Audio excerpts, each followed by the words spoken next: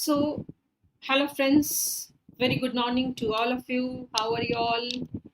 I'm very sure that you must had a sound sleep yesterday because you had studied, you had revised, and once you think that you had fulfilled your target of that particular day, you feel satisfied and you must be having the sound sleep. Okay, I'm very happy that you all had studied because you are asking questions, you are firing on me since yesterday night, and I love this firing. Okay, so I try to answer maximum of the queries. If any one or two queries are left, then I'll be answering in the break. Okay, no problem. But I'm little bit unhappy with the response what I had seen on the Telegram group for the questions I had posted. Now, actually, one thing what I had seen, that you people are not giving the enough time to read the question correctly. What maximum of you, or not maximum, you can say the half of you, just read the question. Whatever is coming in your mind, you just click and go ahead, because you know that a right answer will flash immediately in front of your eyes. But the simple question what we had already discussed in the class, but is still in those simple questions, many of you had made the mistakes, and that thing is upsetting me, that what is the reason. Either I'm not able to make it clear to you, or you are not able to understand, or you're not able to remember, or you are in a very much hurry to answer those questions. So remember, my friends, that these questions are for a practice session, and you should learn the proper technique of answering these questions, because once you learn the proper technique, definitely it is going to be a very very important success mantra for your examination. Because if you are approaching to the questions in this manner, the same manner you will be approaching in your examination, which we don't want. Okay, and I'll just discuss those questions, because I wanted to know that where was the problem, what was the reason, because of that half of you had made the answers wrong.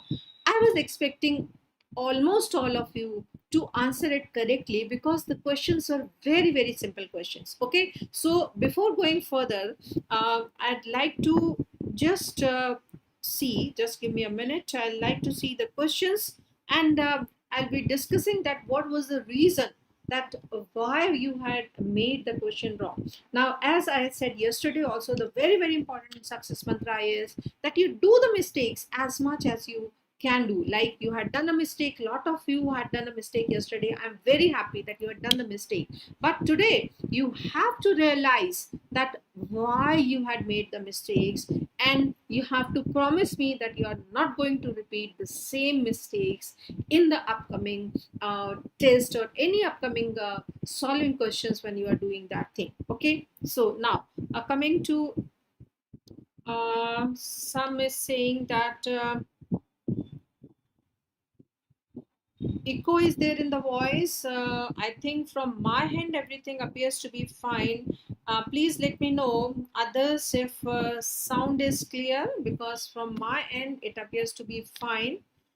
But still, if some echo is appearing, then I'll check. Please let me know. What is audio is okay, video is okay, then we'll go ahead. Is everything fine?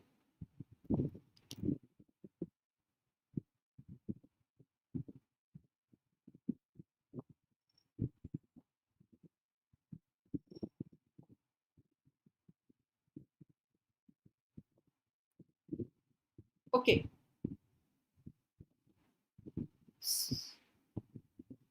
Okay, okay, okay, okay. uh, some disturbing sound is coming. Okay, not fine. Some disturbing sound is coming. Some extra noise is coming. Just give me a minute.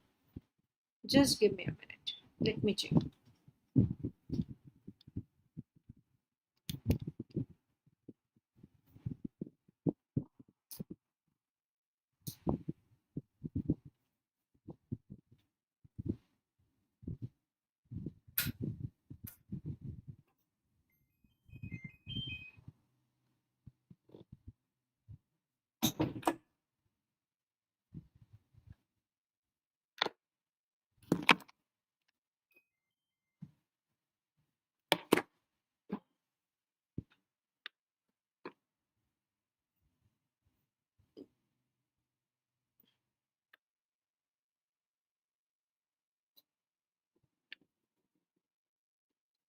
Okay, now please let me know whether that sound is coming or not.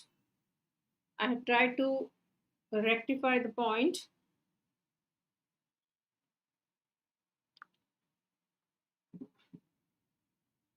Please let me know. All clear? Great, great. I think that was the sound of the fan in my room. Okay, so now it's fine. Great. So now coming to the questions now. As this was a question, a child is playing in the park. Suddenly, a dog came and jumped on him. While running and trying to protect himself, the dog has given the bite on the leg so deeply that muscles are visible. Immediately, the parents rushed to the nearby hospital. The doctor advised both the rabies vaccine and immunoglobulin level of prevention. I think I had discussed this point yesterday also because there was a one question raised by a one student. And as I said, that whatever is the degree of the bite, if we are giving the vaccine and immunoglobulin also, the main purpose is that we have to avoid the rabies at any cost. We have to avoid the binding of the virus to the nerves. So here, as the virus is already in the body, so we cannot be a primordial level prevention. We are not treating the rabies because rabies is not treatable, so it cannot be secondary, it cannot be tertiary. We are trying to prevent the rabies at any cost, so it is your primary level prevention. Clear? So I was confused whether, or I was uh, not able to understand that why some of you had marked it secondary. But still, if you had marked secondary, this could be the reason that you might be thinking that a deep bite is there and the person was, or the child was given immunoglobulin that might be for the treatment. No, here our every step was to prevent the rabies. So it is your primary level prevention. Clear? Now, another question was, in a 5 member family, the four are obese and diabetic. Okay, so here the out of the 5 member families, the four are obese and the diabetic. Now they had decided to promote the children to stay away from the mobile and computers and spend more time in the outdoor activities. The level of prevention is, now here they are not talking about those obese individuals, they're not talking about those diabetic individuals, they're talking about their small kids. And the small kids, they don't have right now any problem. Okay, so what they are trying to do, that they should go more and more for an outdoor activity, so they should not gain weight. So right now in the children, it is there, no risk factor is there, they are not having any obesity, so we are trying that they should not develop the risk factor. Okay, so it is your primordial level prevention. Clear? So it is not a primary, because here that they are talking about the children. If you talk about these obese individuals, then they say that they are playing and they are trying to reduce the weight, it may be primary. But here they are talking about the children, and in the children they want that they should not develop the risk factor.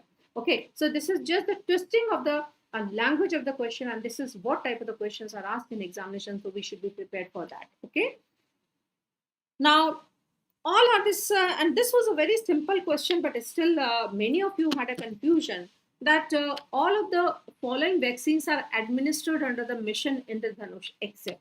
Now again, a very very important success mantra, that what silly mistake you people do in the examination, you don't read the last word, that is an except or all or the none. I don't know in what hurry you people are. Now I had seen the moment I had posted these questions, within a minute the many of you have attempted the all 5 6 questions. I don't want such a speed also. Okay, you should have a time management, but you should not be such super fast. Okay, otherwise you will make the mistake. You give a proper time, take your time, read the question carefully, read the choices. Don't read the first choice and jump on the answer. As I said, that read the choices till end also. These are the very very small points that are going to give you the extra grace marks. Mind my words, the 5 to 10 extra grace marks you can achieve in your examination if you follow these small tips, and see how the single mark is having a weightage towards the end of the exam. Okay, so don't miss even a single mark. So all of the vaccines which are administered under the mission Indradhanush, we know that our mission Indradhanush, we had discussed yesterday, we had discussed the intensified mission Indradhanush also, and we know the basic 7 diseases are there in the mission Indradhanush. The DPT was giving the pertussis, measles we were giving, Tuberculosis was being given in the form of the BCG, and the typhoid it is not given at all in the mission or the a intensified mission in the Dhanush. So is the typhoid is the correct answer. Okay. Now again, there was a lot of confusion in this question. There's a very simple, straightforward question. The vaccine started within the first 6 months of the age of the child as per the national immunization schedule are all except. So we should be knowing that what vaccine are given till 6 months of the age, it is not beyond the 6 months, because they're talking that a child is 6 months and up till 6 months, what vaccines can be given as per the schedule. We know that DPT can be given, yes. The measles cannot be given because measles started at a 9 month. Now, as I said that sometimes if I tell you there's some extra points, you always remember those extra points in the mind. Now, whenever the examiner is giving you question, now first thing the most simple things. So most simple thing is measles is started at a 9 month. You might be thinking that I told you that in the low birth weight babies and in the epidemics, the measles can be given at a 6 month also. But no, first you have to think in a simple way. The common things are there. Okay. Don't think an extraordinary thing first. Just think of common things first. Okay. So here the measles routinely we are giving at a 9 month. The polio, yes, it can be given earlier as a polio PB we are giving, hepatitis B are giving. So here the correct answer is the measles.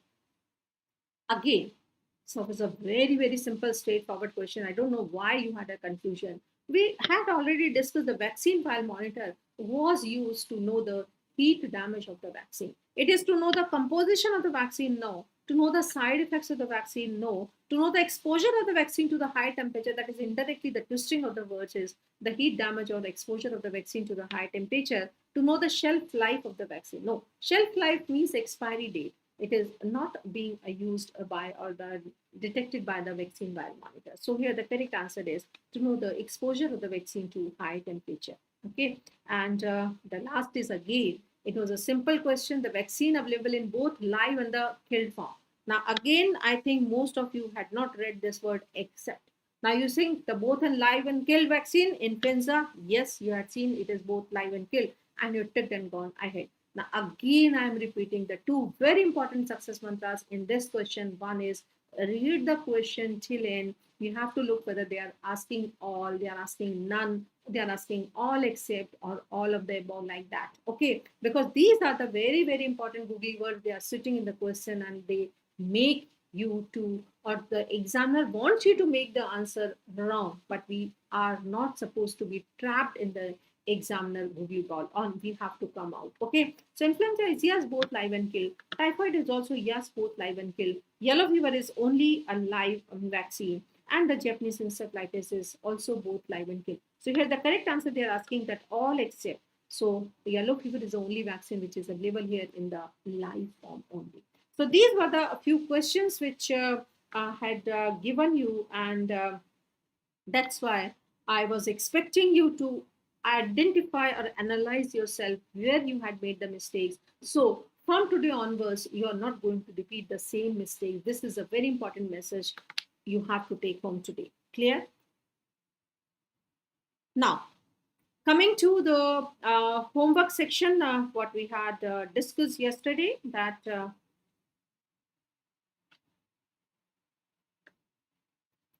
just give me a minute.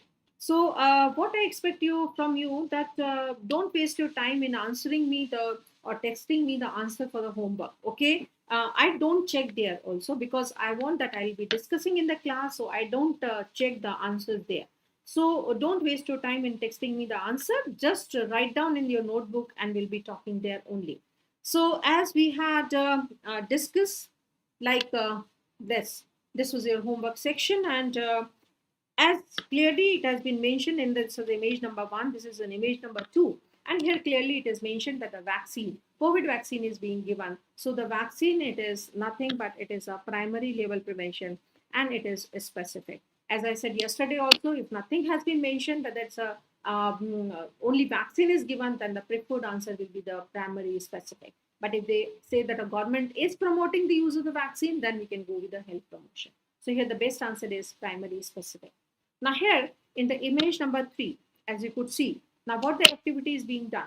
Now the person is doing the insecticidal spray or the fumigation. The purpose of the fumigation is to kill the mosquitoes, decrease the number of the mosquitoes. So we are not totally uh, avoiding the breeding of the mosquitoes. So it cannot be primordial. Whatever the mosquitoes are there, we are decreasing the number of the mosquitoes. So we are reducing the disease. So we are trying to prevent the disease cases, but still the mosquitoes are there. So this is for the benefit of whole of the community. So again, this will be the primary level prevention, but this is health promotion.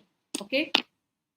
Now, here what it is being done, we all know that a thermal screening is being done for this person. So this is your secondary level prevention. It is first we want to do the screening. Now, yes, you are very right if you're thinking that it could be for the prevention of the others also. So it could be the primary health promotion also. But the main is first we have to identify whether this person is having the temperature or not, or indirectly that person is having some infection or not. And then we will be protecting. So the first, if you have to answer one, it will be going with the secondary. And if they say both secondary and primary, yes, secondary for this person and it is primary for others. Okay. So the best answer for this is it is a secondary level prevention. Now again, this is a mammography or the cell, sorry, not mammography, it is a cell breast examination a lady is doing. So this is for detection of any underlying breast malignancies. So this will be the screening secondary level prevention. This is an image showing again the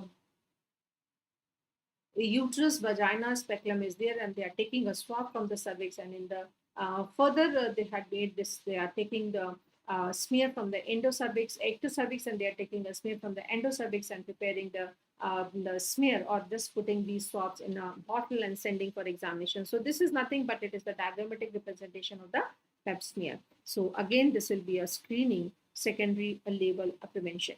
Okay. Then here, what they are doing that they're taking a nasal swab, and for most probably this is currently being used for the RT-PCR. Again, this is for the detection, so it will be the secondary level prevention. Yeah. So these were the a few questions what we had discussed. I guess we have left as a homework. Now, before going further, I just want to say one thing because many of you had texted and I don't know whether because many times what happens that I say something may not be that I'm writing each and everything, but you had written the same thing. So coming to that, this question was we had discussed in the national immunization schedule. Um, Yes, this was the question as I had discussed. The mother is bringing the child at the 6 month of the age, which vaccines cannot be given. Now, I think you had not written this word cannot be written, cannot be given, and all had understood that these vaccines are given. Okay, so be very careful, and I'm very happy with this that at least you had made the promise that you had read on the same day, and that's why you had clarified your doubt. This is what the purpose I expect from all of you, that you have to read the content on the same day. Clear? So as this was a question, I had added that which vaccine cannot be given. So this is the answer, that which vaccine cannot be given to a baby of a 6 month coming for the first time. But many of you had not written this word, not or not seen this word, and you thought that these are the vaccines which can be given. Okay, so be very careful. These are the vaccines which cannot be given, but rest of the vaccines can be given. Okay, so I'm very sure that now the things are clear to you.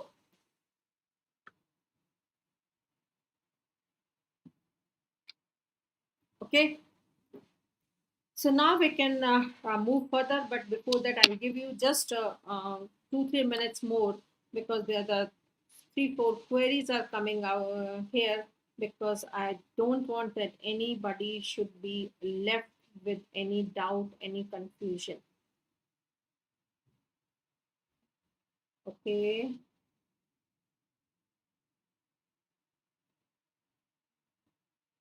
Hmm.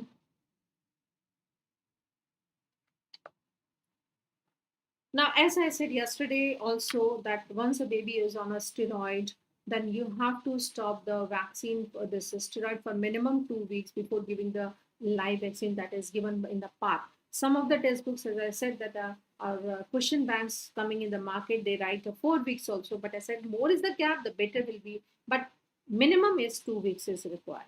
Okay, so go with the 2 weeks.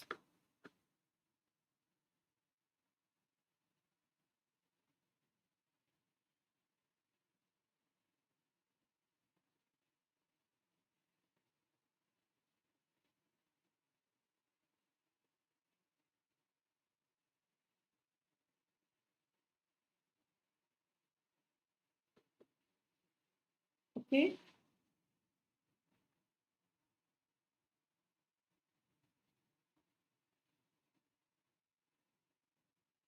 Now, Telegram link, I think you are already having in your missed WhatsApp group. It has been posted in the missed WhatsApp group. So please check there. But still, if you are not able to find it, I'll make it to post again in the same groups. Okay.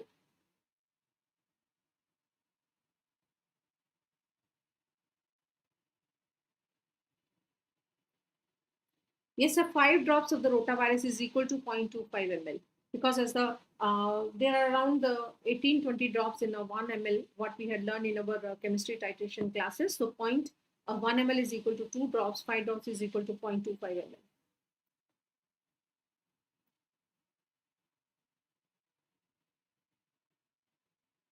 Now, health education, you want to know that how it can be the primordial and primary. Suppose if I say the mother is educating the child to wash hands before eating, that will be the primary level prevention, because the child wants to wash their hands and then take the food because the organisms are present.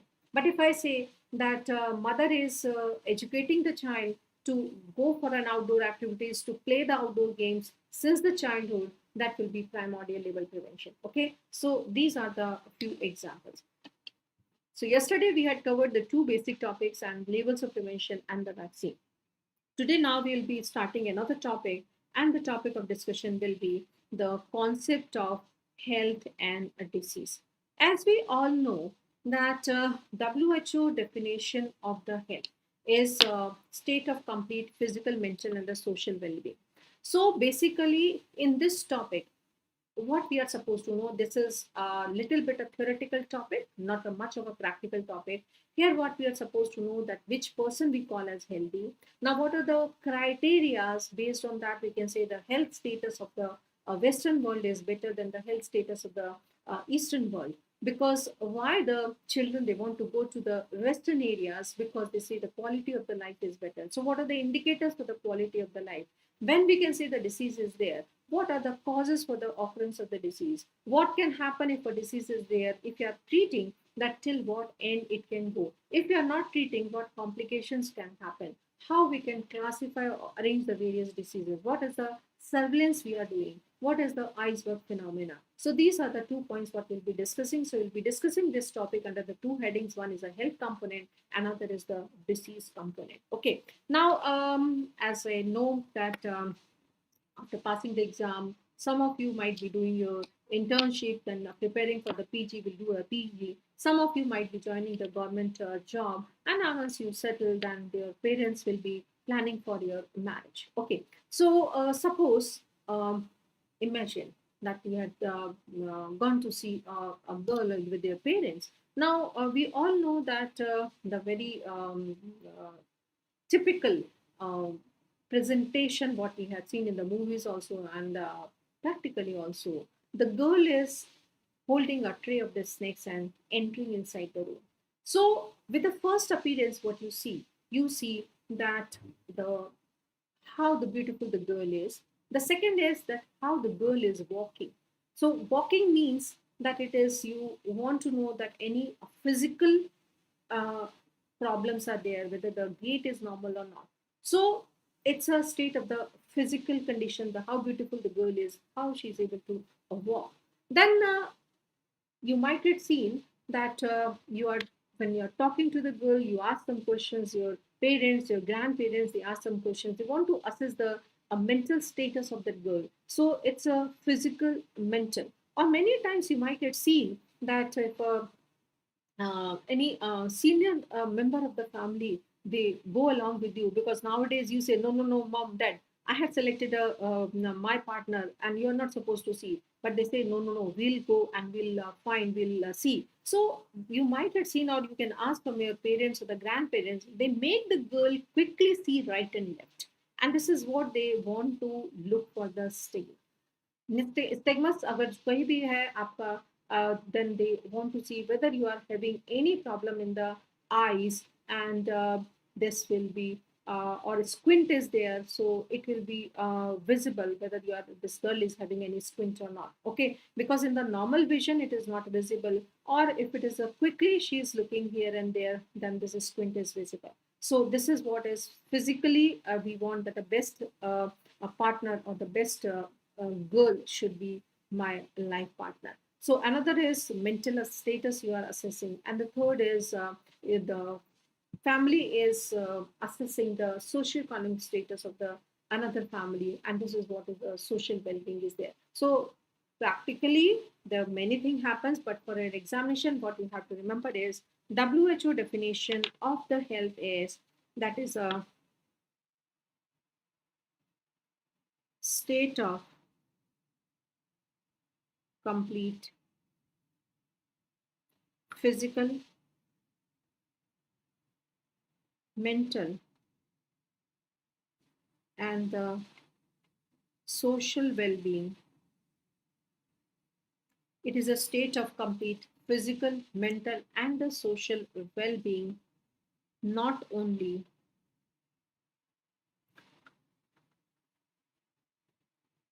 the absence of the disease. So, it is what we call as health. Now, in exam, the question is asked from this area that what are the indicators of quality of life? What are the various indicators of quality of life? Now we are having the two very important indicators. The one is PQLI, another is HDI. Now first question start is they ask what is the full form of PQLI and what is the full form of HDI. We have to remember the PQLI is nothing but it is the physical quality of life index. The physical quality of life index is PQLI. Okay. And what is HDI is human development index. Human developmental index.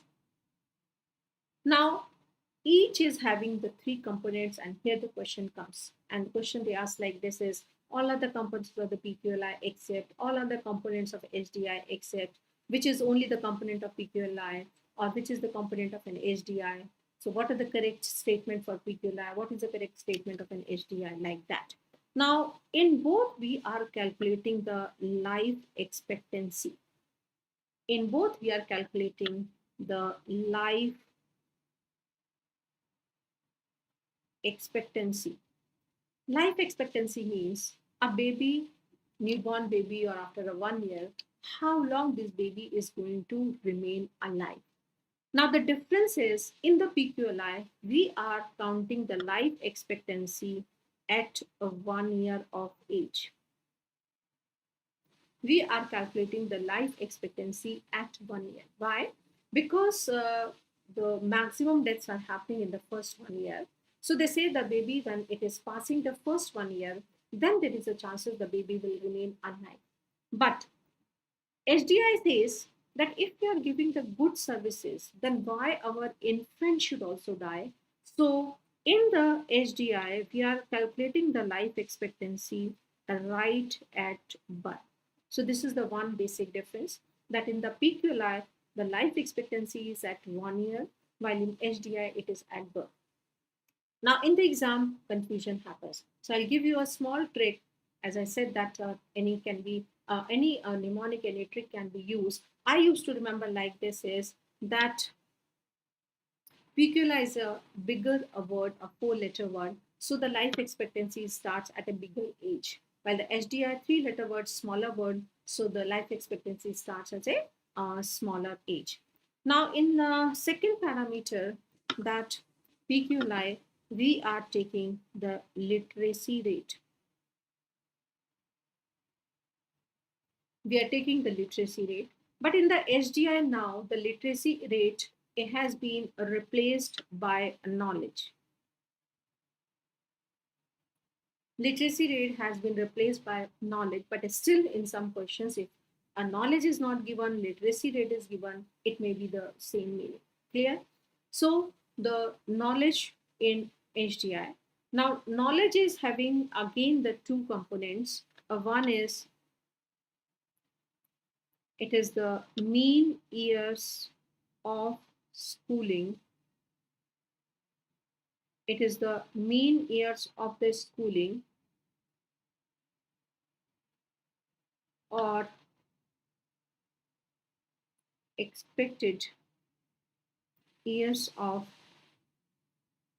schooling. So knowledge has the two component, the mean years of the schooling and expected years of schooling. Now what it means that every country it wants that their children should go for certain age to the school, and that is what is the expected years. Now in India, the government expects that our children should go up to the 12th standard to the school, basic schooling होना चाहिए. But what is an average years of the schooling? On an average, what we see that our children are going till 8th standard, and after that they are taking the drop from the school because they have to support their family. So the mean years of the schooling is up to 8th class, clear? Or the we can see the 13 to 14 years. But expected is still 18 years they should be going to the school. But if you are not able to remember the detail, at least you remember that the knowledge is a part of HDI, the literacy rate is a part of PQLI. Now, the third parameter is different, and again, as we say that in PQLI, we are calculating the life expectancy at 1 year. So, obviously, the deaths in the first 1 year should be counted, and the death in the first 1 year, that is an infant period, and that is the infant mortality rate, IMR, infant mortality rate. Clear? And the SDI, the third component, is because they say that if we have to give the good services, there should be the money with the family. So the third component in the SDI is the income. Okay, so these are the important points. They ask like this question that all other components of PQLI except, and if I say the life expectancy at 1 year, life expectancy at birth, the literacy rate and IMR. So what will your answer? The life expectancy at birth is not a component of PQLI, and at birth is a component of HDI. Now if they ask IMR is a component of which parameter? It is of the PQLI. Income is a component of which parameter? It is of the HDI. So like that, we have to remember these points. So these are the important points that we have to remember about the PQLI and HDI components. Okay, then range. When we calculate the parameters, then range means the value between the two ends. Like in your FMG exam, the highest score marks is 300. So you cannot get a 310 marks, 320 marks because your maximum upper limit is 300. So when we calculate the PQLI, the range is coming between a 0 to 100. Bigger words, the bigger range is there. While in the HDI, the range is coming up to 0 to 1. Okay, smaller range. Now here one more question practically they ask like this is, and they say that while calculating the HDI value of a country, the value is coming as plus 1.5. What is the correct statement? That country is having a very high HDI value, or the country is having the good HDI value, or the country is having the low HDI value, or it is the wrong calculation. Okay, so what do you think? Now, is it possible that out of the 300 question marks, you can have a 310? No. So, agar range hai 1, so maximum upper limit should be the 1. Then how the value is coming as plus 1.5? It means there must be some wrong calculation. So any value, if it is beyond the range, it means it is the wrong calculation. So this is a common sense questions, and this type of the practical application questions are also asked. So if any value is plus 1.5, just write that it is a wrong calculation.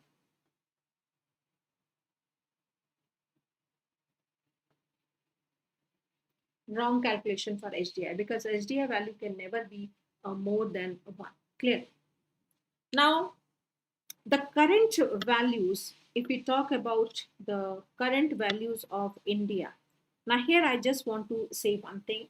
Many values I'll be telling you, but remember that these values are not asked in examination, but it's just to complete the chapter. And many of you are worried about that 10 days before, 15 days before, you are asking, madam, any change in the current values, any change in the current parameters. So they are not asked in the examination. Whatever the values are asked, I'll let you know, and I'll make sure that you have to remember those values. Clear? So if I say the current value of PQLI of India, it is a 71, while the HDI value of India, it is 0.645. It's quite low, and its ranking is 131 rank.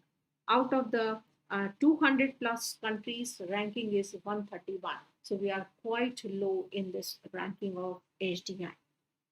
So this is about the basic parameters for quality of health. Now just write that there are few other parameters also which we are using to assess the quality of life in of individual in a country. But just remember the name, the details are not expected at your level. So just remember the other indicators are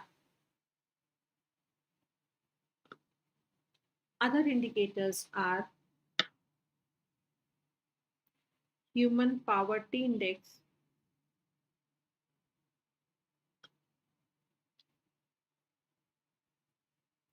human poverty index, human suffering index,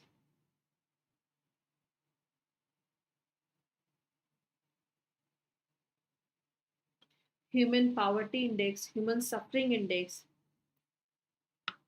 multidimensional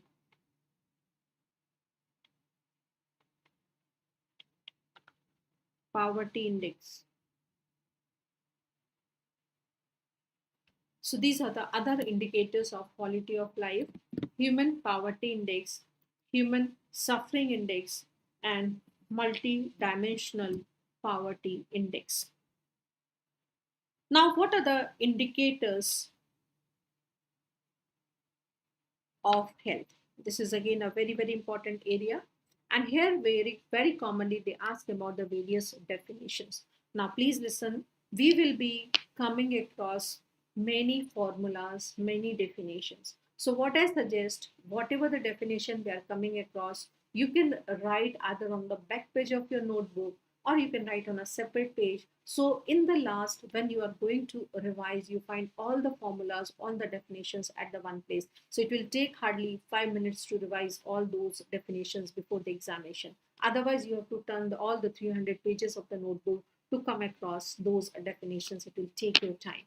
So we are having the indicators of the health, and these indicators will be talking in terms of mortality indicators, morbidity indicators, and disability indicators.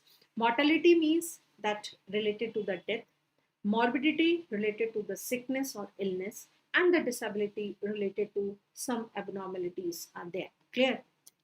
So, what are the various mortality indicators? In the exam, these two are important. One is the mortality indicators and the disability indicators. Now, what are the various mortality indicators?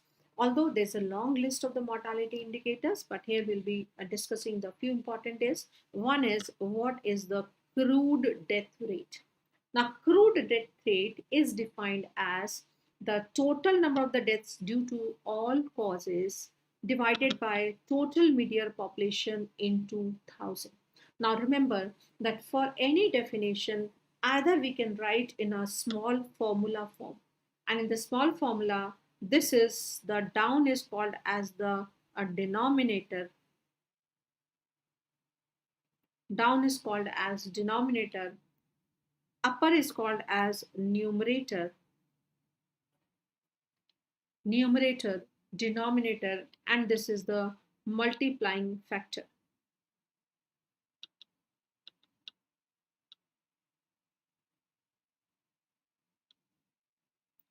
So we can also write in a formula form. like in a numerator, denominator, and multiplying factor. Because remember, in community medicine, any small formula can be converted into a small numerical. So you can have the a small numerical being asked, we calculate the death rate, calculate the infant mortality rate, calculate the maternal mortality ratio, like that. So either we can write in a formula form, or it can be written in a single statement. Okay, and how we write in a single statement form, the crude death rate is defined as the total number of the death due to all cause, total number of the deaths due to all causes per thousand, total number of the deaths due to all causes per thousand mid-year population, per thousand mid-year population. Clear? So you can remember in any way, it can be written in both ways. I repeat. Now, any definition, any uh, uh, definition of a parameter can be written in a two ways. Either it can be written in a small formula form where we are having the numerator is the upper section, denominator, and a multiplying factor. Because in examination, sometimes they can ask is that what is the denominator of a particular rate, or what is a multiplying factor, whether we are calculating per thousand, or we are calculating per 1 lakh, or per 100, or it can be written in a single statement as the total number of the deaths due to all causes per thousand mid-year population. Clear? Now, another question here asked is that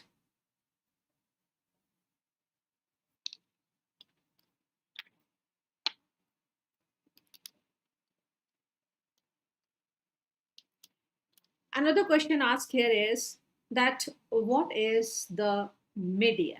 Clear? So mid-year means middle of the year. Okay, now I think audio is fine now.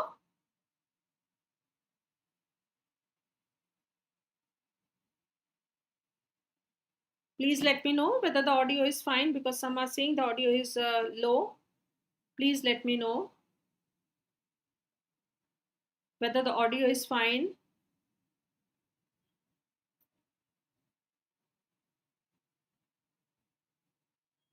Great. Okay, great. So what I was saying that crude death rate, it is the total number of the deaths due to the all causes per thousand mid-year population. Now another question comes here is that what is mid-year? Now as we say that middle of the year, the middle of the year, it is considered as 1st of July. So this is another question that what is the middle year is in the demography. It is the 1st of July is considered as middle of the year.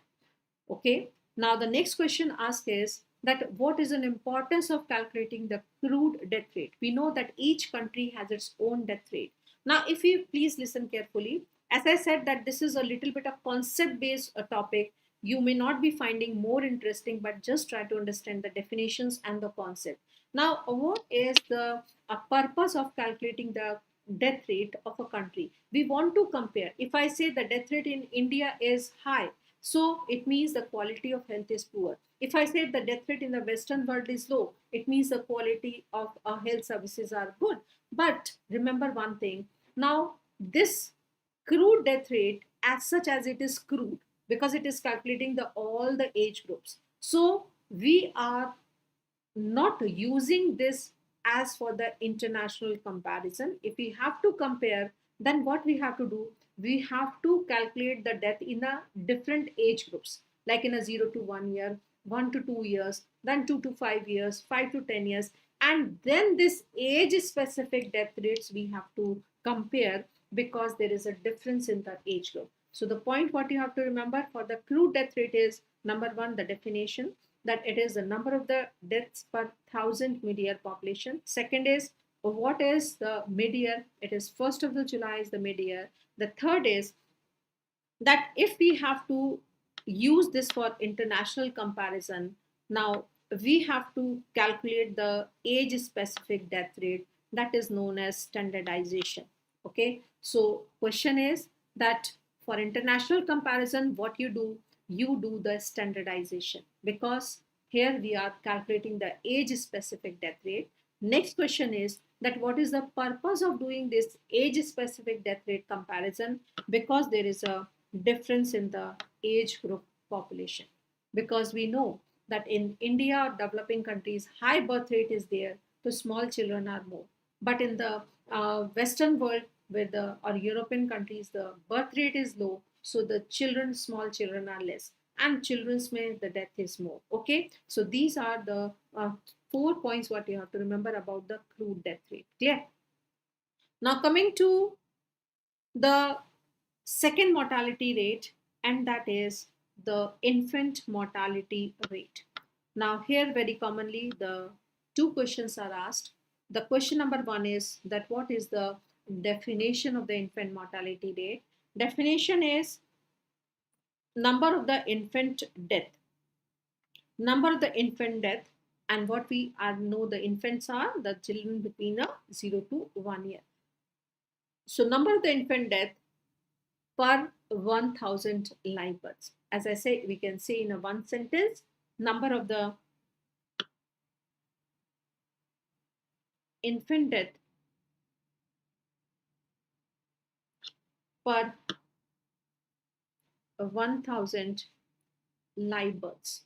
Number of the infant deaths per 1000 live births, or in a formula form, number of the infant deaths by total live births in 2000. Okay, so the 2 points here we have to remember. The one is that it is expressed as per 1000, one thing, and second it is expressed as per total or per live births. It is not the deliveries, it is not the total births, it is expressed as per live births. Clear? These are the small points sometimes they ask in exam as a small fraction. Now, another important point they had asked in exam is that what is an importance of the infant mortality rate? It is a very good indicator of health status of a country. If a country is having a low infant mortality rate, it means the good services are being given, and if infant mortality rate is high, it means the poor health services are given. So, infant mortality rate is an indicator of health status of a country. Okay. Now, another very commonly asked section is the maternal mortality ratio. Maternal mortality ratio. Clear? Because we'll be discussing in detail separately. Here, just we have to remember the definition, and it is what is number of the maternal deaths per 1 lakh live births. So here only the 2 points what we have to remember, that it is expressed as per 1 lakh. It is not per 100, not per 1000, it is per 1 lakh, and it is per total live births, not the total deliveries. Okay, so total live births, not the total deliveries. Clear?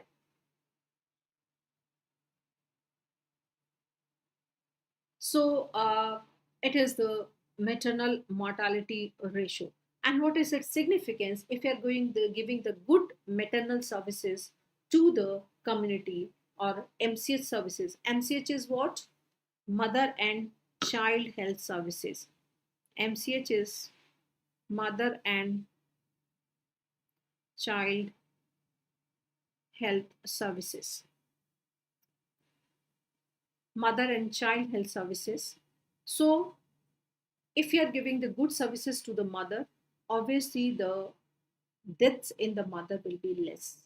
Okay, so if you are giving a good MCH services, the maternal death will be low and the child death will be low. And if we're talking only about the maternal component, then it will be affecting the maternal mortality. So what is maternal mortality ratio? We have to remember that it is number of the maternal deaths per 1 lakh live births, and it is an important indicator of availability and utilization of maternal component of MCH services.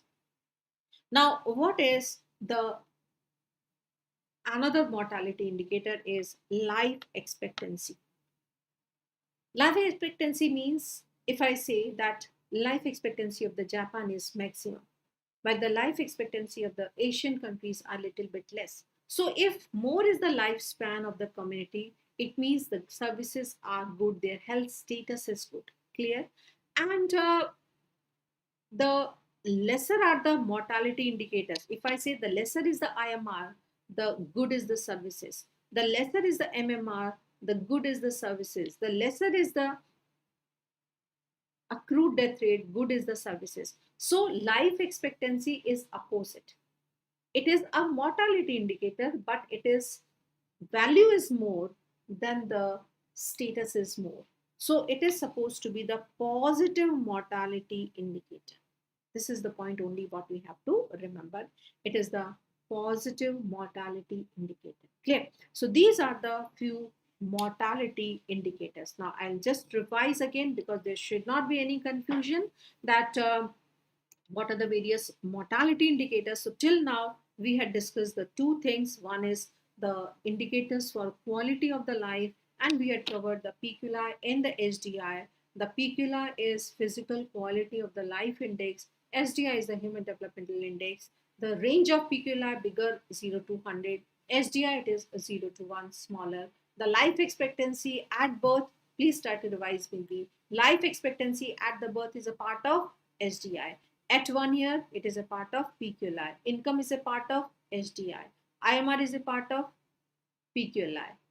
MMR is a part of none. किसी का भी part नहीं है. ठीक है? So just remember this point, and we had discussed the few mortality indicators also. We should be remembering the definition. The crude death rate is it's a number of the total deaths per 1,000 mid-year population. What is the mid-year? It is 1st of July. Then what is the infant mortality rate? Number of the infant deaths per 1,000 live births. What is maternal mortality? A ratio. Number of the maternal deaths per 1 lakh live births. And the life expectancy is a positive mortality indicator. Clear? Now, what are the various morbidity indicators? Morbidity means sickness. Okay, so it means what is the incidence of the disease? Incidence is the new cases, means how many new cases are appearing, the disease is more. What is the prevalence of the disease? Prevalence means what are the total cases. Total means the new cases plus old cases. How much is the prevalence of the disease? More is the disease number, more are the disease cases. Now, hospital admission rates, more are admitting in the hospital means the disease cases are more. What is the bed occupancy rate? More beds are occupied. Obviously, more patients are there. Bed turnover is very rapid. It means the frequently the patients are admitting and discharging. So these are the various morbidity indicators. Hardly any question has been asked from that section. It is just to complete the list. Okay. But again, a very important is the various disability indicators. Now, please try to understand. We are having two phases. ठीक है.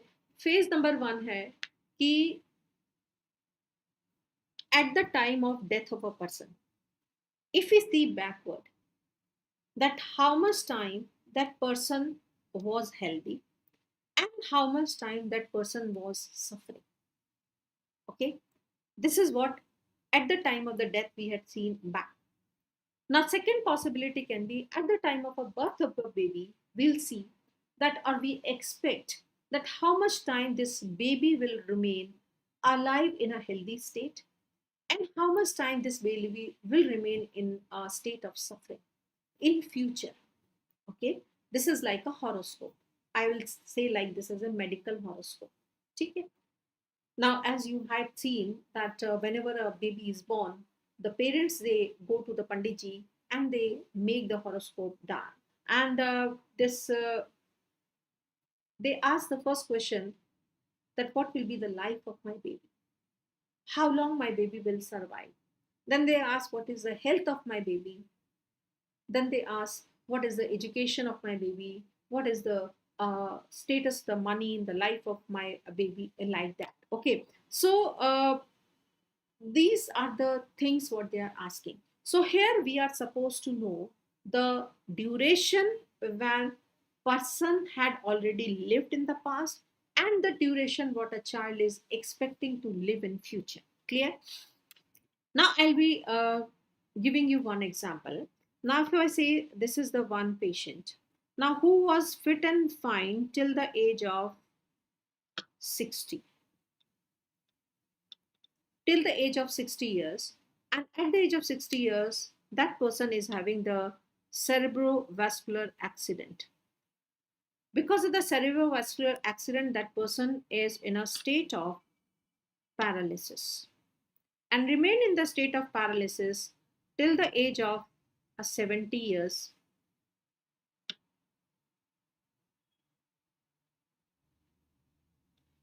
And ultimately, at the age of 70 years, that person died. So, how much time that person was in a suffering state? It was for the 10 years. So, 10 years he was in a paralysis, and then 60 years he was absolutely fine. Clear? Now, second situation can be, if I say the person was fit and fine till the age of 65 years, and suddenly the patient had massive myocardial infarction. Patient had myocardial infarction, hospitalized, and patient died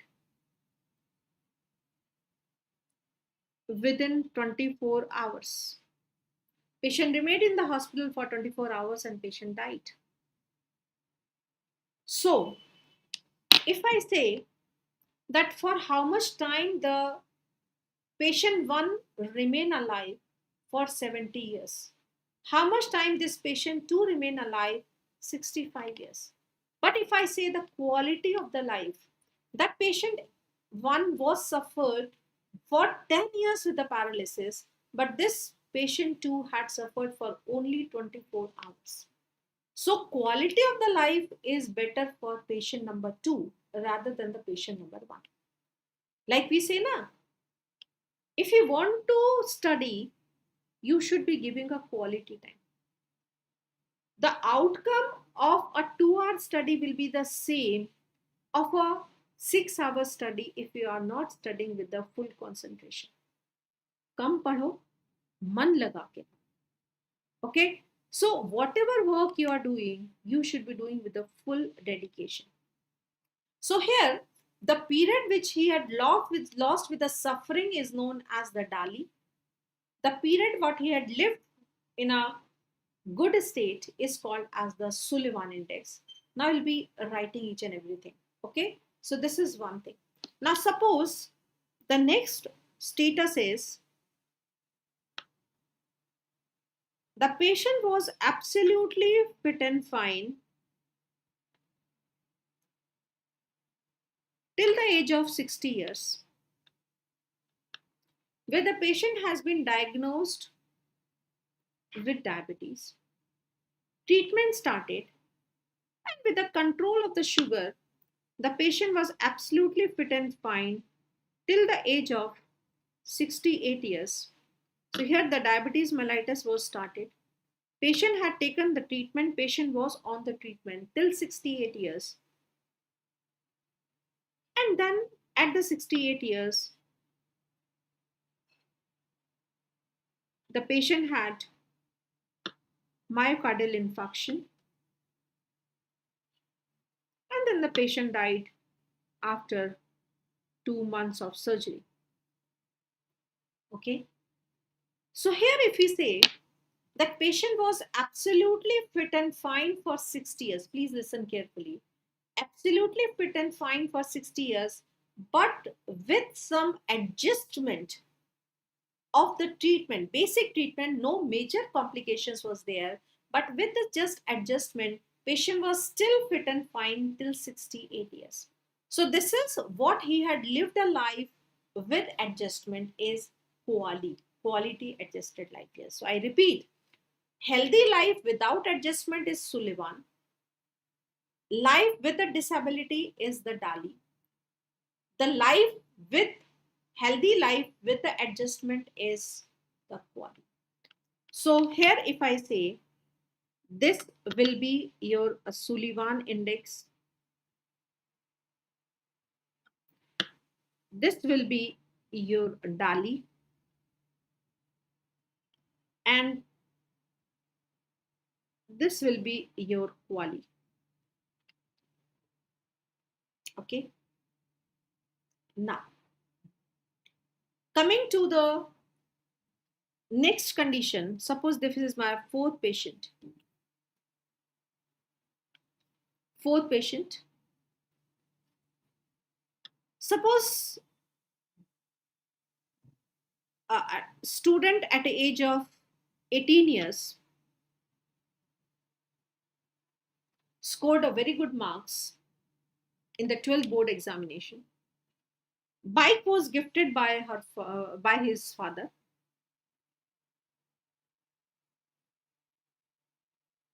Went for a long drive, had an accident, and died.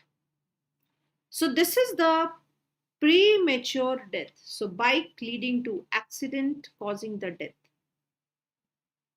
So this is the unnatural death.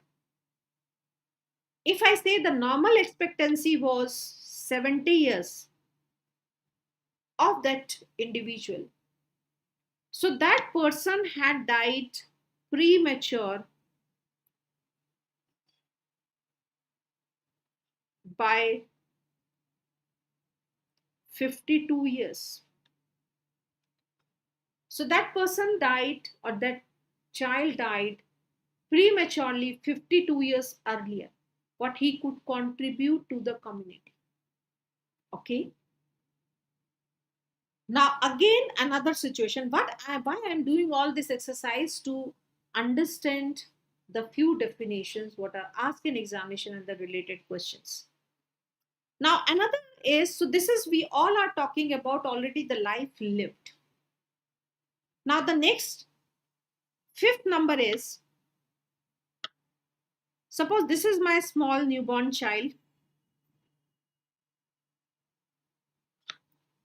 Now how long this child will remain in a healthy state in future? This will be my HALI, health adjusted life expectancy. Okay. Now see the definitions. So we had understood all these things. Now coming to the definitions, what we are supposed to know. So what is the Sullivan index? Sullivan index is already lived. The healthy lived free from the disability. Healthy life lived free from the disability. This was the 60 years was the Sullivan index. Now, what is the disability free life expectancy? Expectancy means in the future. So as I said, this is the HALI, that this newborn will remain in a healthy state with some adjustment. Suppose now 40 years pay, the person has been diagnosed as hypertension or diabetes. So till 40 without any adjustment, after 40 will take a medicine for blood pressure or the sugar, will remain healthy till 60, 70. So HALI, earlier component of the HALI is that a life expected to live free depending upon the current mortality and morbidity parameters. But most important is the HALI. That is life which is expected to live in a healthy state with adjustment. Now, what is QALY, which is already been lived? So life lived already in a healthy state with adjustment is QALY. Now, what is the life lived in a disability is the DALI. So I repeat again. Now you are supposed to remember these 3-4 definitions: QALY, DALI, HALI.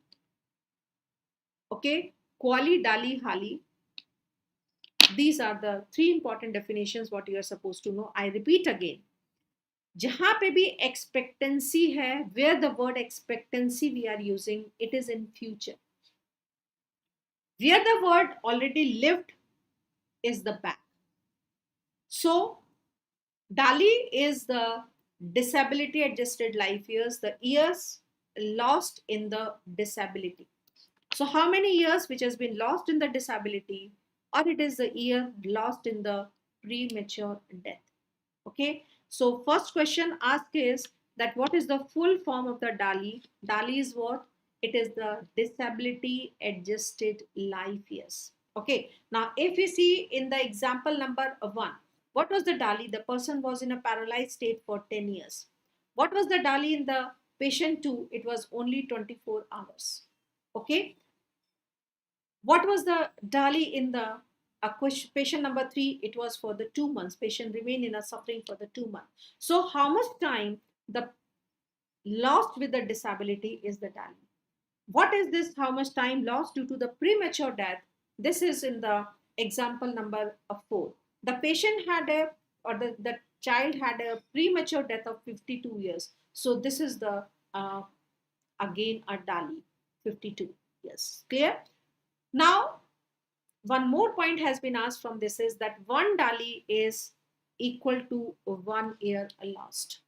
One DALI is equal to 1 year lost. Now, suppose if they say in this question, patient number 1, calculate the DALI. So it is a 10-year loss, so DALI will be 10. Now here it will be the 24 hours lost or the 1 day. So DALI will be 1 by 365 because it is 1 year is equal to 1 DALI. Now what will be here in the 2 months? So it will be the 2 by 12 months will be the DALI for this patient. What will be the DALI here? 52 years. So 52 will be the DALI for this patient 4. Okay. So this is one more point. They can give you a small question. They can ask calculate the DALI.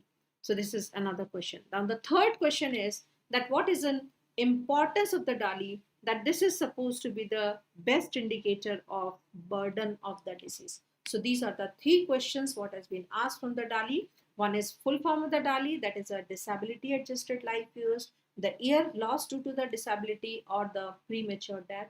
The one DALI is equal to 1 year lost. And what is an importance of the DALI? It is the best indicator of burden of the disease. Clear?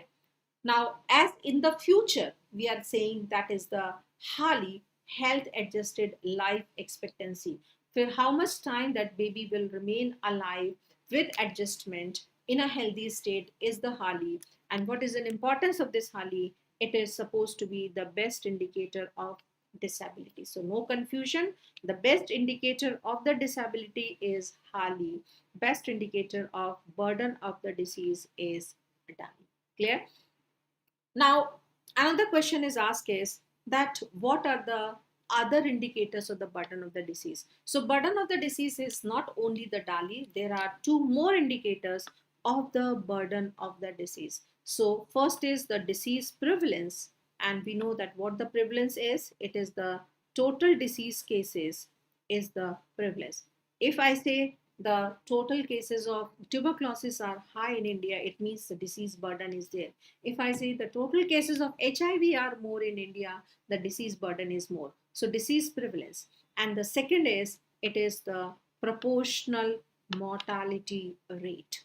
Proportional mortality. Now try to understand each and every word, you will remember the definition. Mortality is the death and the proportion of death. Now suppose if I say you that the in last 1 year the death because of the measles were in 20 children. Now it will not give you the significance that how much that measles was responsible for the death. But if I say you that out of the all deaths happening into the children, the deaths because of the measles was responsible for 90% of the death. So yes, we will say it is more dangerous. So out of the total deaths, how many deaths are because of that particular disease? It is the proportional mortality rate. So here the question is asked is what is the definition of the proportional mortality rate? It is the total death due to the specific cause divided by the total deaths due to the all causes. So this was the question asked that what is the denominator in the proportional mortality rate? It is the not the total population, it is the total deaths because of all the causes. Okay, and it is expressed as per 100. So one more question has been asked here is the question is that what are the indicators of the burden of the disease, it is disease prevalence, proportional mortality rate, DALI, or all. So your answer will be that all are the indicators of the burden of the disease. But if the question is asked which is the best indicator of the burden of the disease, your answer is it is the DALI. Which is the best indicator of the disability, your answer is it is the HALI. So these are the important indicators for the disability. Okay, so there should not be any confusion. I said that these are the definitions which you are studying for the first time, so you might be thinking that it is quite difficult, but once you read once and twice, then you'll be coming to the point. So quickly we'll revise what we had discussed till now. So we had covered the first component of this topic, that is a concept of health. And in the concept of health, what we are supposed to know, that what are the indicators for the quality of the life, PQI, SDI, its parameters, its range, and the related questions what we had discussed. Then we had covered the indicators for mortality, and you should be knowing the definition as a crude death rate, infant mortality rate, maternal mortality ratio, life expectancy, their definition, their numerator, denominator, and their significance. Then we had discussed the disability indicators. We should be knowing the two very important indicators. One is the HALI, another is the DALI. That is the best indicator of the disability is the HALI. It is how much time the baby is expected to live with adjustment is the HALI. How much time the patient has already lived with the disability, that is the DALI. It is the best indicator of burden of the disease. The other indicators of the burden of the disease is the prevalence as well as the proportional mortality rate. And what is the denominator in the proportional mortality rate is total number of the deaths, not the total population. Clear? So this was the first component of the chapter. Now coming to the second component of the chapter, that will be more interesting because it is a disease and the clinically. This was a more theoretical, but now coming to the second component, that how the disease is happening, what will be happening if you are controlling the disease, what will happen if you are not able to control the disease. Clear? So as we all know that time to time the various theories has been suggested for occurrence of the disease, and they used to say that still some says that I have done some bad karmas in the past, and because of that I am suffering with the disease. So initially the superstitious theory was given by the a scientist, that was an Aristotle.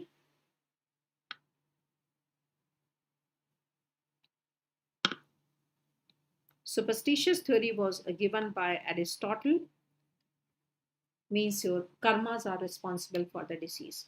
Then finally, the germs were identified by Louis Pasteur, and he suggested no, the germs are responsible for the disease. So the Louis Pasteur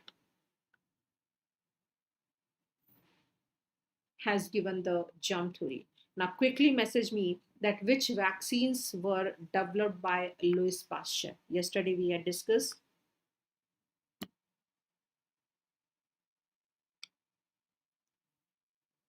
Which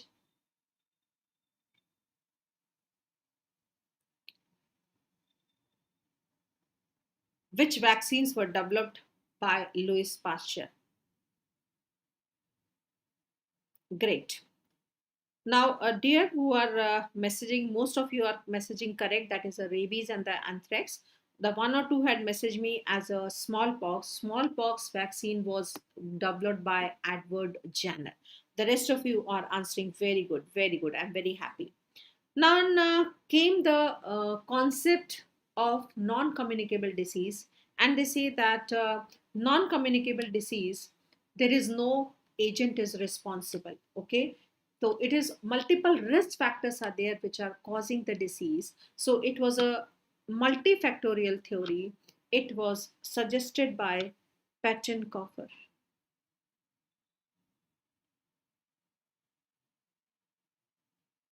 Pettenkofer given the multifactorial theory. Okay, excellent, excellent. Now, as like diabetes mellitus, it can be caused if a person is having the obesity. There could be the genetic factors, sedentary habits, the stress. They all can contribute the diabetes mellitus. So multiple factors are responsible for the mainly non-communicable diseases. Then the concept of web of causation theory appears, and web of causation theory was given by McMahon and Pug. It was given by McMahon and Pug. What they suggest that these various risk factors, they are interlinked. Okay. Now, as I say, that if the person is having the obesity, can be having the hyperlipidemia, it can lead to the development of atherosclerosis, and this will be ultimately leading to cardiovascular accidents. So, if we want to prevent the cardiovascular accidents, like you might have seen a chain of a bicycle, now it should be complete. If we remove any piece of that chain, the bicycle will not run.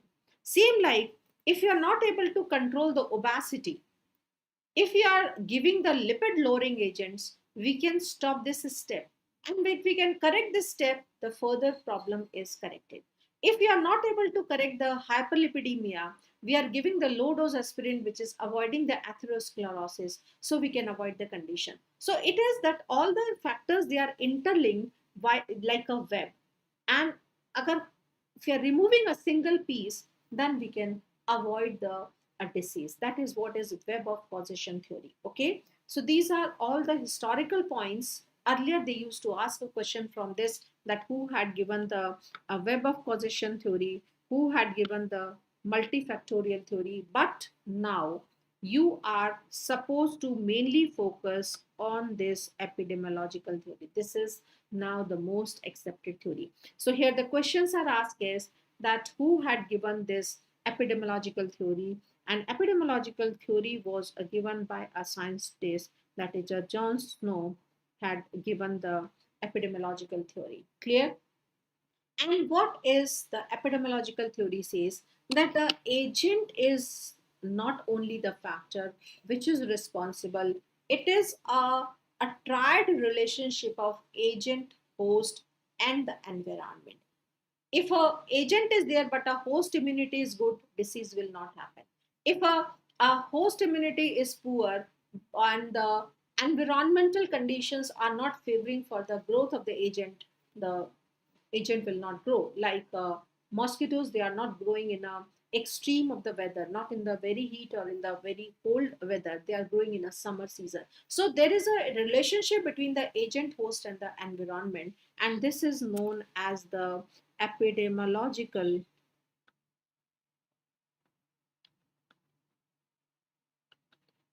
triad. So epidemiological triad. So this is again a very commonly asked question, that what are the components of the epidemiological triad? Epidemiological triad include the agent, host, and environment. So the first question, who had given the epidemiological theory, it was given by the John Snow, and what he suggested that the disease is happening because of a correlation between the agent, host, and environment. This is called as epidemiological triad. Tri means the three. Now, with the time, they say that, or with the passage of, they say that it is not giving us an idea within how much time the disease is happening. So they had added the time component also, and now becoming the four factors. And this is called as the epidemiological tetrad or epidemiological triangle. So another question is asked is that what are the component of epidemiological tetra? Tetra means four, and this is the time component is added in agent, host, and environment. That becomes your tetrad or a triangle. Clear? Now, as we had discussed, that agent is not only the bacteria or the virus, we can have the various other risk factors as causative factors also. So this was another question asked is that what is the advanced model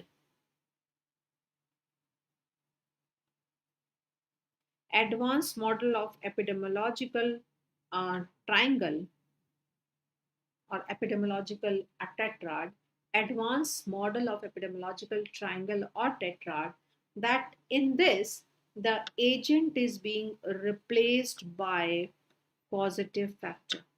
Now we don't say that only single agent, we say the risk factors may be there, the causative factors may be there. So agent is replaced by causative factor. So this was the one question asked, that in advanced model, that agent is replaced by what? It is the causative factor. Now, if we talk about the environment, we don't say only the air environment, we are talking about the social environment also. We are talking about the genetic environment also. We are talking about the physical environment also, that how much is the built, how much is the BMI of that person. We are talking about the nutritional environment also. We are talking about the psychological environment also. So this is the not only the normal environment, we are talking about all the other environment that can affect the disease. Okay. And in the host, we are not talking about the single person, we are concerned with the whole population, community, or the society. So this is what is the currently accepted advanced model of the disease. So in this whole story of the theories of the disease causation, you have to remember mainly this one, that is who had given the epidemiological theory, or the most accepted theory is the epidemiological theory. So one more point you can write here, this is the most accepted theory is the epidemiological theory, and given by John Snow, who had suggested the concept of epidemiological triad. Later on, the time component added become a tetrad or triangle, and then finally given the advanced model where the agent is being replaced by the causative factors and the other multiple environmental factors are there. Okay. Now coming to the next point, that suppose a disease is happening. So what we are trying to do? First of all, government is trying to decrease the number of the cases. Suppose if we talk about the tuberculosis. Now initially the government has tried that those who had a tuberculosis diagnosis, the treatment was given that they should be treated. Then it was tried that they should be treated as early as possible so they should not spread the infection to others. So it has reduced the new cases. And now what we are trying, that there should not be a single tuberculosis cases in India, and that is what we are focusing towards the elimination. So first of all, we have to do the elimination, the control of the disease. Then we are trying that there should not be any transmission, and then ultimately we'll say that there should not be the risk factor. So just understand this with the same pathogenesis what we had discussed yesterday. Suppose this is the agent which is moving in the environment. Okay? Control of the disease depends upon this step only. If you understood this, then all these three words, the control, elimination, and eradication will be clear. Suppose this is the agent in the environment and this is the host. And suppose this is the tubercle bacilli. So tubercle bacilli, it is entering inside the host and it is causing the disease in the host. So our first purpose will be that whatever the disease cases are there, we are treating them. We are decreasing this transmission. So the less number of the cases will happen. This is the first step, that is the control. Now, next step is elimination, means we are putting a complete barrier. The agent is present in the environment, but still no case should happen. That is what is elimination. Like in polio, what we had done, we had not removed the polio virus from the environment, but we had break the chain of transmission by vaccinating. So that is what is elimination. And that's why in elimination, always there is a risk that agent is persisting. So if this barrier is weak, disease will happen. That's why we are constantly doing the pulse polio immunization. But suppose if you are doing like a surgical strike, you can kill this bacilli also in the environment. Then there is no risk. Now you are absolutely free. That is the eradication, what we had done for the smallpox. We had removed the virus also from the environment. Now we are not getting the smallpox vaccine. You might have seen your parents are having a 3 big mark on the left shoulder. These were the smallpox vaccination. But you don't have a smallpox vaccination, only the BCG vaccination is there. Because since 1980, when the disease is eradicated, we are not giving the smallpox vaccination. So we are supposed to remember the three words in the management of the disease. The first is control, then we had elimination, and then finally we had the eradication. So here the question is asked is that what we mean by these words. Second is every country is having its own list of elimination. So we'll be talking about India, that India has eliminated what diseases and what diseases India is planning to eliminate in a future also. And next is what is the eradication, what world has eradicated, and what the globally the world is planning to do the eradication. Clear? So control means that is decreasing the incidence, new cases, decreasing the total cases, decreasing the duration of the disease. Like earlier, tuberculosis, old drugs were given for a 1 year, 2 year. Patient had a suffering, but now the shorter course is there. Patient is treated in 6 months. So we are reducing the duration of the disease. We are decreasing the patient's suffering, and finally, the financial burden on the society or financial burden on that person is reduced. So it is all the components are a control of the disease. So earlier we have to control, then we have to go for elimination, then we have to go for eradication. Okay. So currently we are doing an control program for the AIDS, non-communicable diseases like diabetes, hypertension, cancer. First we'll try to do their control and then we move for elimination. Clear? Now, this is important, that elimination and eradication. So what is elimination is, elimination, as I said, that agent is there, but we are breaking the chain of transmission. So it is break in the chain of transmission. So no new case will appear, but very, very important is that agent is persisting. That's why we continue our surveillance or control activities. So agent is persisting, so we continue our vaccination, our surveillance control activity, and there is no new case will appear. So the question is, India has eliminated what diseases? So till now, India has eliminated dracunculosis, leprosy, polio, yaws, neonatal tetanus, and trachoma. We are waiting for the certificate. For all, you are not supposed to remember that we had declared the elimination, but just you can remember for neonatal tetanus that in the 2016 we had eliminated.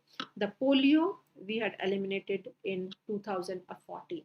Although the last case we had in 2011, but we are WHO wait for 3 years till no case is there, then we declare it as eliminated. So polio has declared eliminated in 2014. Neonatal tetanus declared as 2016. Okay, or you can write here that we are polio free since 2011. Since 2011, we are not having any polio case in India. But this is again a very, very important point is that till what time in future India is planning to eliminate the diseases. We set our goals in our national program that till by this time we will be eliminating, and we are trying our level best. So government has tried to eliminate measles, leishmaniasis, and filariasis by 2020. Now, I'm saying because till now the government has not given the revised guidelines. Because for the past 2 years we were facing the corona pandemic, so we were not focusing on these problems. So till now the guidelines are the old guidelines that we are planning to eliminate measles, leishmaniasis, filariasis by 2020. Tuberculosis we are trying to eliminate by 2025. The malaria we are trying to eliminate by 2030. So remember these points. Okay, till what time we are trying to eliminate the disease.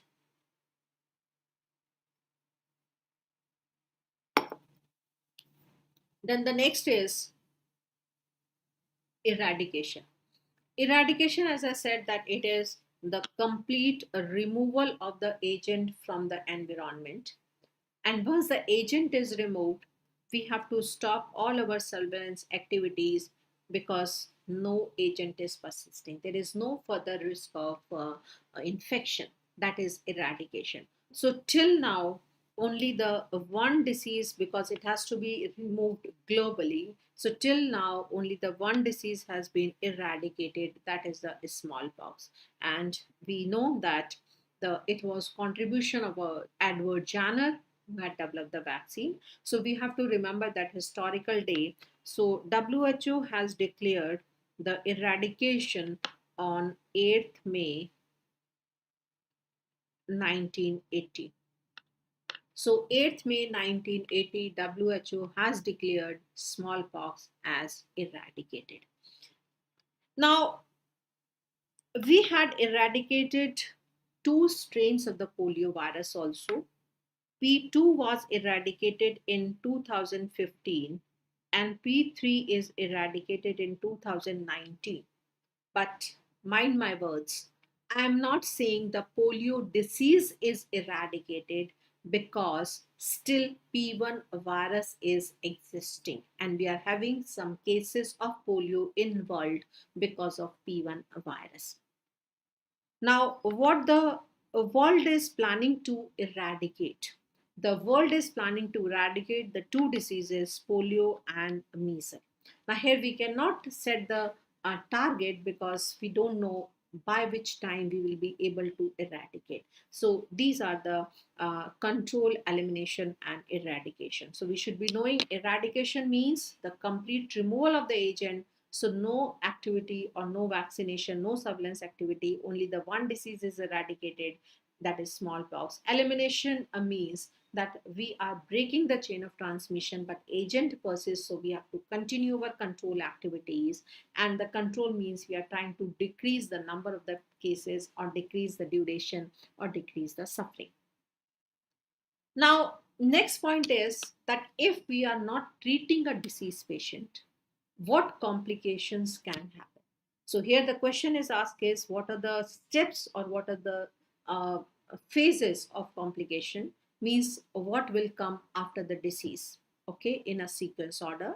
Second is they will give you a statement and they can ask what can be this condition. So the complication we can remember by a mnemonic, that is the DID, Dance India Dance. Dance India Dance, we know that it's a one a TV show is there, Dance India Dance, leading to the handicap. So these are the four phases in an order. So disease will lead to, so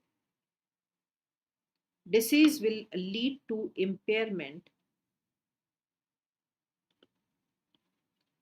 Disease will lead to impairment. Impairment will lead to disability. Impairment will lead to disability, and then disability will lead to handicap. Okay, so disease will lead to impairment, will lead to disability, leading to handicap. Now, what we mean by disease? Disease is disturbances at cellular level. We say now appendicitis, cholecystitis, endometritis. Whenever there is a disturbance at a cellular level, it is the disease. Now, because of this disease, if we have to remove any body part, that is impairment. So it's an anatomical, physiological, or the psychological loss of body part or the organ, that is impairment. Take for an example, if I say the patient is an uncontrolled diabetes leading to a gangrene.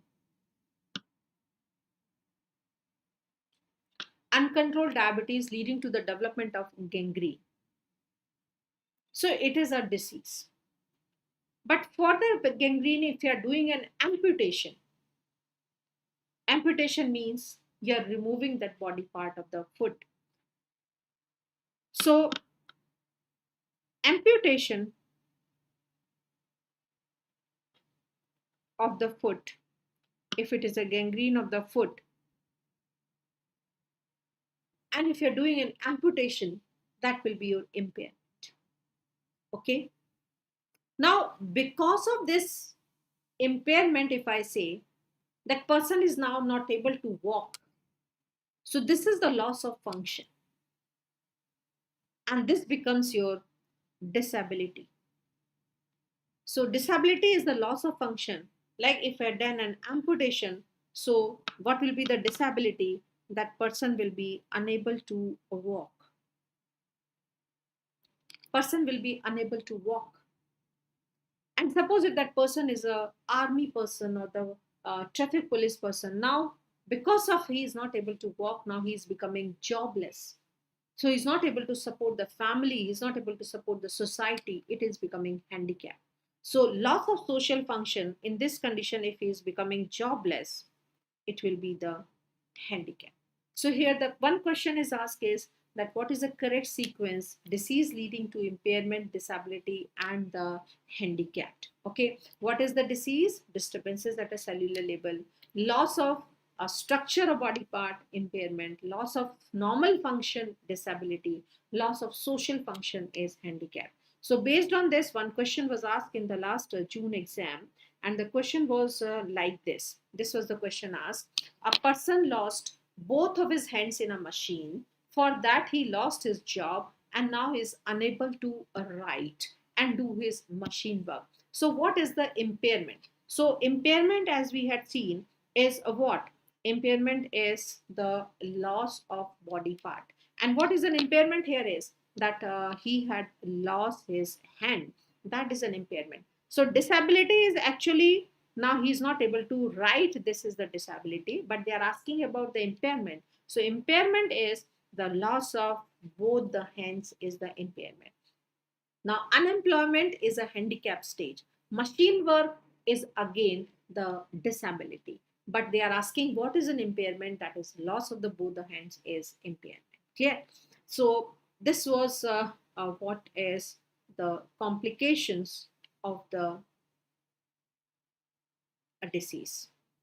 Okay. Now, what is iceberg phenomena?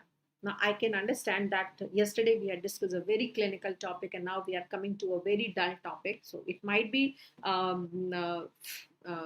not interesting to you, but no, because in the community medicine we'll have some interesting topics, some dull topics are there. After this, we'll be discussing epidemiology. That will be again an interesting topic. Clear? So, what is iceberg phenomena? Iceberg phenomena, it is like that if we are floating a piece of ice in a glass of water, so we know that maximum portion of this ice is hidden in the water because of the difference in the density. Same like if you see in the community, the maximum disease cases they are hidden in the society, and only the few cases they are going to the doctor to take the treatment. And those hidden cases, they are carriers, the subclinical cases, they are transmitting the infection. Like we had seen in the COVID infection, only a few cases were detected, but rest were hidden in the society and they were transmitting the infection. So the question here is asked is that what this a tip is representing. This is the tip of the iceberg. This is the submerged portion. This is the surrounding water, is the healthy population, and this is the demarcation line. So what is this tip is representing? So TIP is being represented by the clinical cases.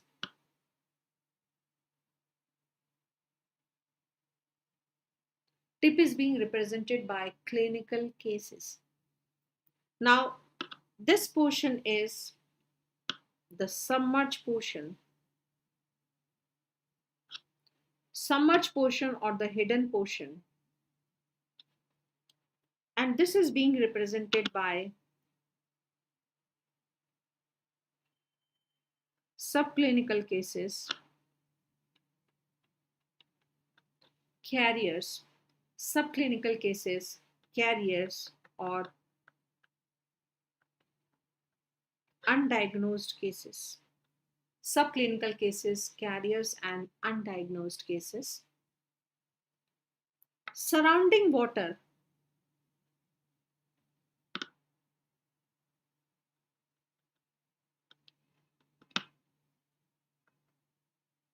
Surrounding water is representing the healthy population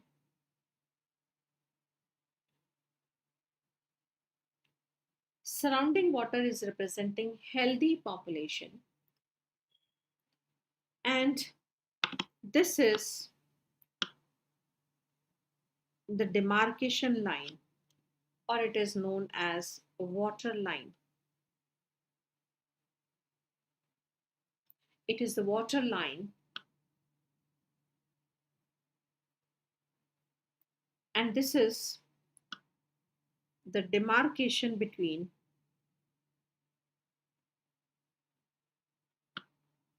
apparent, and apparent means the visible cases, and non-apparent cases. It is the demarcation line between apparent and non-apparent cases. Okay.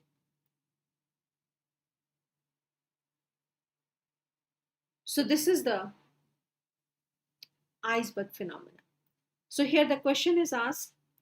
One is that mainly this question is asked is that who is representing the submerged portion. Another question was asked is that what is you know about the surrounding water. Another question was asked is what you mean by water line.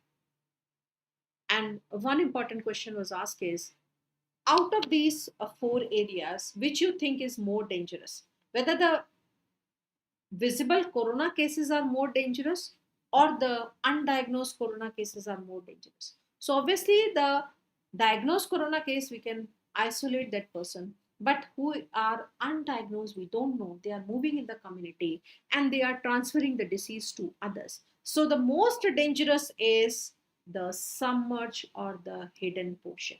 So the most dangerous is, it is the submerged or hidden portion. Now, another question asked is they will give you a list of the diseases and they'll ask, all are showing the iceberg phenomena except.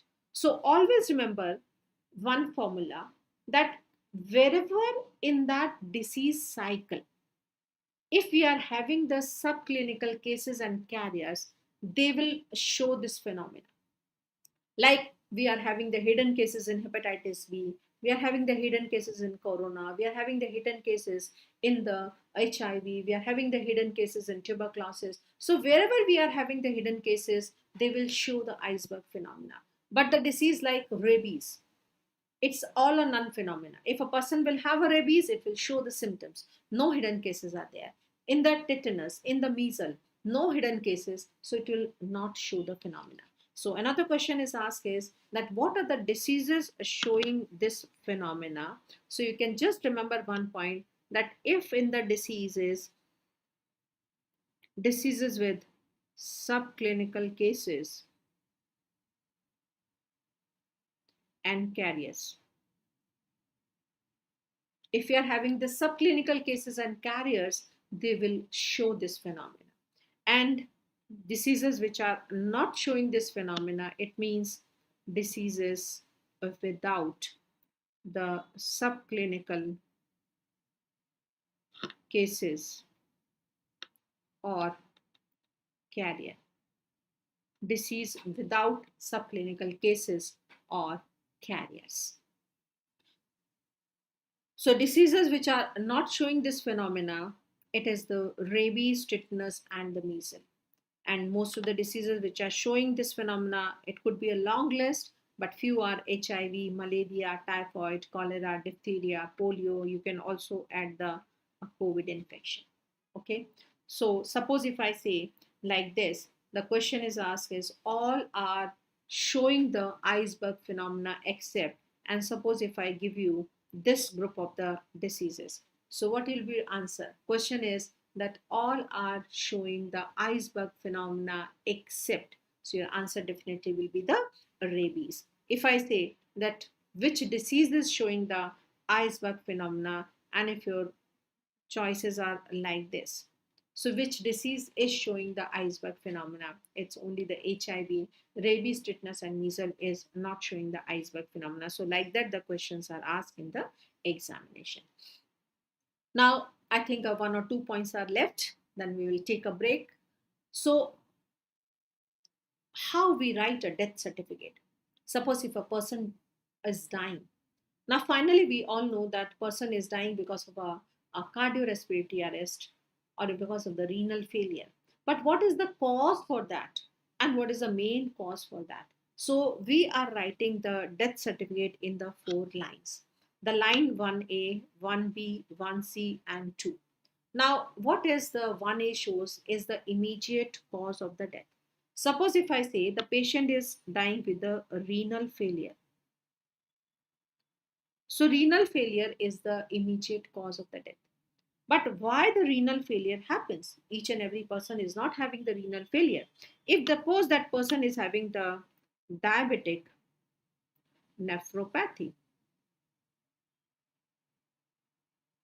if the person is having the diabetic nephropathy, so 1B is showing the underlying cause of the death.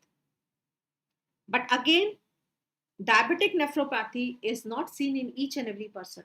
Why that person developed the diabetic changes into the kidney? Because blood sugar or the diabetes was uncontrolled. So the uncontrolled diabetes was the main reason for these complications. So line 1C is the main underlying cause of the death. So main underlying cause of the death is uncontrolled diabetes mellitus. And suppose if he is having the other associated disease like hypothyroid,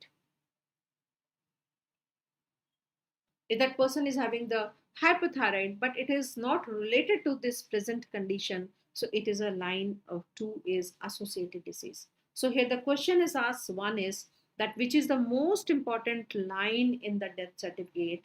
The answer is it is line 1C.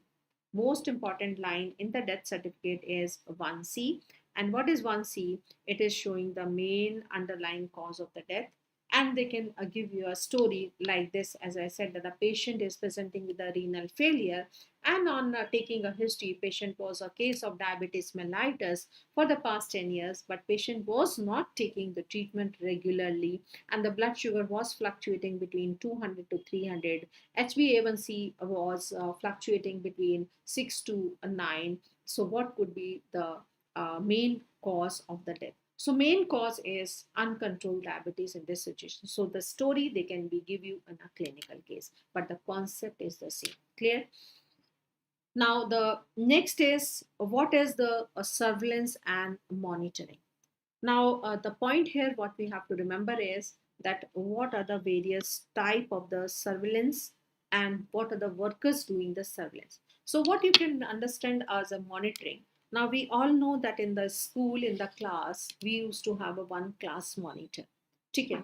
Monitor was what was the purpose of the of monitor? That purpose of monitor was to give the information to the class teacher that madam, this guy was telling something about you and this was doing this and like that. So what is we call them as an informer of the class teacher. ठीक है, जैसे कहते हैं ना इन Hindi we say चुगली करना. ठीक है, क्लास टीचर को सारे स्टूडेंट्स का चुगली करना. So this he is the informer of the class teacher. But monitor is not having any right to punish any student. Punishment is only being given by the teacher. So you can remember these two words in a very simple way. Monitoring means when we are doing a monitoring, we are collecting the information about that disease, the data. And finally, the any new idea is implemented, action is being taken, that become the surveillance. Okay, so what is a monitoring is? Monitoring is nothing but is the collection of data and its analysis. Collection of data and analysis is the monitoring. Okay, and what is surveillance? Surveillance is it is monitoring plus action, it becomes surveillance. monitoring and action becomes surveillance. Now here the question is asked is, what are the various type of the surveillance and which worker are responsible for those surveillance? Now please understand. Now suppose doctors or health worker are situated or they are sitting in a center. Patient is having some problem and patient is going to the center. This is passive. Worker are sitting in the center. Patient is coming to them. But जिसको जरूरत है वो आ रहा है. Who is requiring, who is needing the healthcare, they are coming. This is passive surveillance. But suppose if the government wants that we have to search each and every individual of the disease, the worker is visiting house to house, that is active. What we had seen in COVID time, the health workers were coming and doing the screening of the areas. The workers were coming, giving you the medicine, giving you the pulse oximeter, giving you the thermometer, and asking about your health because government was concerned that cases should be treated. This was the active surveillance. So when the worker is visiting house to the patients, maybe the patients, maybe the healthy individuals, just to find out the cases, it becomes the active surveillance. Now the third is the sentinel. Sentinel means the hidden. Suppose if you had come across one HIV case, one COVID case, you are not happy with that. What you are doing, you are just checking the close contacts also. What we were doing in a COVID, that if a one family member was diagnosed, all the family members were being checked. Might be out of the remaining four, the two might be the positive, but they were not giving the symptoms, they were the hidden cases. So we are finding the hidden cases to find more and more cases. That becomes the sentinels. So the point what we have to remember is what are the type of surveillance, where we are doing, which workers are responsible for that. So active surveillance means the worker is visiting house to house and finding the disease. Now here the very commonly asked question is, which is the worker responsible for active malaria surveillance? Active malaria surveillance is done by multi-purpose worker male, MPW. It is the multi-purpose worker male. So malaria surveillance is done by multi-purpose worker male, while the surveillance for filariasis, leishmaniasis, leprosy, tuberculosis is done by ASHA worker. So very important question, that active malaria surveillance by malaria for malaria is by multi-purpose worker male and surveillance for other diseases is by ASHA worker. Now passive surveillance means that a deceased person is going to the hospital, like we are not visiting house to find the cancer cases, we are not going house to find the diabetic cases. So these patients, they are coming to the clinic. So non-communicable diseases and cancers are usually being detected by passive surveillance. Another very important question is asked is, for which diseases we are doing the sentinel surveillance? Sentinel surveillance is mainly done for sexually transmitted diseases, as well as currently we are doing for COVID also. So sentinel surveillance is being done for STDs. And what is the purpose of this sentinel surveillance? The purpose is to identify the missing cases or identify the hidden cases. It is to identify the missing cases or to identify the hidden cases, and this is to supplement the notified. Notified means the reported cases.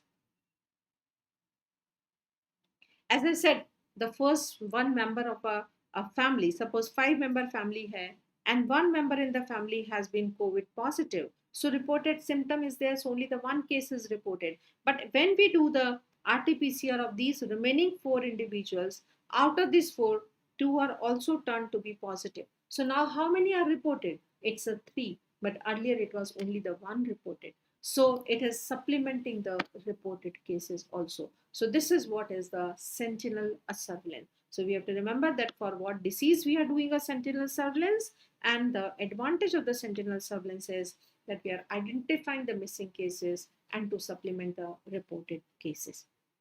And the last in this section, that is the ICD 11. ICD 11 means that we are classifying the disease, and last year the new classification came, and that is by the 11th revision. So we are having the international classification of the disease, and currently we are having the 11th revision. Okay, so it's a long like a dictionary, but we are not supposed to remember each and every disease, that in which chapter it is included. Just remember the 2 3 points, that it is arranged into the 3 volumes. Now, this is important. Earlier, they used to ask about the ICD 10, that it was having the 22 chapters, but in the ICD 11, now we are having the 26 chapters. So, that could be a question, that how many chapters we are having in ICD 11, or which is the currently running edition or revision. We are having the 11th revision, and it is arranged in alphanumerical classification. Means we are having the alphabets A to Z are there, and in that each we are having 0 to 99 groups are there. So it is alphanumerical classification. So this is all about the basic topic. I know that it is not that much clinically attached, but yes, a few questions are asked, as we had discussed the one question. The 2 3 more questions has been asked in the last exam itself. The question was asked is comparison of the life expectancy between the two countries. The comparison of the life expectancy between the two countries, it is done by HDI. Although, if I say that best answer should be the standardization, what we are doing a life expectancy, and but here the standardization was not there, the death rate was not there. So we are comparing the life expectancy. It is by the Human Development Index. HPI is a Human Poverty Index. DALI is a Disability Adjusted Life Years. The QALY is the Quality Adjusted Life Years. Okay. Now another question was asked. That what is the indicator of burden of the disease, and we had already discussed the burden of the disease is by the DALI, that is the Disability Adjusted Life Years. The Sullivan Index was what?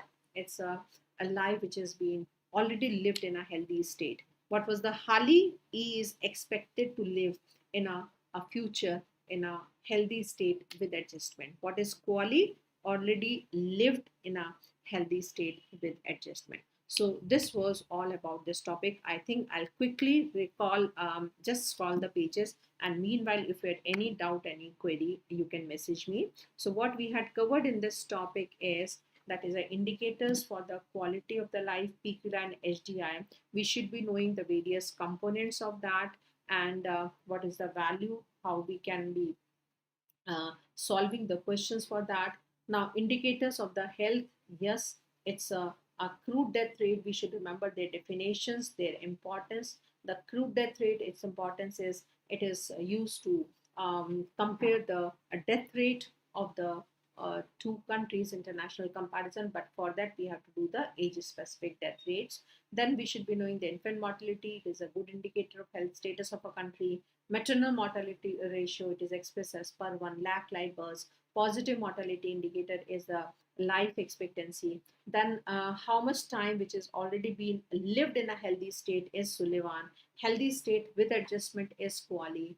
The life lived with a disability, it is the DALI, that is a disability adjusted life years. One DALI is equal to 1 year, and it is supposed to be the a best indicator of the burden of the disease. Now, if I say that newborn baby, how much time it is going to live in future in a healthy state with adjustment will be the HALI, that is the best indicator of the disability. And then we should be knowing that what is the suggested theory of the disease. We should be knowing the epidemiological triad, tetrad, and the advanced model.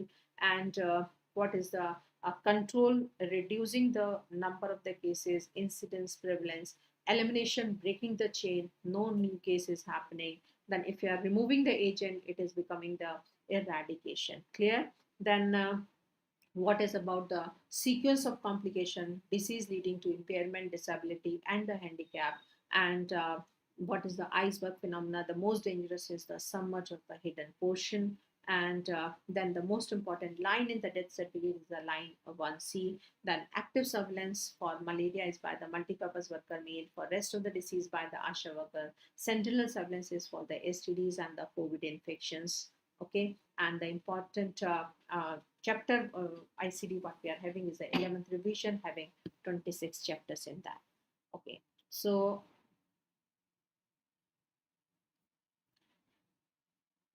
now in this example, you want to ask the quali is yes.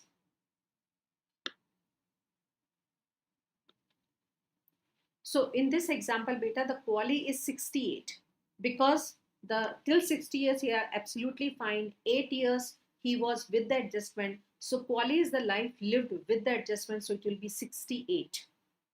Okay. Okay. So quali will be 68 here.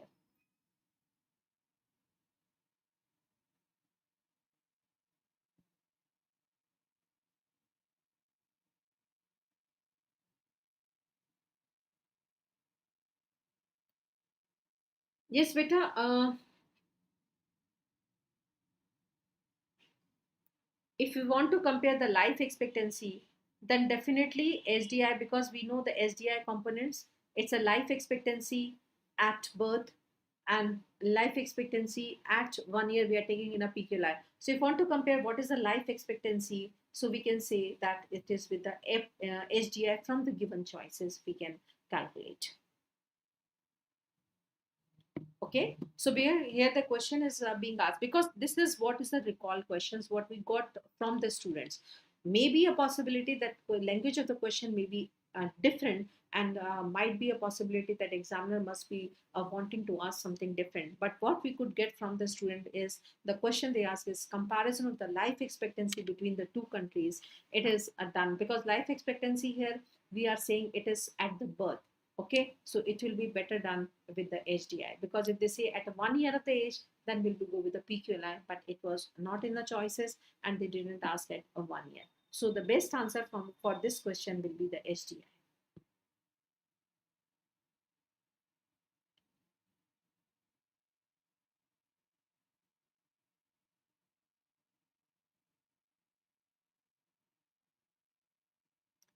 Now, HELE means health adjusted life expectancy. Means if a baby is born, you can remember like as a medical horoscope. If a baby is born today, for how many years the baby will remain in a healthy state with adjustment will be the HALI. ठीक है, if I से इन हिंदी कि अगर आज बच्चा पैदा हुआ है तो वो कितने साल तक जिंदा रहेगा अच्छी हेल्दी स्टेट में, चाहे वो थोड़ी बहुत उसको दवाई खानी पड़े. So that is what is the हाली.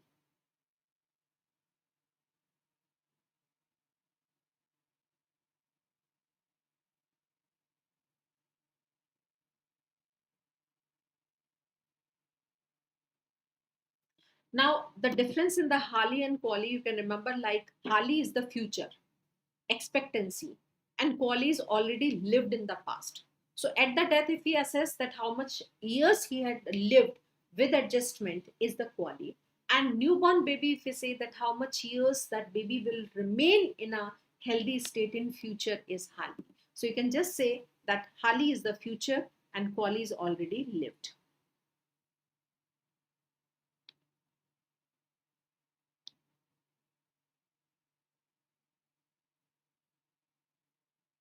Now, for comparison of the life expectancy between the two countries, if a PQLI is given here, still we'll go with the SDI because if they say at 1 year, then we'll go with the PQLI. But if simple life expectancy, we can go with SDI because SDI is preferred over the PQLI because SDI used for international comparison, but PQLI it is not used for international comparison.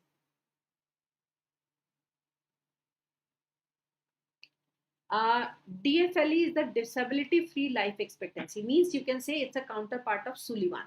Sullivan is what we had lived in past without adjustment. DFLE is what a child is supposed to live in future without adjustment. So DFLE is without adjustment, but agar some adjustment is required, then the total duration will become HALI. Okay, so HALI includes the duration of the DFLE, and the adjustment. HAL is the best indicator of the disability because we know that how much time the person is going to live in a healthy state. So lesser will be the duration of the disability.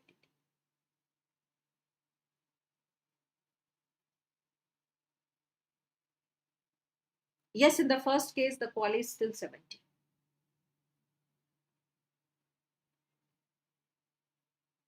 DFL is the disability free life expectancy. We had already written it is the disability free life expectancy is the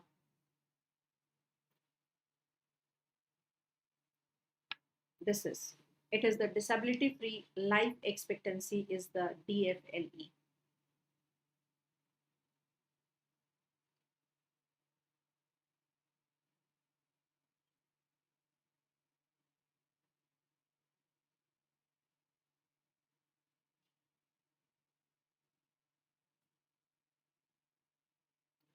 Life expectancy on an average we calculate for the whole country depending upon the current pattern. Okay, each individual is having a separate life expectancy, but on an average we can calculate. Now we cannot compare between the two countries by PQLI. Only the HDI it is used for international comparison.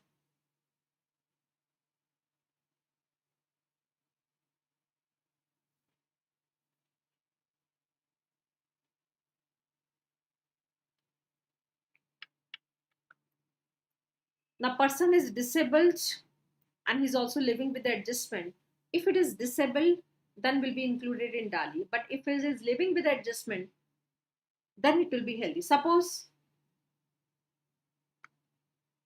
if any person at around 45 years diagnosed with a mild hypertension, taking a medicine, absolutely fit and fine, so that is adjustment. So we'll not consider that as a disability.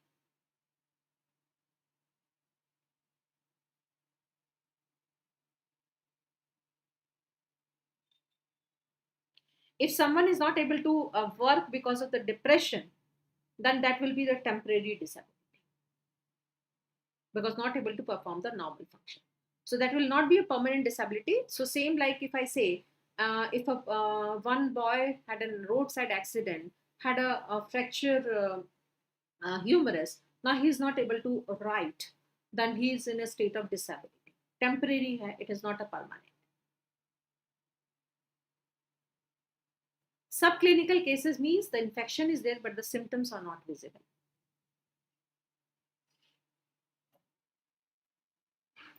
The ASHA workers are not working in Anganwadis. We had a separate Anganwadi workers. We'll discuss separately.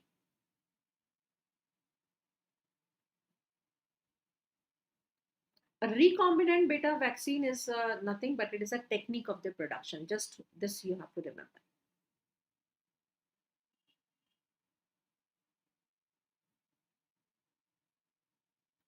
The immediate cause of the death could be any. It could be the renal failure. Sometimes we say the heart failure ho gaya, cardiorespiratory arrest ho gaya.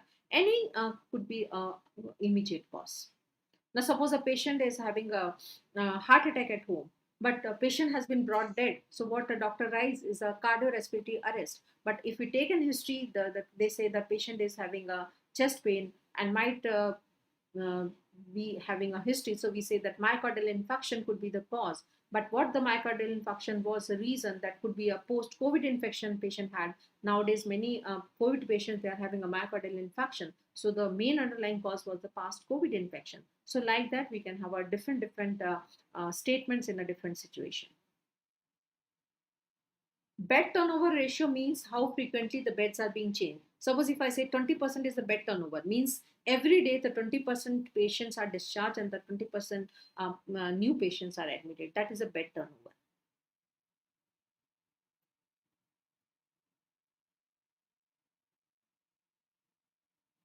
Image of this, basically these are actually the three parameters combined. These are the PQLI parameters: literacy, infant mortality rate, and life expectancy. And this is the component of the SDI. This is the parameters what we say. Okay, so this is a education index hai, and this is the income hai, and this is your life expectancy. Okay, so these are the parameters. COVID is coming under both active and sentinel surveillance. Sullivan index is for adults, how much life they had lived.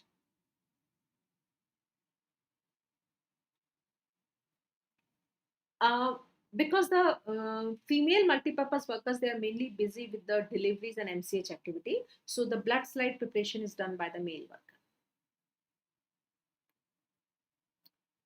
I think I had already explained the Sullivan and the Harley difference.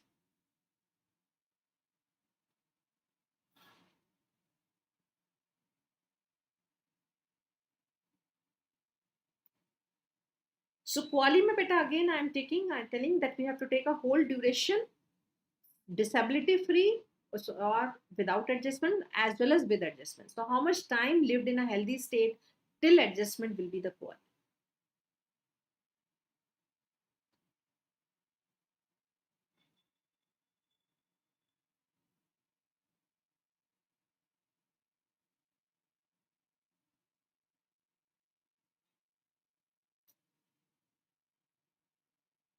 Just we are going to take a break beta. Okay, so right now we'll take break here, and if still some queries are there, I'll try to answer in the break. So here we are taking a break of 15 minutes, and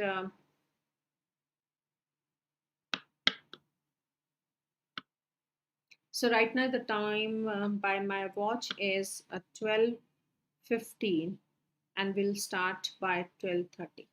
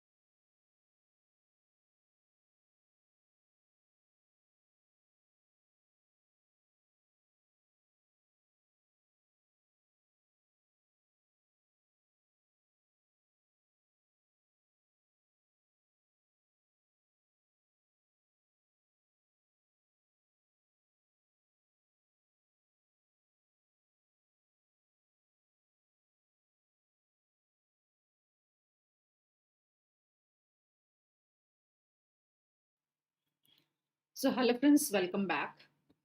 Now we will be starting a topic that is epidemiology. Now, basically, what we are supposed to know in epidemiology that whenever a new disease is seen in the community, like a very good example is when COVID was started in end of 2019, nobody was knowing anything about that disease. So initially, what they had done, they had tried to collect the information in which area the disease is commonly seen, in which age group the disease is commonly seen, is there any relationship to the food habits, any relationship to the surrounding environment. And it was seen that it was first started with the Wuhan city of Wuhan province in the China. And it was seen in those individuals who had taken the food from the seafood market. And then later on, it was seen that those who were in close contact of the patients, in spite they had taken a food from that market, they had developed the disease. So initially, it was supposed to be as a zoonotic related to the animals, but later it was said that it was transmitting one to one, and that's why they had isolated the individuals who had the disease, and finally the disease was not transmitted. So they came to know that close contact was related, and that's why they had given a suggestion that we have to maintain the social distancing, we have to wear the mask, and gradually the treatment was designed for that. So basically, here in the epidemiology, we should be knowing that what the disease is developing, if it is developing, then how many are the cases developing, how long this disease is lasting, how many are the new cases, how many are the total cases, that is what is an incidence, what is the prevalence of the disease, then what are the factors responsible for particular disease, like we have to say that is in any time relationship, any place relationship, any person relationship, then we have to see any risk factor whether it is present or not, and then we have to confirm our study that whether this risk factor is exactly responsible for that. So in one study, we'll do a case control study, we'll take a back story, and then we'll say, okay, this was the factor mainly responsible, but we are not very sure. So what we'll do now, the healthy person will be exposing that risk factor and will wait silently for the disease to develop. That becomes your cohort study, and we will be able to calculate the various parameters by these studies. Then if we have to test for a new drug, then we will be going for the randomized control trials. So these are the various type of epidemiological studies we'll be talking about, and how they are being conducted, or what parameter is calculated by those studies. Then we'll be talking about that what are the various disadvantages of doing the studies, what errors can happen, and who can be the responsible for those errors, how we can rectify those errors, what are the various phases of the drug cycle, and means whenever a new drug is launched into the market, it has to pass through the various trial phases, and then finally we will be discussing about the importance of the various phases. So these are the few points what we are going to discuss in epidemiology. Now, epidemiology concept is almost the same whatever you had studied in your respected universities also. The same concept we will be discussing here, but for your examination point, if we say that they are not asking too much of calculation, okay, because now they are not giving us a pen or the rough page so we can do the major calculation, but yes, they ask us the concepts, that what parameters you can calculate. They can ask us the formulas of the relative risk odds ratio, and they can ask us to identify the study. They will give you a study, and we have to identify what that type of study is. So like that, these are the questions of what errors we can come across are asked in the examination. So now coming to the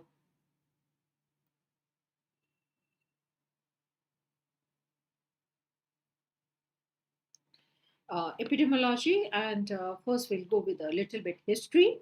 And we all know that the scientist John Snow, who has given the epidemiological theory for the disease, is also considered as father of modern epidemiology. So John Snow is father of modern epidemiology. Now, actually, if we go with the history, he had conducted a study on cholera. He had conducted a study on cholera.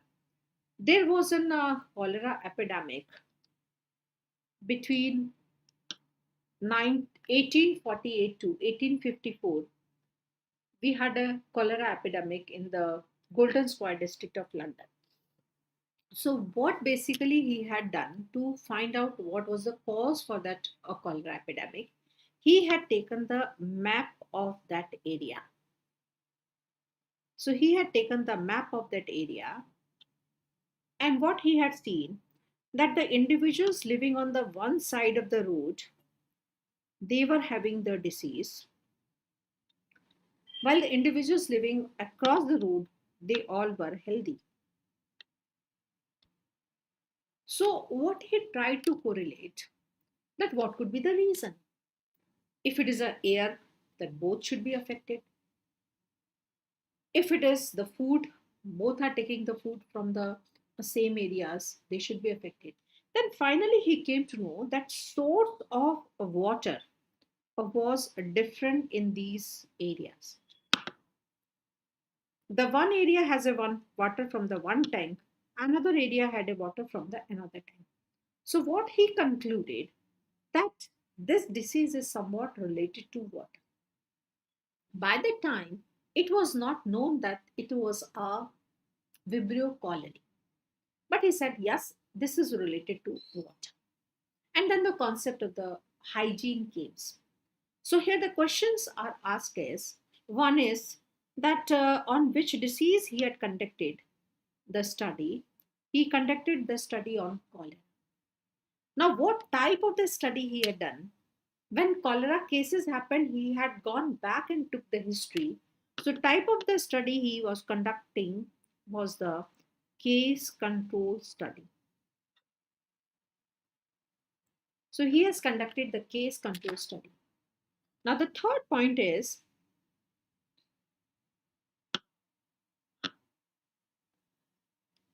we will discuss in biostatistics that different methods we are using for data presentation.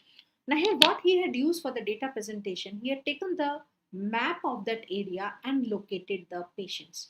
This is called as spot map analysis. So, data presentation method he had used was the spot map analysis. So, type of the study he had done was case control study.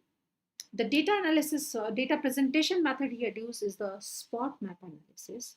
And after that, the concept of public health appeared. So, cholera disease is called as father of public health. So, who is called as the father of public health is cholera. So, whenever a question is asked that who is the father of public health, don't look for any name of scientist. It is the cholera disease itself. So, these are the 4 points what we have to remember from the history that who is the father of public health? Cholera. What method of data presentation the John Snow used? Spot map analysis. Which type of the study he had performed? Case control study. On which disease he had performed the study is the cholera. And who is considered as father of modern epidemiology is John Snow. And you have to identify or remember the images. Clear? Now coming to, we will be discussing epidemiology under 3 headings. What is the frequency of the disease? How many cases are happening in a particular time period? This will be discussed in terms of incidence and prevalence. Where the disease is commonly seen as a distribution in terms of time, place, and person. And what are the factors responsible for the disease as the determinants. Okay. So we'll be talking epidemiology under these 3 headings. So we'll be discussing in detail first parameter, that is the frequency. and frequencies in terms of incidence and prevalence. Now, I'll give you one example. First, try to understand, then everything will be clear. Now, suppose if I want to calculate the tuberculosis cases. Now, suppose this is my 31st December 2020. If I say on the 31st December 2020, my total cases at that particular point of tuberculosis, I'm talking about the tuberculosis, is 50 per 1000 population. Okay? This is my total cases on 31st of the December 2020. Okay? Now in the next year, 2021, this is my 2021. On the 31st December 2021, how many will be my total cases? Existing cases plus new cases if they appear in this duration. Suppose I say my new cases appeared at a rate of 5 per 1000 in the whole 2021 duration. Now, presuming nobody is taking the treatment, so my tuberculosis cases which are there in the beginning will be existing. 5 new cases per 1000 has been added up in the 2021. So how will be the total cases now on 31st December 2021? 50 are my old cases and 5 are my new cases. So my total cases will become now 55 per 1000 on 31st of the December. Now suppose if some of had taken treatment, they will be dropped out. But I'm not making it more confused. So what I want to say that incidence means in a particular time duration or time span, how many new cases develop, that is an incidence. So my new cases are 5 per 1000 population in the 2021 from the 1st of January till 31st of the December. So that is my new cases incidence. Now, prevalence is at that particular time, how many are the total cases? So the total cases on the 31st of December was my 50 per 1000. On the 31st of the December 2021 is 55 per 1000. If I say on 31st of October, it might be the 54th per 1000. On February, it might be the 52 per 1000. So at that particular point, how many are the total cases? That becomes your prevalence. Clear? So here the question is asked is, what is an incidence, what is prevalence? By which study we can calculate how we are presenting that parameter. So what is an incidence is defined as? Incidence is defined as is new cases in a defined period.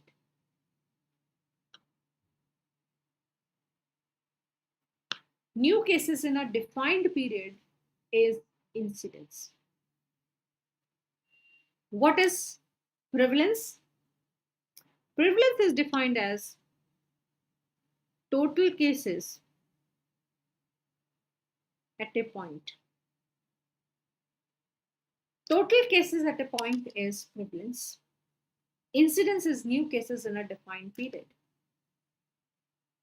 Okay? Now, usually we take every year. How we expressed? Incidence is expressed as per 1000,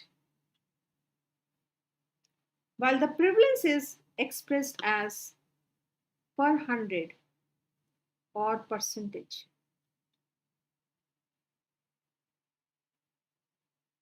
So how we are expressing the incidence? It is per 1000. Prevalence is per 100 or percentage. Now very important is by which study we can calculate the incidence. Incidence is calculated by cohort study, while prevalence is calculated by cross-sectional study. Very, very commonly asked. Incidence is calculated by cohort study. Prevalence is calculated by cross-sectional study. Now, effect of duration. Now, please again see here. If I say the HIV disease, even if you are giving the treatment, HIV positive will remain always positive. So the total cases will always increase. But if I say the diarrhea case or the COVID case, it is being treated within a 10-15 days. So after that, the new cases will be going up adding, but total cases will reduce. So we used to say na, that very high cases were being detected daily. So daily we were having a report of a previous 24 hours that the new cases are this, the total active cases are this, and recovered cases are this. Like this, we are getting a report daily. So more is the duration of the disease, more will be the prevalence. But incidence is not affected by the duration because it is only the suggested by the transmission rate. More is the transmission, more will be the incidence. But how long the disease is lasting, it will be deciding the prevalence. So effect of the duration. Incidence has no effect, but prevalence it is increases with duration.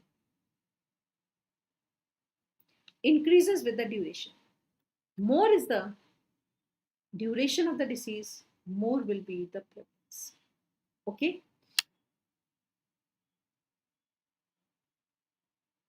Now, what is the special feature? Special feature is incidence is considered as rate, while prevalence is considered as proportion. Incidence is considered as rate and prevalence is considered as proportion. Okay. Now, one more point you can write that as I said that prevalence depends upon the duration. And what is the prevalence is the total cases. Now total cases I can also write like this, that these are the new cases plus old cases. New and the old are becoming the total cases. So if more are the new cases appearing, definitely the prevalence will be more. For longer duration the cases are lasting, the prevalence will be more. So prevalence is also depend on incidence. So if an incidence is high, then prevalence also increases. If the incidence increases, prevalence also increases. Okay? So you got the point? So these are a few points about the incidence and the prevalence.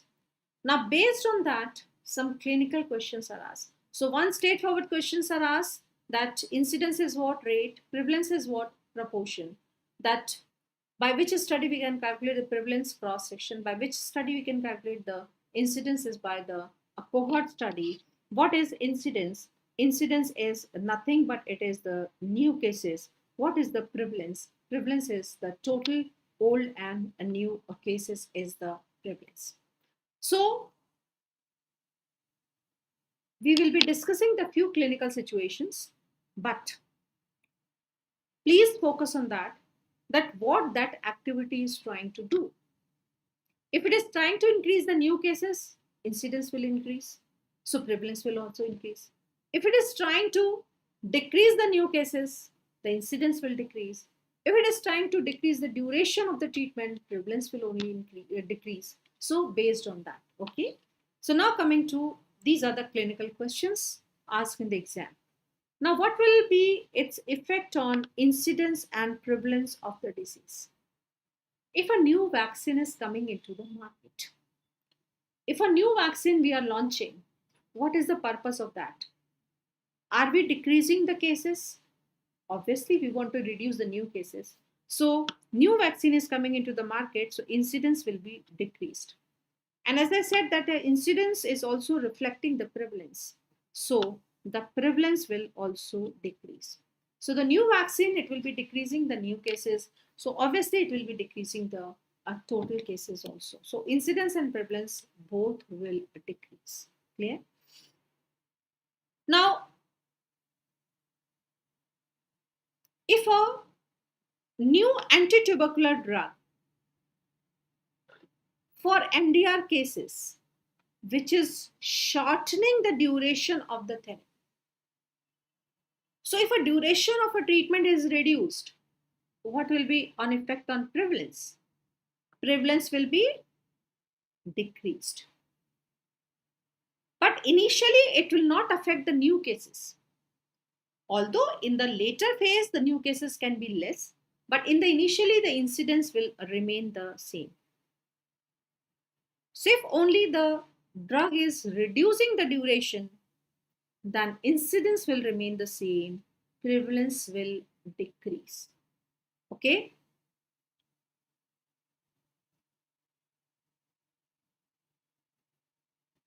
Another point is a new ART drug for HIV cases, which decreases the mortality due to opportunistic infections. Now, what we know that HIV infection, if it happens, person remains HIV positive for life. And why the HIV person is dying? It is because of the opportunistic infections. So if we are giving the anti-HIV drugs, what is the purpose? The purpose is that it will maintain the CD4 count. It will not allow the opportunistic infection to develop.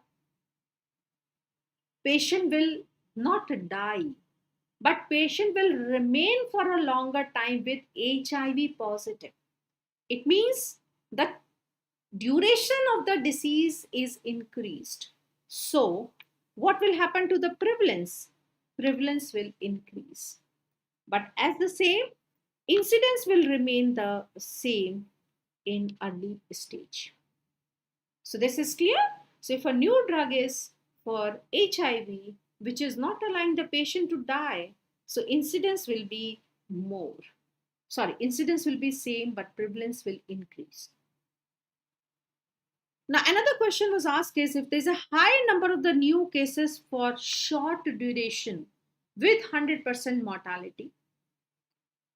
Suppose the diarrhea cases are there and they all died. Food poisoning cases are there, they all died. So if a new disease of a short duration, so suddenly the incidence are very high and they all have died. So after some time, zero case will be there. So in this question, the question basically they had asked was that what will happen to the incidence and to the prevalence. So incidence is high in this case, but after some time, prevalence will be low. After some time, the prevalence will be low. You got my point? Suppose here I am having 100 diarrhea cases, but they all are treated within 24 hours. So if I count after 5 days, how many diarrhea cases will be there? No, because they all had treated. Or suppose all had died. Again, there will be no case after some time. So initially the incidence will be high, but after some time the prevalence will be almost low. If a disease is 100% fatal, or if the disease is 100% curable. Got the point? Now, again I repeat, vaccine is clear, low incidence, low prevalence. New drug is coming into the market for tuberculosis, duration is reduced, prevalence is low. But HIV में क्या होता है बच्चा कि patient remains HIV positive. तो disease case तो है ना. Suppose if a patient is HIV not taking any treatment, dying at the age of 40 years. But if a HIV treatment is being given, patient is remaining alive till 70 years. So extra 30 years, patient is counted as HIV positive case. So total cases will be more. So the prevalence will be more. Okay. So like that clinically, we should be able to solve these situations. So basic point is that we have to think that what that activity can do. If it is increasing the new cases or decreasing the new cases, incidence will be affected.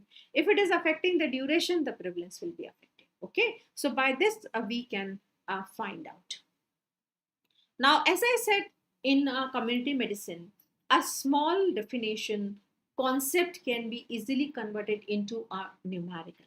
Although this could be a little bit a higher step, but sometimes the questions are asked in the examination. Although in the last exam, they didn't ask any numerical, but earlier they used to ask. So we should be learning that how to solve these questions. So suppose if I give you a small numerical, and this says that a population of 10,000, the total cases of HIV on 31st of the December 2017 were 45. So if I say this is my 2017 December, so my total cases here at this point were 45 per 10,000 population. Okay. Now what they say, that between the 1st of the January 18 to 31st of the December 18, 5 new cases detected. So from here till 31st December 2018, how many new cases were added? The 5 cases were added new. So how many are the total cases?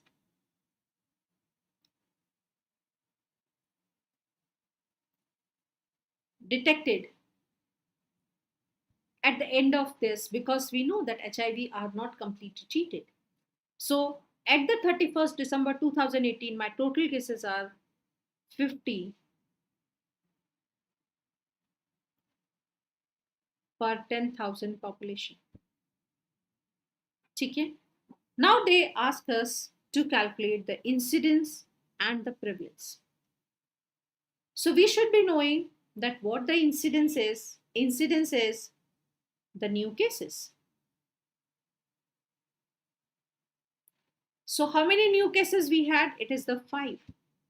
Only the catch is that how we are representing the incidence. It is represented per 1,000. Now here these 5 cases developed out of 10,000. So how many per 1,000? So will be 0.5 per 1,000 will be my incidence. Clear? I repeat.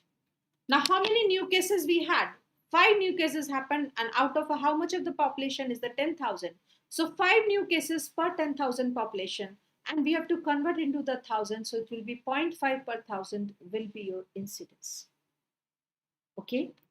Now what will be the prevalence? So prevalence we have to calculate in the 2018 towards the end. So how many total cases we had at the end? So prevalence is the total cases.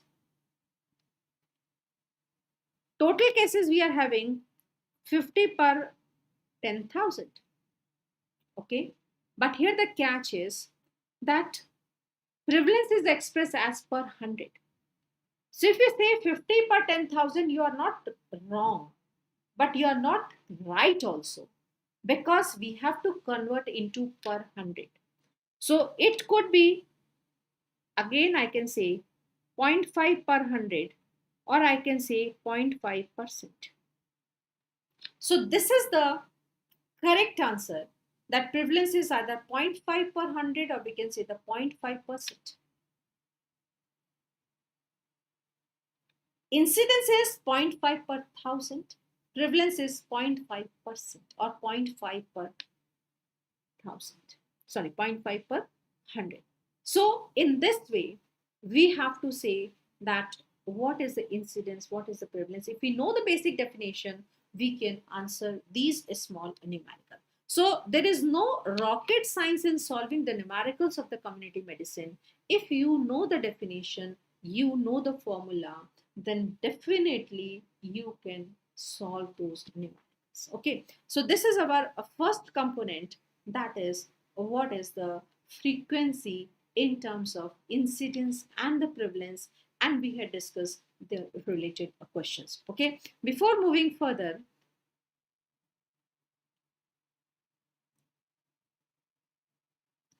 that one query, that as a new vaccine is coming into the market, so obviously if it is decreasing the new cases, so it will be also decreasing the total cases also, so obviously the prevalence will also be reduced. Okay, so incidence is for the defined period. So time, if a time period for calculating the incidence and increase, number of the new cases will also be increased. Yes, definitely. If you say that you have to calculate every month, maybe a very few cases. If you have to calculate every year, then definitely more cases will be there. So the diseases which are having a lower frequency of occurrence, usually we calculate the incidence per year. But you had seen in the past 2 years where daily the legs of the COVID cases were appearing. So we were calculating the incidence per day also. You might have seen the news now. कि last day or last 24 hours में the 5 lakh new cases appear. So if our rate of occurrence of the cases is very high, we can calculate the incidence daily also, but usually the incidence is calculated every year.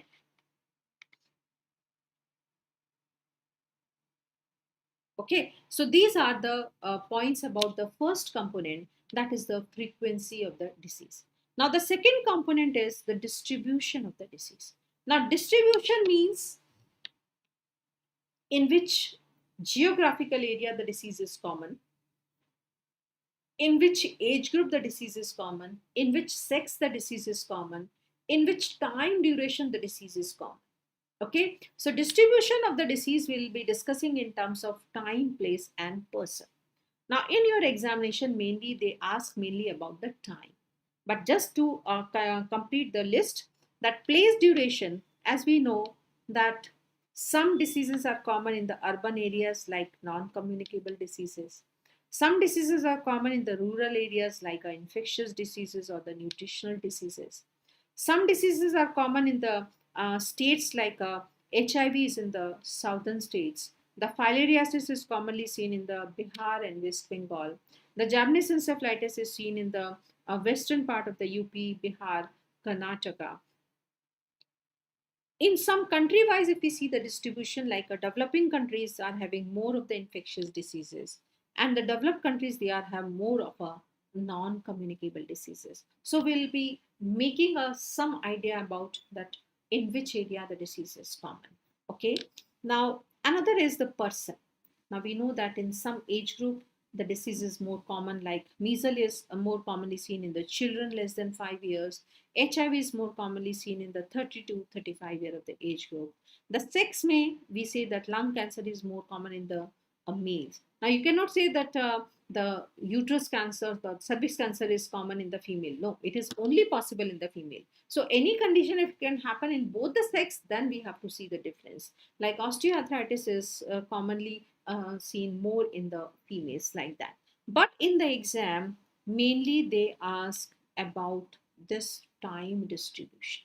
Okay, now how much time is being taken for a disease to become epidemic?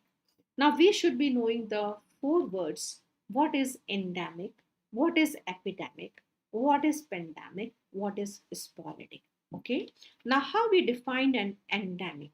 Endemic is defined as the occurrence of cases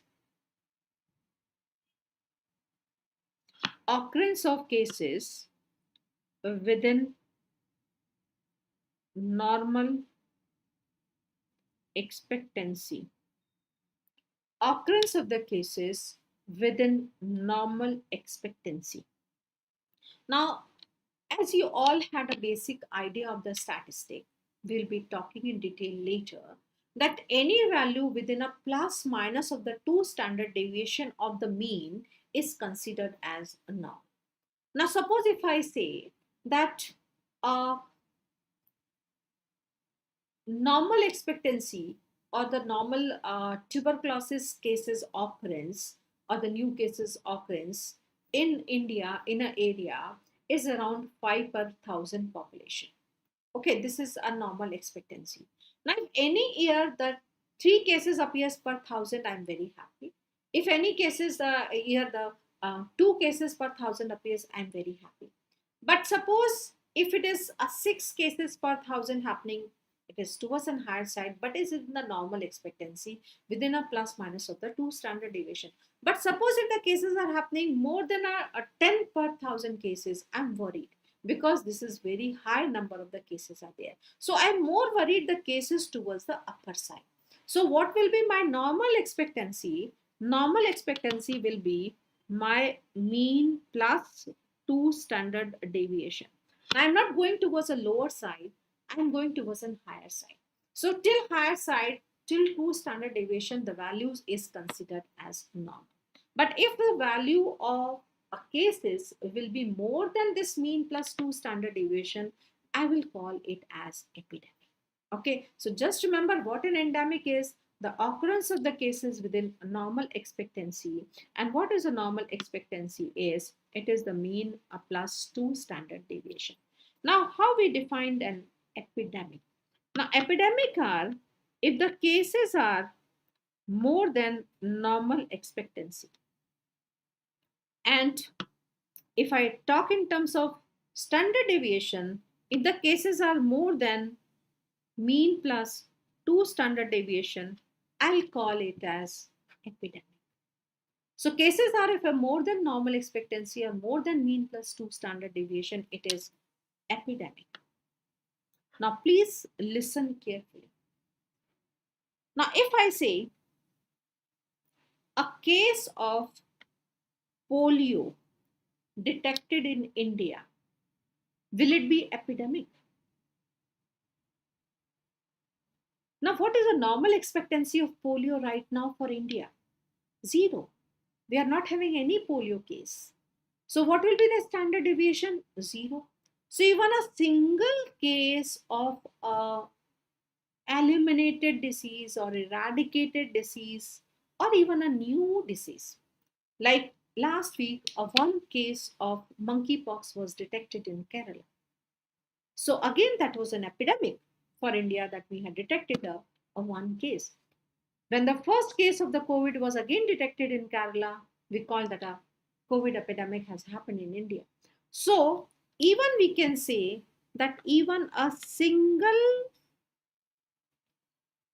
case of new disease or even a single case of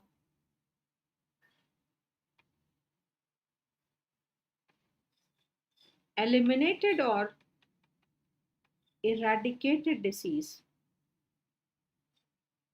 single case of new disease or the single case of eliminated or eradicated disease will be considered as epidemic. Okay. Now what we call as pandemic, we all know that world is facing pandemic for past more than 2 years. So pandemic means if there is epidemic in more than one country at a time, if there is epidemic in more than one country at a time, it will be considered as pandemic.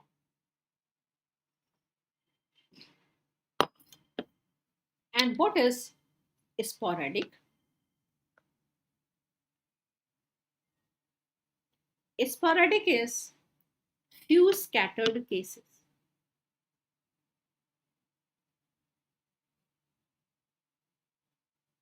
Few scattered cases is sporadic. Like we can have a few cases of the snake bite or few cases of rabies. These are sporadic. For your examination point, mainly we will be focusing on epidemic, because here the questions are asked how much time a disease will take to become epidemic.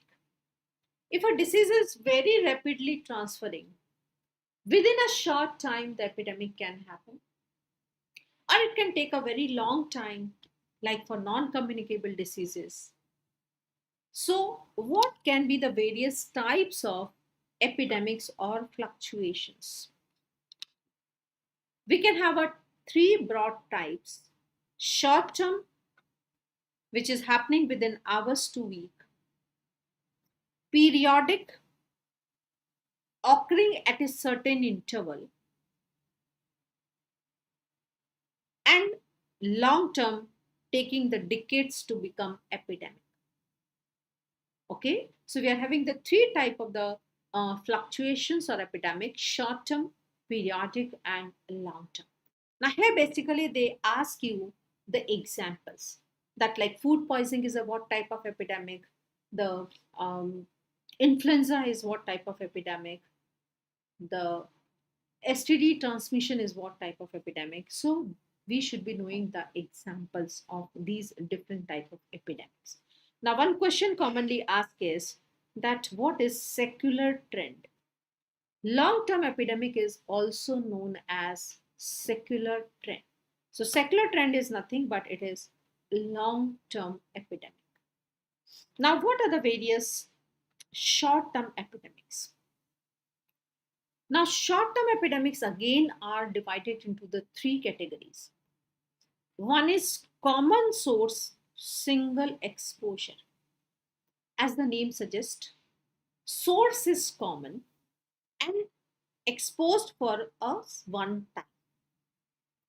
And these are also known as point source epidemic. Point source epidemic. Now, take for an example, if I give you a story, like in a month of summer, month of June, a marriage is going on, and for the dinner, the food was prepared for 500 individuals. Obviously, the sweets were prepared the day before. Storage temperature was not maintained properly. All had taken the food at 8 p.m. in the evening, and they all had started having the vomiting diarrhea from the 2 a.m. in the night. So, source was common, food was common, all had eaten one single exposure. Suddenly, they all had started having the problems. So, this is the point source epidemic. And very common example is the food poisoning. Now, many times a question has been asked that food poisoning is a what type of epidemic? It's a point source epidemic or the common source single exposure epidemic. Okay. We all know that Bhopal gas tragedy in 1984, there was a release of the methyl isocyanate gas from the carbide industry. That is also a point source epidemic. And during the COVID pandemic, there was a release of Vizag gas leak. It was from a industry near the Vishakhapatnam, and the styrene gas was released. That is a Vizag gas leak. So these are the few examples of point source epidemic or common source single exposure. Clear? Now, what is common source multiple exposure? As the name suggests, source is common, but repeatedly the community is exposed. It is also known as continuous exposure. Now, how it is possible? Suppose this is a well in a village.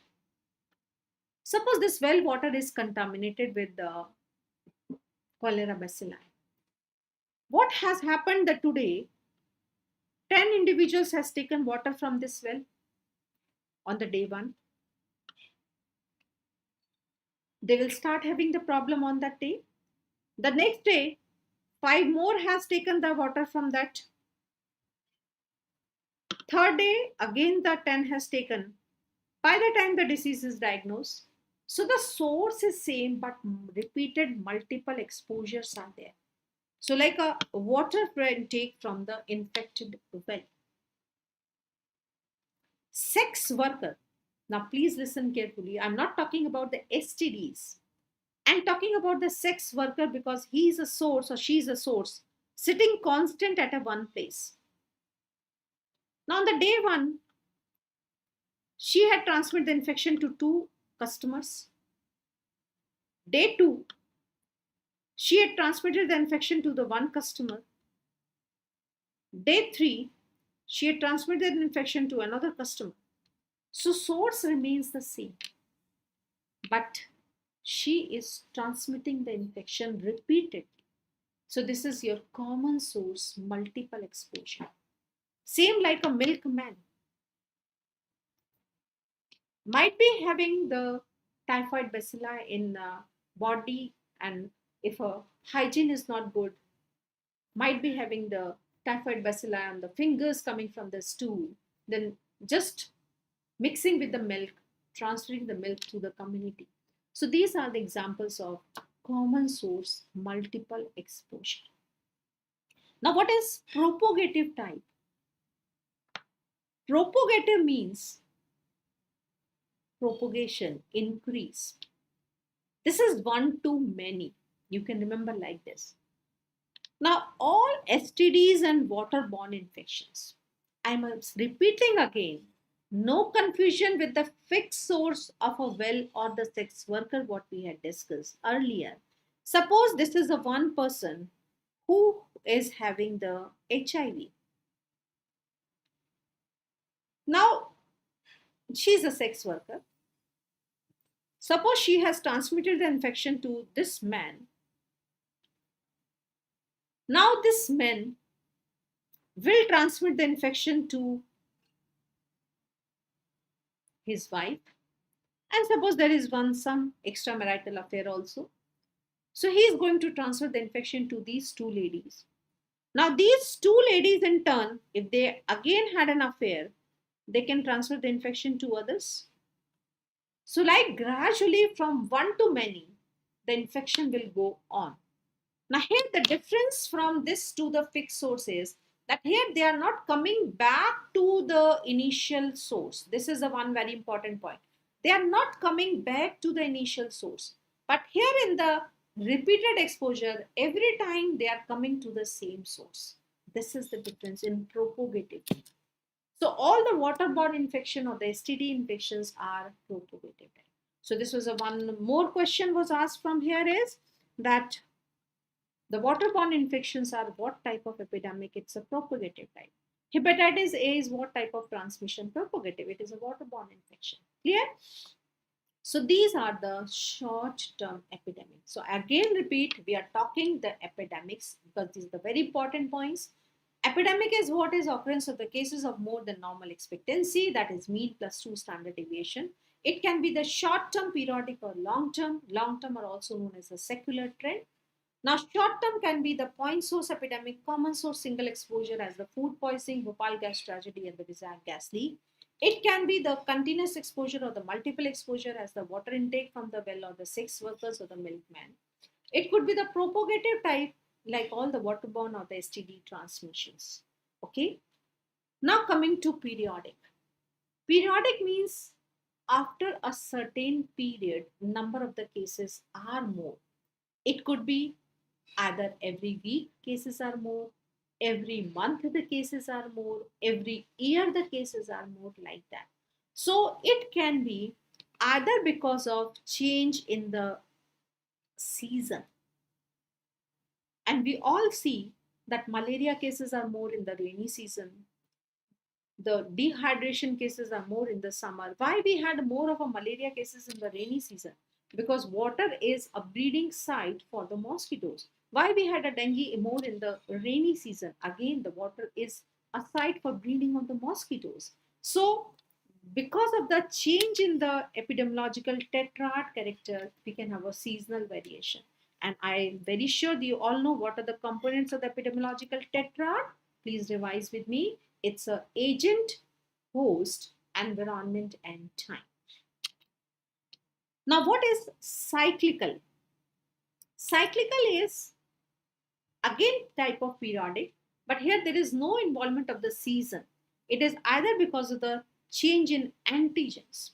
As we know, influenza is every year is changing its antigen, and could be that after a year or two we can say that COVID is also having the repeated antigenic variation and can show some cyclical pattern that every year, every 6 months, the cases are more. So currently we are saying that antigenic variations are seen in the influenza. And human behavior. Now, this is practically what we see, that road traffic accidents, although they are happening daily, but they are more towards the weekends. Why? Because the person is going for a long drive, might be overspeed, under the effect of some alcohol, more chances of the accidents. Now, I'm not going to quote this example because it is against our medical ethics. But if I tell you practically, and if you see the records of ICU, mainly we see that maximum deaths are happening towards the early morning time. Between the 2 to 5 a.m., the maximum deaths are happening in the ICU. The reason is that we all are the duty doctors, staff sisters, they all are the human beings. They are working throughout the day, they are tired. So their reflexes are poor towards the early morning. Or many times, if the two sisters are there, two doctors are there, they divide. Okay, first 4 hours you take rest, I'll do the duty. Next 4 hours I'll take rest, you do the duty. So the staff is little bit less active staff. On paper the staff is more, but active staff is less. They all are tired, their reflexes are poor, so they are not able to see the vitals of the patient, they are not able to see the patients properly, and maximum deaths happening in the first early hours of the day. Okay, but I'm not going to quote that example. So this is what is the periodical. It could be the seasonal or cyclical. And what is the secular trend? This what we had seen, that this is a question asked, is that what is secular trend? Is a long term is the secular trend that we are seeing the changes in the one direction, means it is for non-communicable diseases. Now if you see for non-communicable diseases in the past few decades, like if I say this is for the year 1991, it is for 2001, it is 2011, and then 2021. Then constantly if I say that number of the uh, non-communicable disease like diabetes, hypertension is constantly increasing. So the change is seen over the decades, slowly in one direction. That is what is long-term fluctuation or secular trend. So this was about the second component of the disease, that is the time, place, and person. So till now we had discussed the two components. One is the um, frequency in terms of incidence and the prevalence. Then we had discussed the distribution of the disease and in detail about the time distribution. Okay, so I think what is the time now? 1:130. So should we take a lunch break here, or please let me know? Should we take a lunch break here, or should we go for another half an hour and we'll take a lunch break around 2 o'clock? So please let me know at what time you want a lunch break.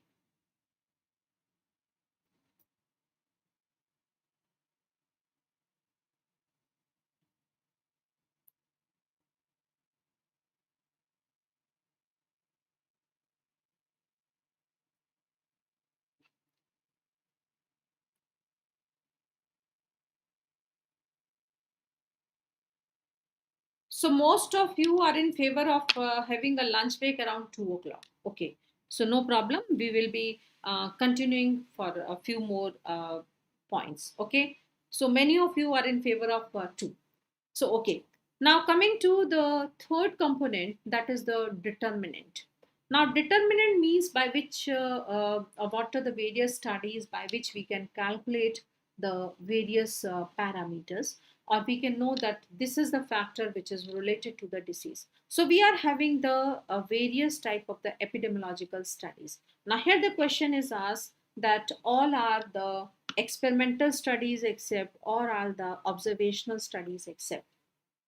So we can classify the studies into the two broad groups. So always remember, wherever the groups are, the questions are asked, all are belonging to this except. So we are having the two basic groups. One is an observational studies, another is the experimental studies. Now, observational studies are further classified into the two categories. It is the descriptive and analytical. So observational studies are further into classified into descriptive and analytical.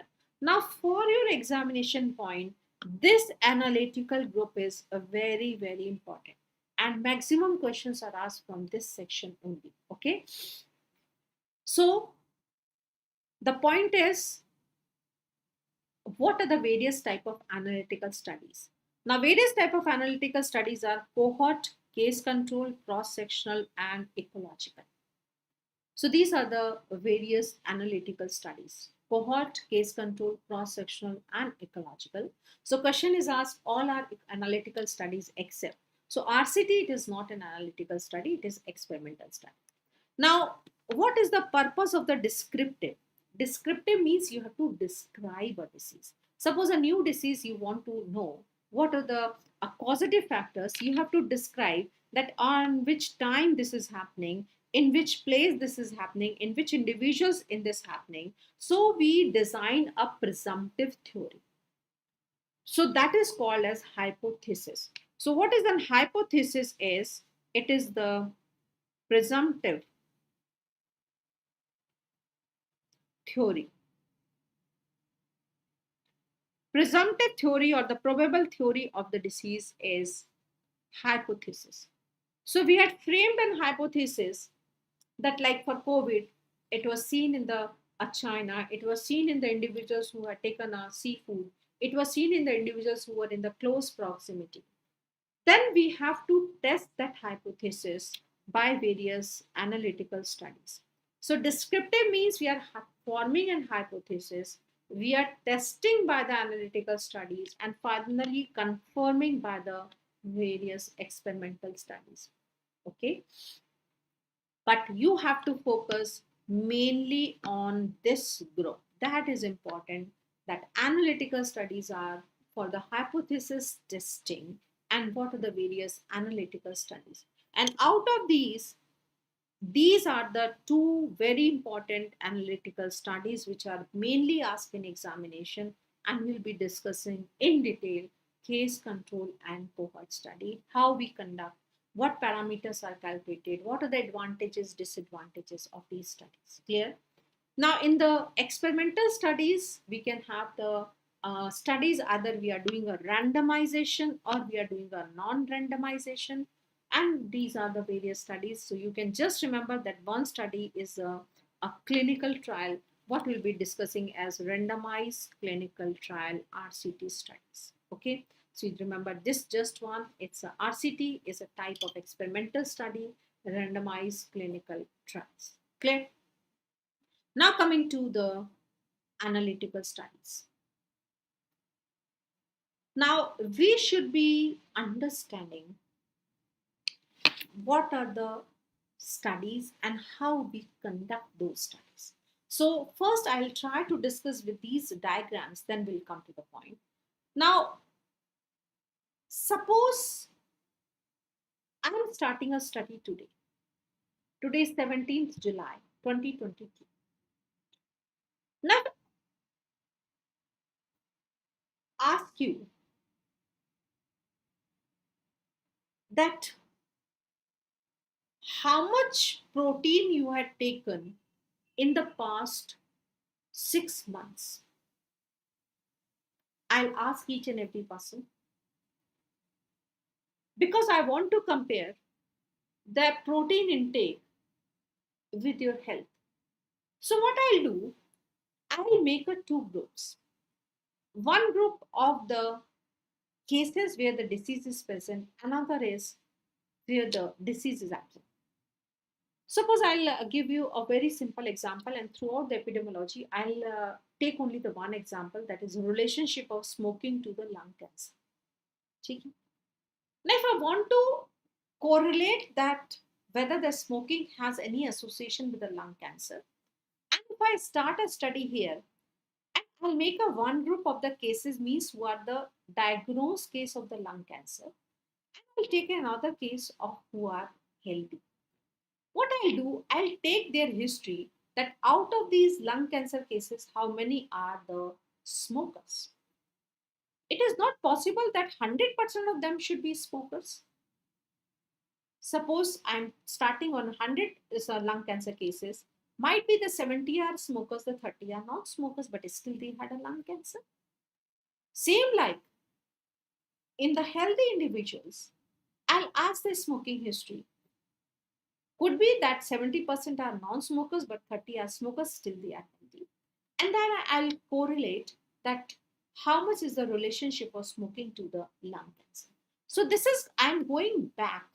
This is your case control study. Clear? Now, suppose I had come to know by the case control study that lung cancer cases are giving a higher history of the smoking, but still I'm not very sure. So what I'll do, now I'll conduct a forward study. What I'll do, I'll take the two groups. Both are healthy. This is a very, very important difference between the case control and cohort. Cohort may at the beginning the patients were present, but in the cohort, both group are healthy. One group, I'll expose them to the risk factor. I'll say, okay, how much amount you want to smoke, you smoke. You're free to do whatever you want. And this second group, we restrict them, that you are not allowed to smoke. And after some time, we will wait, or we will see that out of the 100 smokers, how many had developed the disease. Suppose out of the 100 smokers, the 10 had developed the lung cancer, 90 are fine. And out of the non-smokers, suppose a 1 had developed the cancer, the rest 99 are fine. So then we will be correlating that what is the possibility of developing the lung cancer in the smokers? What is the possibility of development of the disease in the risk factor presence? So this is what is the cohort study. Now, if we see in terms of the importance, the cohort study is considered as better over the case control in only one parameter, that is, we can calculate the incidence, means out of how many healthy individuals the cases are developing. Suppose if I say that out of these 100 individuals, the 10 are developing the lung cancer. But in the case control, we had already the 10 patients of the lung cancer, and which we cannot know out of how much population they are coming. They might be coming out of 100 individuals. They might be coming out of the 10,000 individuals also. So we cannot calculate the incidence by case control. This is the major disadvantage. And this is the main advantage of the cohort. As it is a forward study, we can calculate the incidence. But rest all are disadvantage. We have to wait for a long time. We have to pay our staff. It's a costly affair. Very, very important. We are exposing the healthy person to the risk factor. We know that they are going to develop the disease, but still we are not doing anything. We are just closing our hands, waiting for them to develop the disease, and we'll do the analysis. Okay. So we have to find a middle way. What is the middle way? Middle way is that we want all the advantages of the cohort, that we should be able to calculate the incidence, and we want all the advantages of the case control, that it is not a long duration study, not a costly study. we are not exposing our patients to the risk factor. So that is designed as a retrospective cohort study. Okay, so cohort study is of two types. One is traditional cohort. If they didn't mention the prospective or retrospective, we mean it is a typical a forward cohort study or the prospective cohort study. But if they say retrospective cohort, plain retrospective, it is a case control. But if they say retrospective cohort study, it is the another study. So what we do in a retrospective cohort study, suppose we are collecting the patients of the lung cancer here. Patients has already developed the lung cancer. What we'll do, we'll go back, reach to the point where they all are healthy. Suppose I'm starting a study in 2022. So what I'll do, I'll collect the hospital record of 2012, 10 साल पहले के. 10 years back, I'm collecting the patient's record from the hospital. Now, what I am collecting, I'm collecting the records of those patients who are admitting for any problem other than the lungs problem. So, presuming their lungs are normal at that moment, they are coming with an intestinal problem, they are coming with some fracture, they are coming with some neurological problem, but their lungs are normal. Then I'll be finding from the history whether the person was smoker or non-smoker. So I could collect the individual who were smoker at 2012, but they were healthy. They were not having the lung problem. I could also collect the 1,000 or 100 individuals who were the non-smokers, lungs were healthy. And I know their addresses. Now I'll follow them till present that out of those, how many had developed the problem. So now I'm coming in a forward direction. I'm able to calculate the incidence, but I'm not wasting my time, I'm not wasting my money, I'm not exposing my person, healthy individuals to the risk factor. So this is a retrospective cohort study. Clear? So I repeat again, retrospective mein, we are starting from today, but going back, reaching to the point where they are apparently healthy, exposed to the risk factor, then coming forward. So it is a retrospective cohort study. Clear? Now, what is the clinical trial? Clinical trial is means to the patients we have to give the drug. So one group we are giving a new drug, another group we are giving a placebo. We are looking for the outcome. That is our clinical trial. Now, what is a cross sectional? Cross sectional means at that particular time. Suppose if in a community I want to know how many are having the anemia. So what I'll do, I'll take their blood, check the hemoglobin, and say the 10% are having hemoglobin below the 10 gram. What is my cutoff? They are anemic. So cross sectional means at that particular moment how many are having the disease. So if we consider the direction, if we are doing a study in a backward direction, it becomes a case control. If you are doing a study in a forward direction, it becomes your prospective cohort study. If we are doing a study at that particular moment, it becomes your cross-sectional study. Or you can add one more, that if we are going from the present, we are going little bit back and then coming in a forward direction, this becomes your a retrospective cohort study.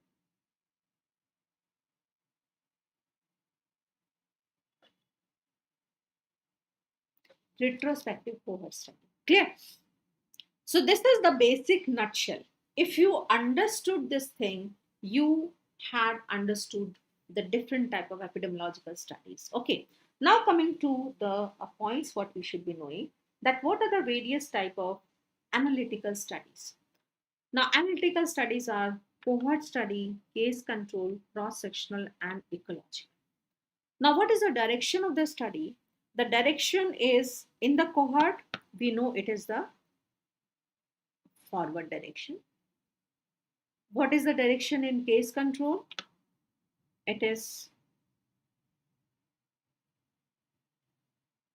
the backward direction. In the cross sectional, at that particular point only, and ecological is also at that particular point only.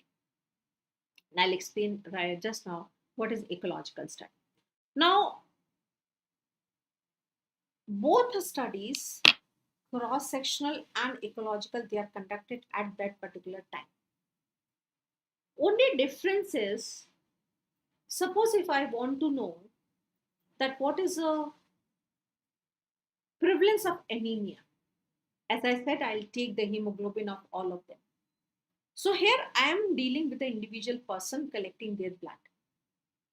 But suppose if I want to know how much is the average daily milk consumption by a person. Now, it will not be practically possible to go each and every house and say how much milk you are taking. So, what I'll do, I'll have a total population of that area. Suppose the total population is 10,000. I'll go to the milk parlors or milk booths to find out that how much milk daily you are selling. So, they say that 10,000 liter of the milk is being sold by us daily in this area. So 10,000 population is there. So average, I can say the 1 liter is milk is used by one person per day. So only the point what you have to remember, the basic difference in ecological and cross-sectional.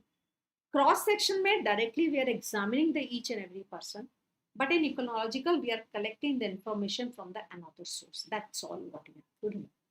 Okay. But mainly we have to focus on these three studies: case control, cohort, and cross-section. Now, what is an importance? If I say the importance wise, number one is cohort, number two is case control, then cross-sectional, then ecological. So best analytical is cohort study.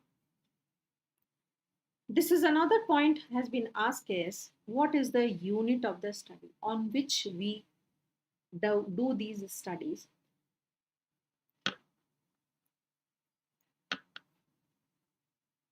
Cohort, case control, and the cross sectional, we examine each and every person. So, individual is unit of the study, while ecological, population is the unit of the study. So this was the question asked. So जितने भी abnormal points होते हैं ना, these are exceptional points they are asked. So what is the unit of the study in ecological? It is the population. Now, presence of the disease at the start of the study, this will help us in identifying the study. In cohort mein, we are starting a study on healthy individual. So obviously the disease is not present at the beginning. So disease is absent in the cohort, while in case control, cross-sectional and ecological, disease is present at the beginning of the study. And the last point is again very, very important, that what parameters are calculated by these studies, very commonly asked in examination. That parameters calculated by cohort study is, it is the incidence,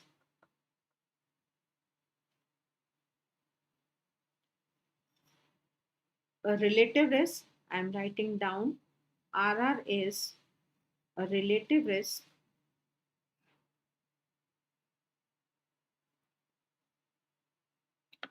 then AR, that is attributable risk,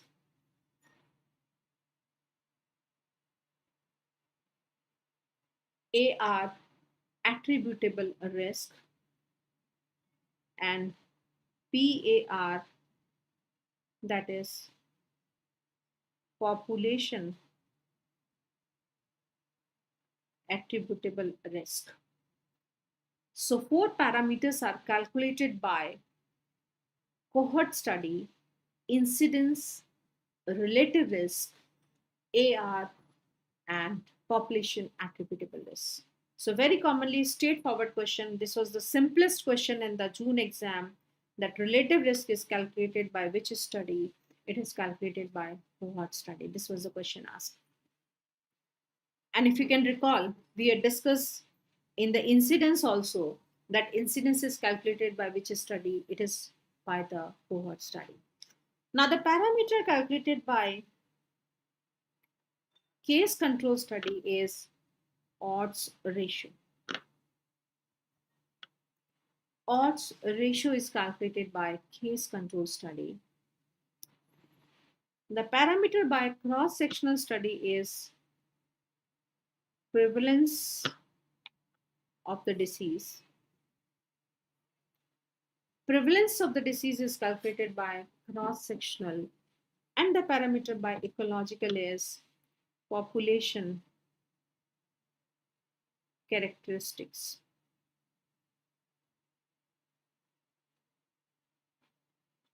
But important is by cohort, case control, and cross section. So these are the a few points about these various studies. Now just we will make a diagram of the study design, then we'll take a break. Now what is the study design? Again, this all what we had discussed, it is just we will draw by our own hand, so we will remember. Now case control study, what we'll do, it is a start at this point. This is the start of the study. We will make the two groups.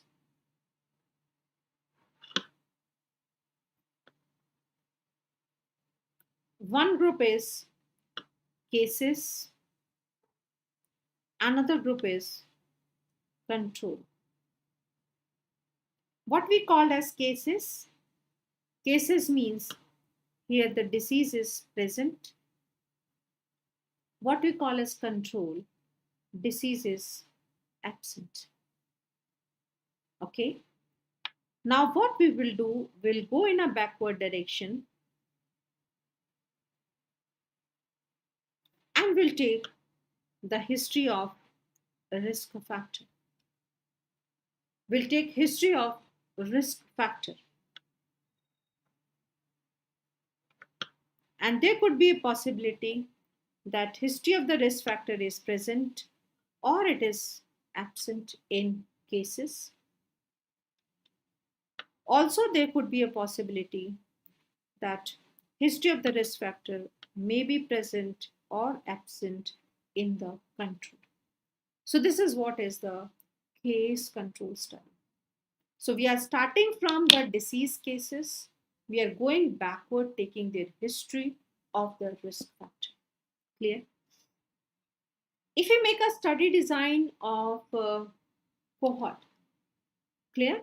So this should be clear in your mind, then only we can go further and we can solve the questions, because this is the fundamental of the basic questions. Now, what is a cohort study or prospective cohort study? This is the start of the study. We'll make the two groups.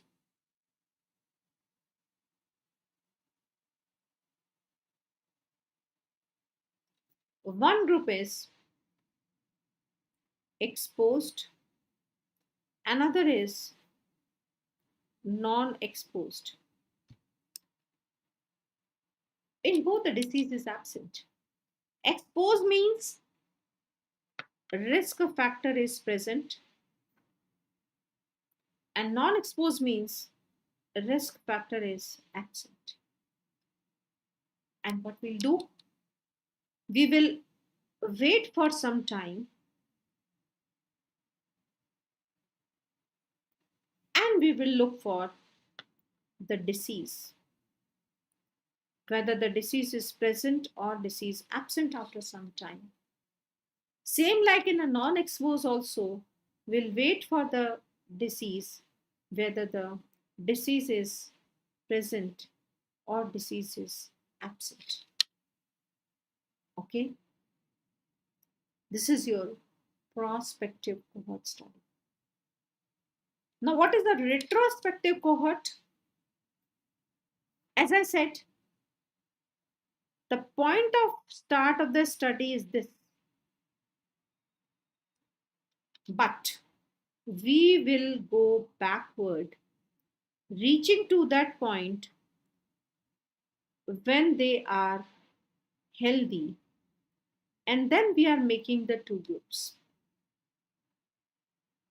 and these groups are same, exposed or non-exposed.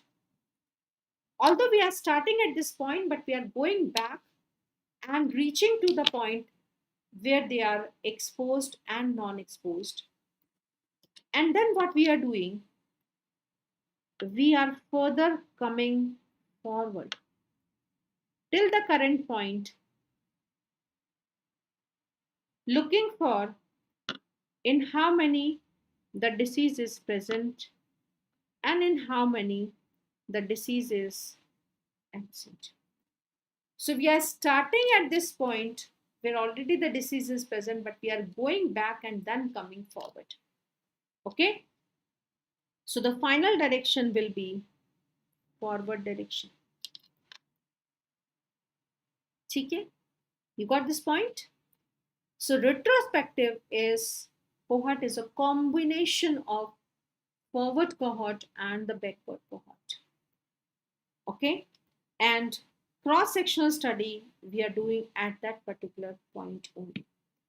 So these are the important points, that how to conduct those studies, how we are planning these studies, how we carry out these studies, what are the parameters calculated by these studies. Okay, now calculation part, how we are calculating the incidence odds ratio, will be discussing after the lunch break. Okay, so I think 45 minutes will be enough. Okay, the time by my watch is 1:55. So it'll take up 50 minutes. So we will be starting at 2:45. Okay, so a class we will be restarting at 2:45. So meanwhile, if you had any doubt, any query, you can message me and I'll be answering those questions. Okay.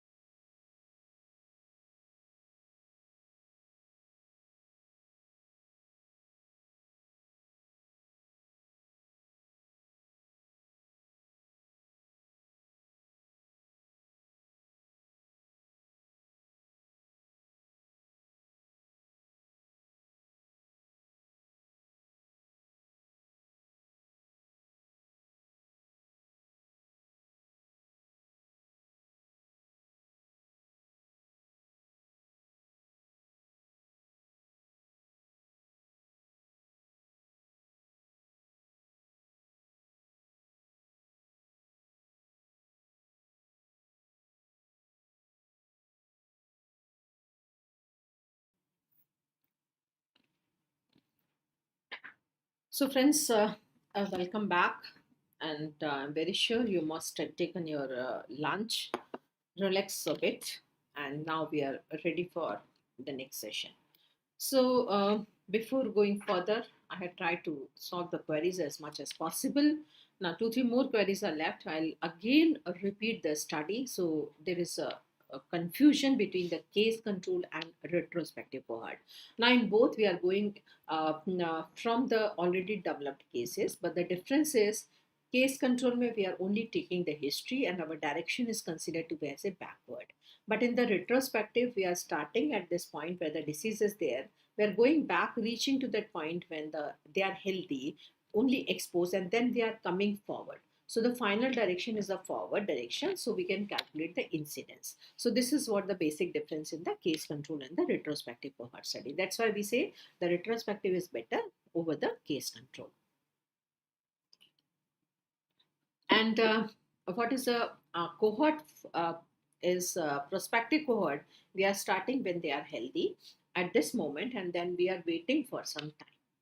So please listen carefully. If a simple cohort study is asked, you are supposed to answer the prospective cohort study or typical forward cohort study. Clear? But if the retrospective study is asked, you have to answer the typical case control study, that is a backward or the retrospective study. But if the cohort word is added and the retrospective cohort, then you have to answer the different study, and the prospective cohort is something different. Clear? Now coming to the few more points that what are the various advantages and disadvantages, as we had discussed that this study, what we call case control and the cohort, they are the mirror image. So जो भी advantages होंगे case control के, they become the disadvantages of the cohort study. So first we talk about the advantages of the case control. So the duration, it is a short duration study, while the cohort, it is a long duration study. So if I'm talking about the cohort, I'm talking about the typical cohort or the forward cohort. Okay, so no confusion, no mixing of here. Whenever I say cohort, I mean it is a prospective cohort. Okay. So duration is a short duration, case control, long duration is the cohort study. The cost of the study, it is cheap for the case control, while it is costly in cases of a cohort study. But this is a point, what it has been asked is that what is a disease of choice for rare diseases. So case control is some considered to be as a study of a choice of rare diseases, while cohort is not considered as a choice of study or study of choice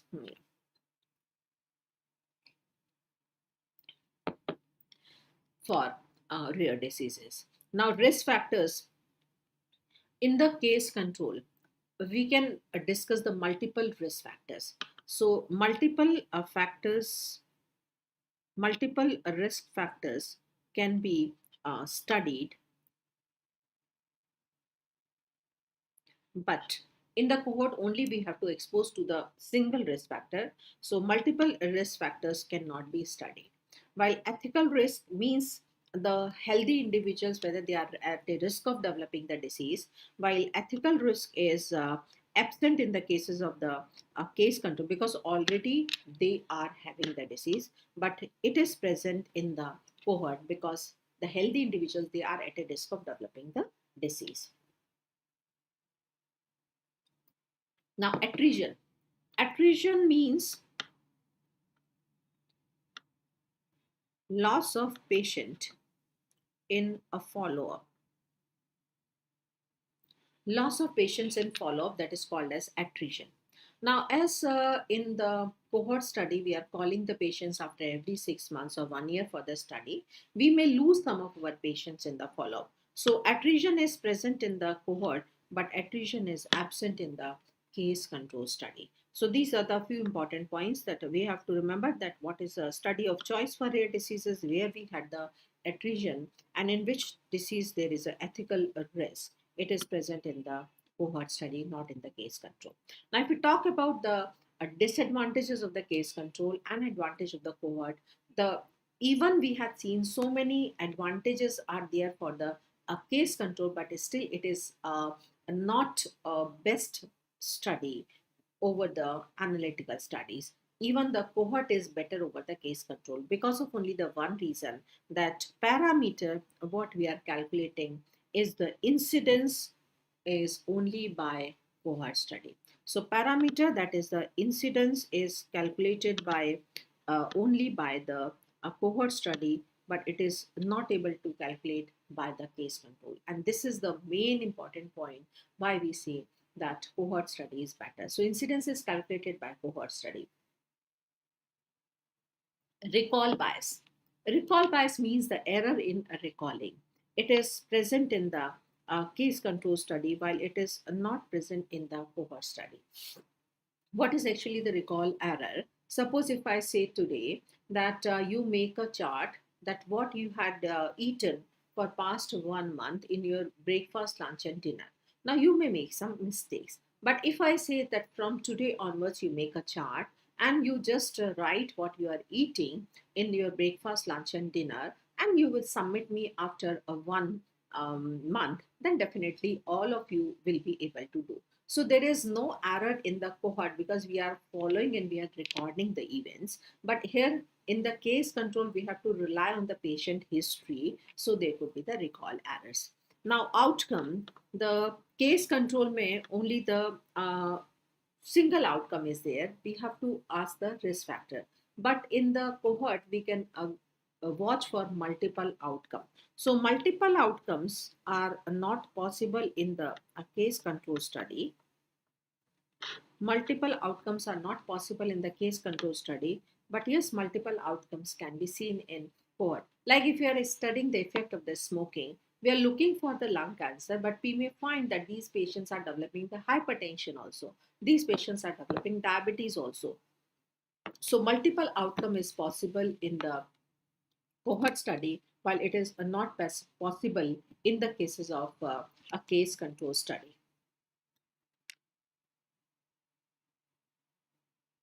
Now, another very important point is that what parameters are calculated.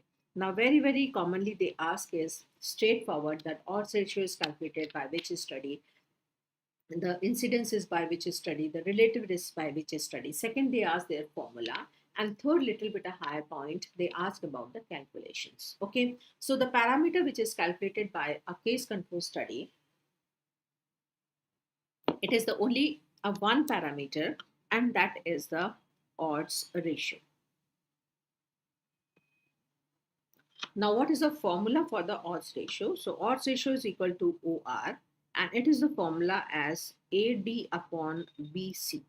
So, odds ratio is AD upon BC. Now, what it is? Now, please understand first. Now, what is odds? It is the ratio of true to false. Now, what is the true? True means if a patient is having the disease, suppose I'm talking about the same story of the lung cancer. If a patient is having the lung cancer, then definitely he should give a history of smoking. And the patient is healthy, then there should not be any history of the smoking. This is the true statement. So, true versus false. Now, what is false? That patient is a case of lung cancer but non-smoker, and patient is healthy but it is smoker. So it is a ratio of the true to the false. That is what is the odds ratio. Now, how we develop this formula or how we calculate. Now, this will understand with this one numerical, and we should be able to understand this table.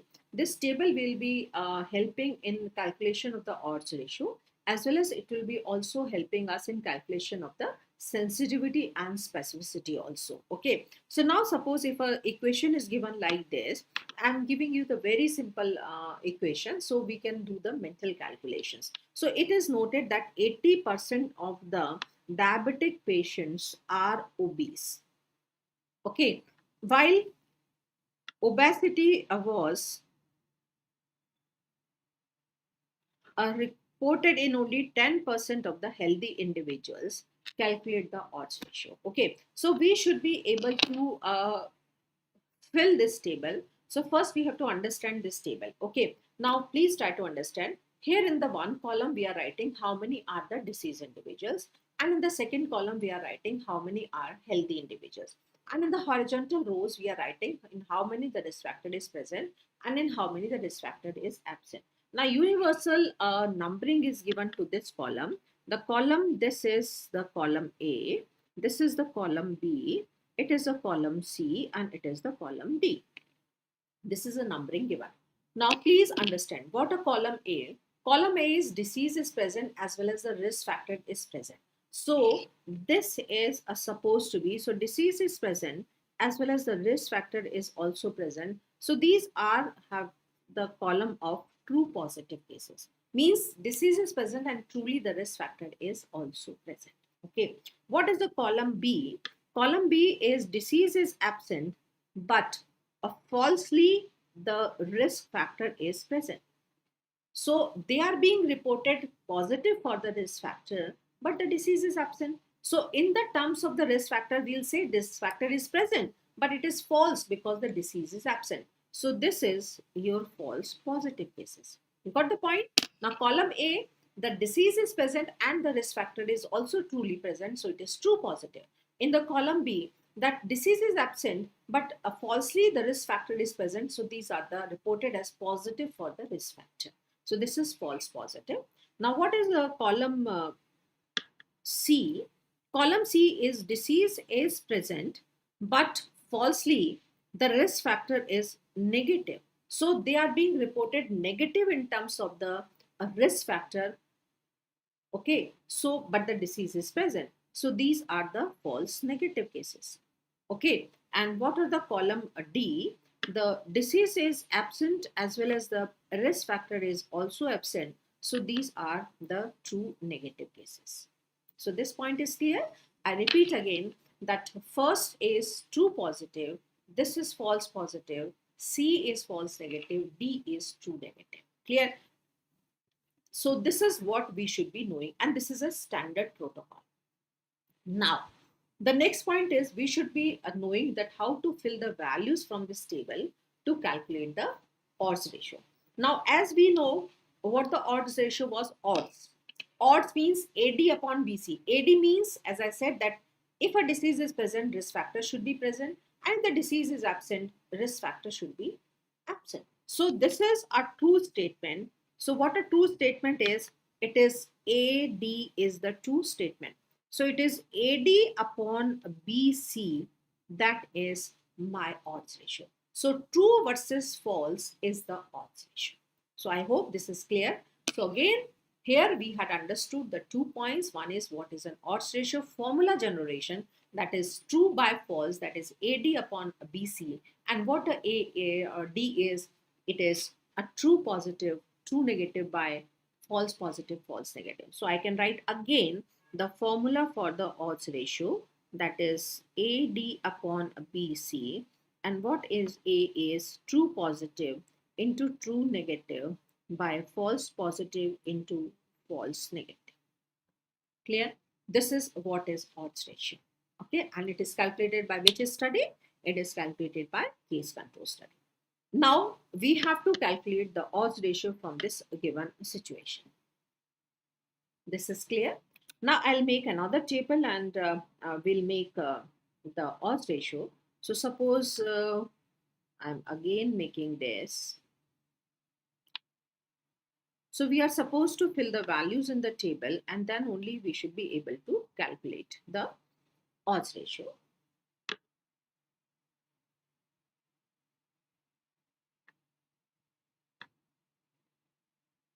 Now in the first column, the disease is present, disease is absent. Here the risk factor is present, risk factor absent, and this is the total cases. Okay. And this is my A, it is the B, it is the C, it is the D. Clear? Now what a statement says, that coming back to the statement is saying that 80% of the diabetic patients are obese. Now if I take, now please try to understand that it's a basic simple calculation. If I am taking as presumption my disease cases as 100, because they didn't mention me the exactly. So if I take my total disease cases as 100, they say 80% are having the obesity, because here what is the risk factor? Risk factor is the obesity, and what is the disease here is the diabetes. So disease is the diabetes and the risk factor is the obesity. So if I say my 100 individuals are having the diabetes, out of that 80% are having the obesity. So my A will be the 80. So obviously out of the 100 diabetic patients, the 20 are not obese. So in the 20, the risk factor is absent, while in 80, the risk factor is present. So in this way, this is my first column is fit.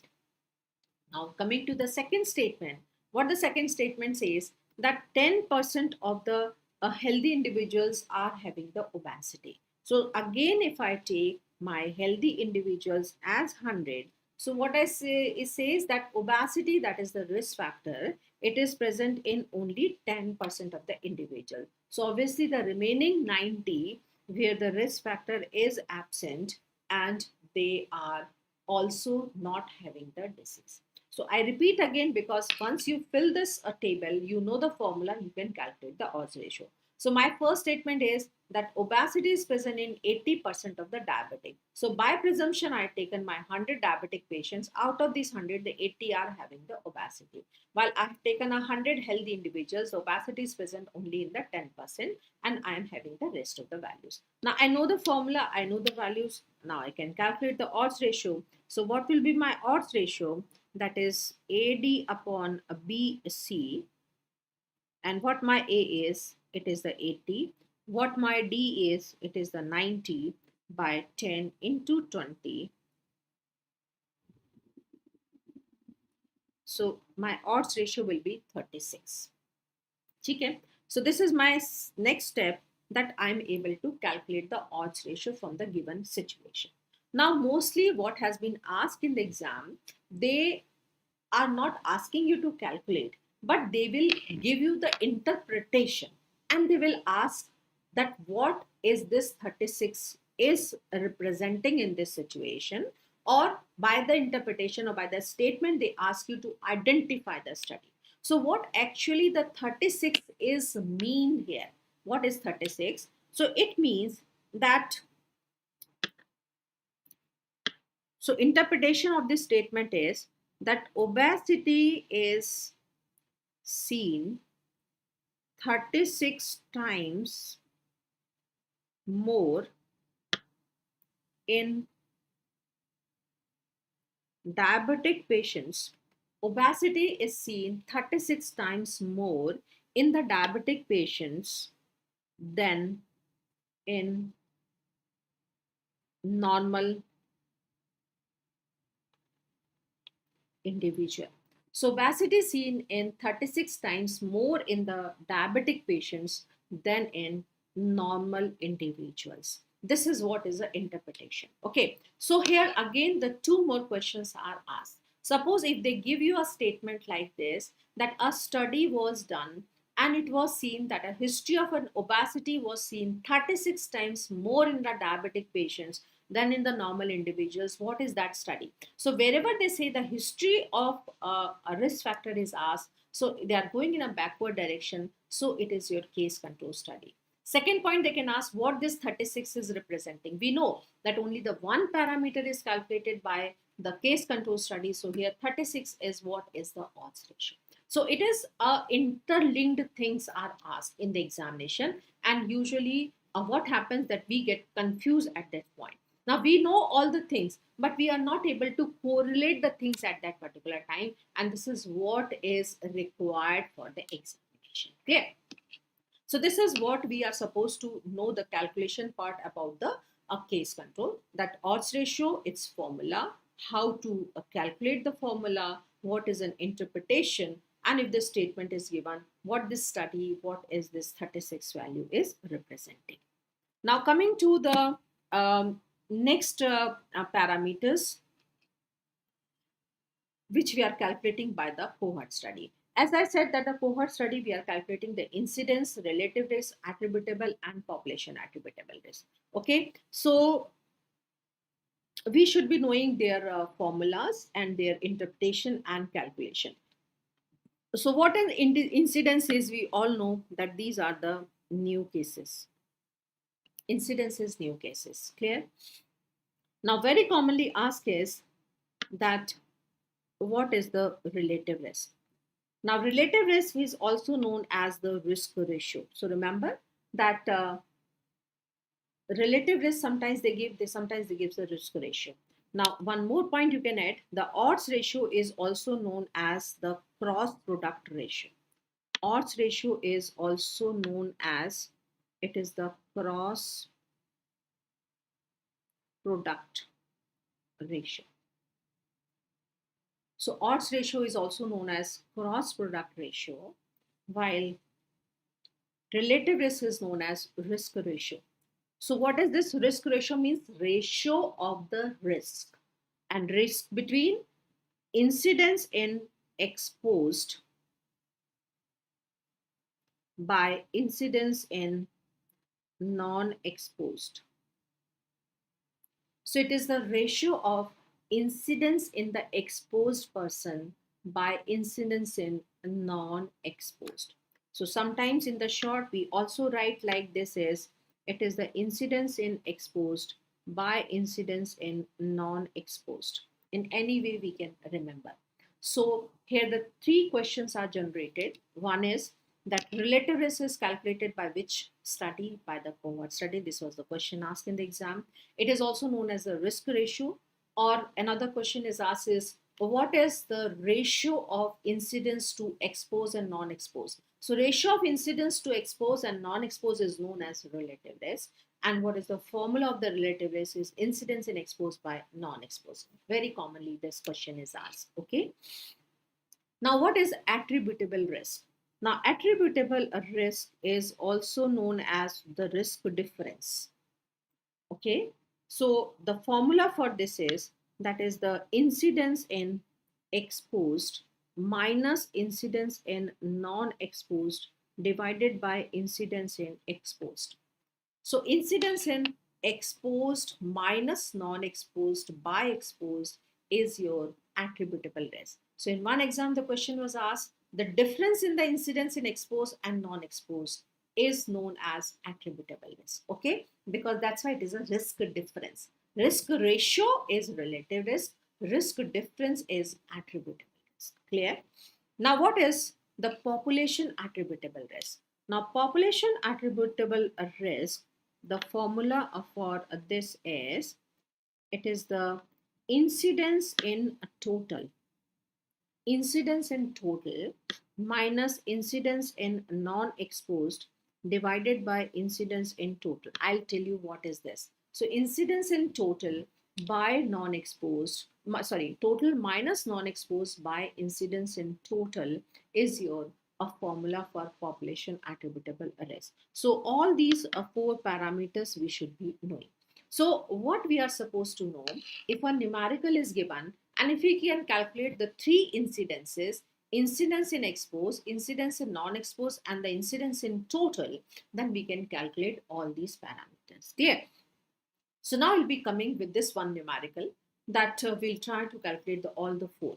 And the basic numerical is that number of the accidents seen in 30 out of the 1,000 truck drivers using the mobile while driving. So यहाँ पे क्या है? The risk factor is the mobile use while they're driving. So out of the 1,000, so if I make a ray diagram and my ray diagram says like this, that if I am starting a study here, that out of my 1,000 truck drivers and who are using the mobile phone, out of these 1,000 truck drivers, how many had the accidents? Accident was seen in 30 individuals. Okay. While another is that in the non-mobile users while driving, the accidents were only 3 out of the 1,000 drivers. So another is my 1,000 drivers where they were not using the mobile phone, the accidents were 3. Okay. Now, what is the total? Total means how many total truck drivers I am having. The total truck drivers I am having the 2,000, irrespective of their mobile use or not. So total truck drivers I am having the 3,000. And out of this, how many total accidents are happening? The total accidents are happening 33. Okay, so this is what I can calculate the incidence. Okay, and incidence we know what is per thousand. So if I calculate the incidence separately, incidence in exposed. Now incidence in exposed, how many accidents are in the exposed? 30 accidents are happening out of the 1,000 truck drivers. So I can say my incidence in exposed is 30 per 1,000. Straightforward. 30 accidents are happening out of the 1,000 truck drivers who are using the mobile. Now non-exposed में the 3 accidents are happening out of the 1,000 non-mobile users. So my incidence in non-exposed is 3 out of the 1,000. Now, please pay attention. I'm having the 33 accidents out of the 2,000 truck drivers. So I know my incidence in a total will be 33 out of the 2,000.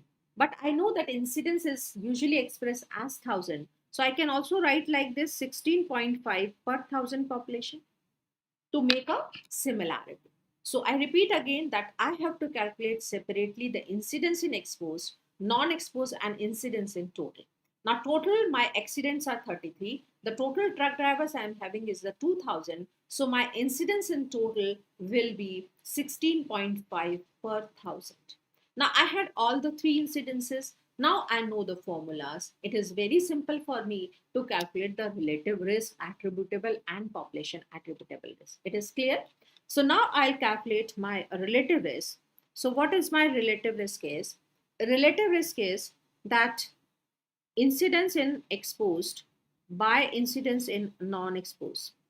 Now what is my incidence in exposed is 30, by non-exposed is 3. So my relative risk is coming as 10. Clear? But here the same point asked is that what this 10 is representing. Okay, and they will give you a statement and they ask what is this type of study, and they say what this 10 is. So here what the 10 is representing, that the mobile use during the driving or mobile users are at a 10 times higher risk of developing the accidents. So see the language. We are starting from the mobile use going towards the accident. So forward direction we are moving. So it is your a cohort study. If they say that history, if we conduct a case control study, and if I say like this, that history of mobile use was seen 10 times more in the accident cases, then this 10 was the odds ratio. But here if I say that mobile users are at a 10 times of higher risk of developing the accident, means after the mobile use then accident comes forward direction, then it will be your cohort study. So see the language of the question very carefully. So here the 10 is representing what? 10 is representing that the mobile users are at 10 times higher risk of mobile users are at 10 times higher risk of developing accident than non-mobile users. So mobile users are 10 times higher risk of developing accidents than non-mobile users. So this is what is our relative risk and its interpretation. Clear? Now, second parameter is attributable risk. It is the risk difference. Now, what is the formula for attributable risk? Incidence in exposed minus incidence in non-exposed by incidence in exposed. So what is the incidence in exposed? 30. What was the non-exposed? 3. Exposed was 30. So it is 27 by 30, or I can say the 0.9 or 90%. So basically, what is this interpretation? Attributed means responsible.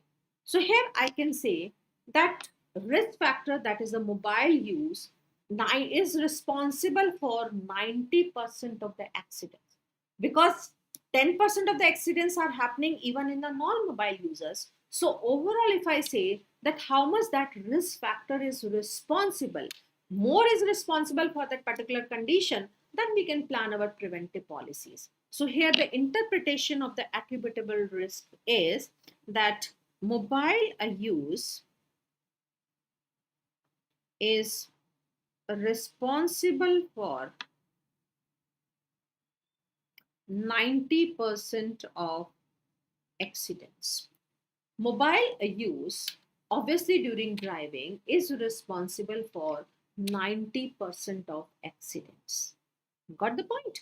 So, relative risk is how much it is responsible for overall risk and how much that mobile is individually responsible for the accidents. Out of all total, 90% is because of mobile use. Clear? Now, coming to the next is that is population attributable arrest. Now, our purpose is that we should be planning some preventive policies. So, if I say stop mobile use during the driving, then how much reduction we are expecting in the accidents? That is a population attributable risk. So, population attributable risk is calculated as incidence in total minus incidence in non-exposed by incidence in total. Now, how much is in the total? It was the 16.5. How much was in non-exposed 3? It is by 16.5. So it will be somewhere 13.5 by 16.5. Okay. So it will be somewhere around 0.8. I'm not having an exact calculation. So somewhere will be around 0.8 if I say, or if I say it is 80%. So what I can say that if we can avoid the mobile use during the driving, 80% of the accidents are prevented. Okay, so what is an interpretation for this is that 80% of the accidents are prevented by avoiding mobile use. 80% of the accidents are prevented by avoiding the mobile use. Clear?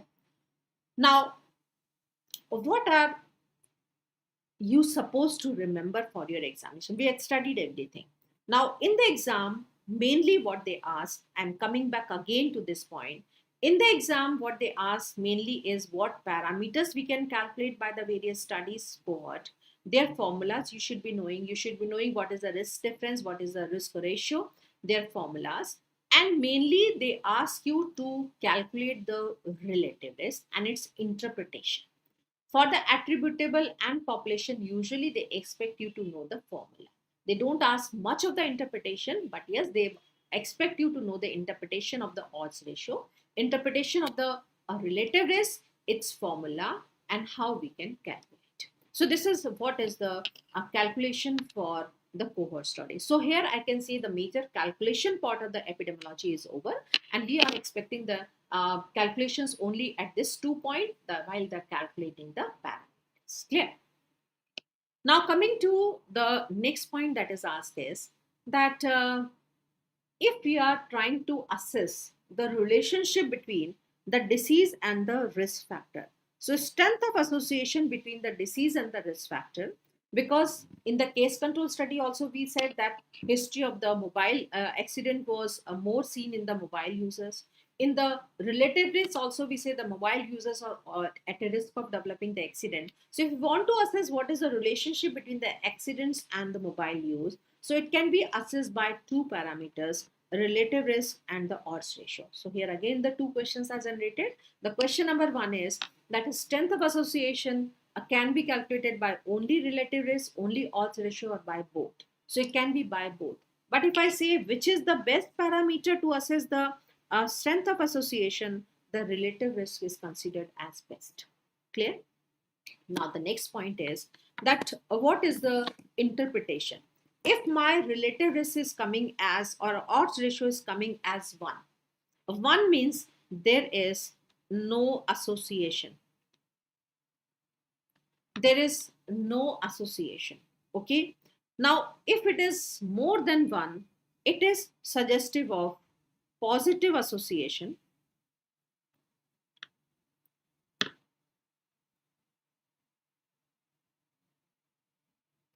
If a relative risk or the odds ratio is 1, it means there is no association.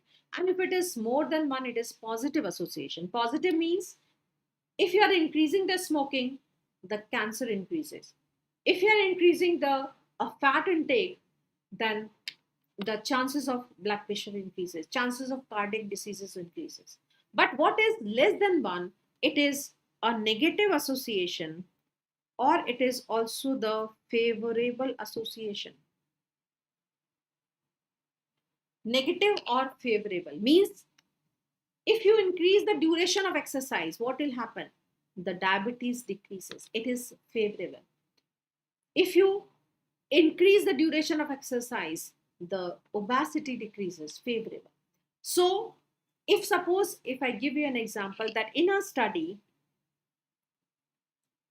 while doing the study is done to know the relationship between the smoking and possibility of the myopia.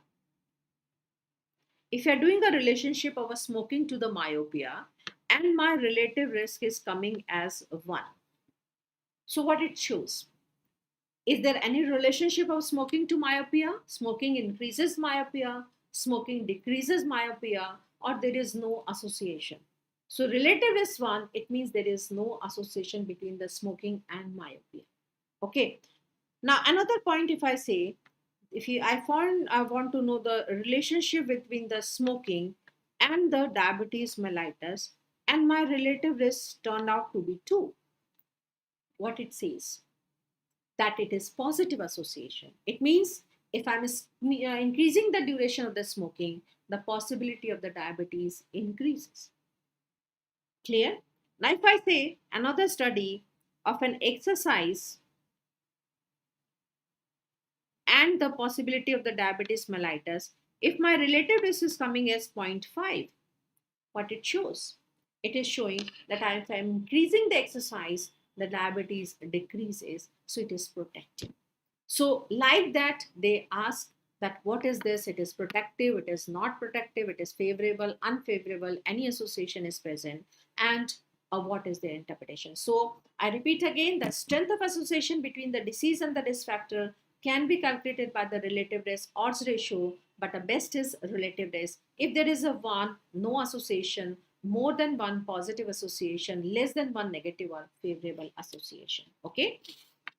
So this was about your ACRA case control study and the cohort study, their numericals and the related questions, what can be asked.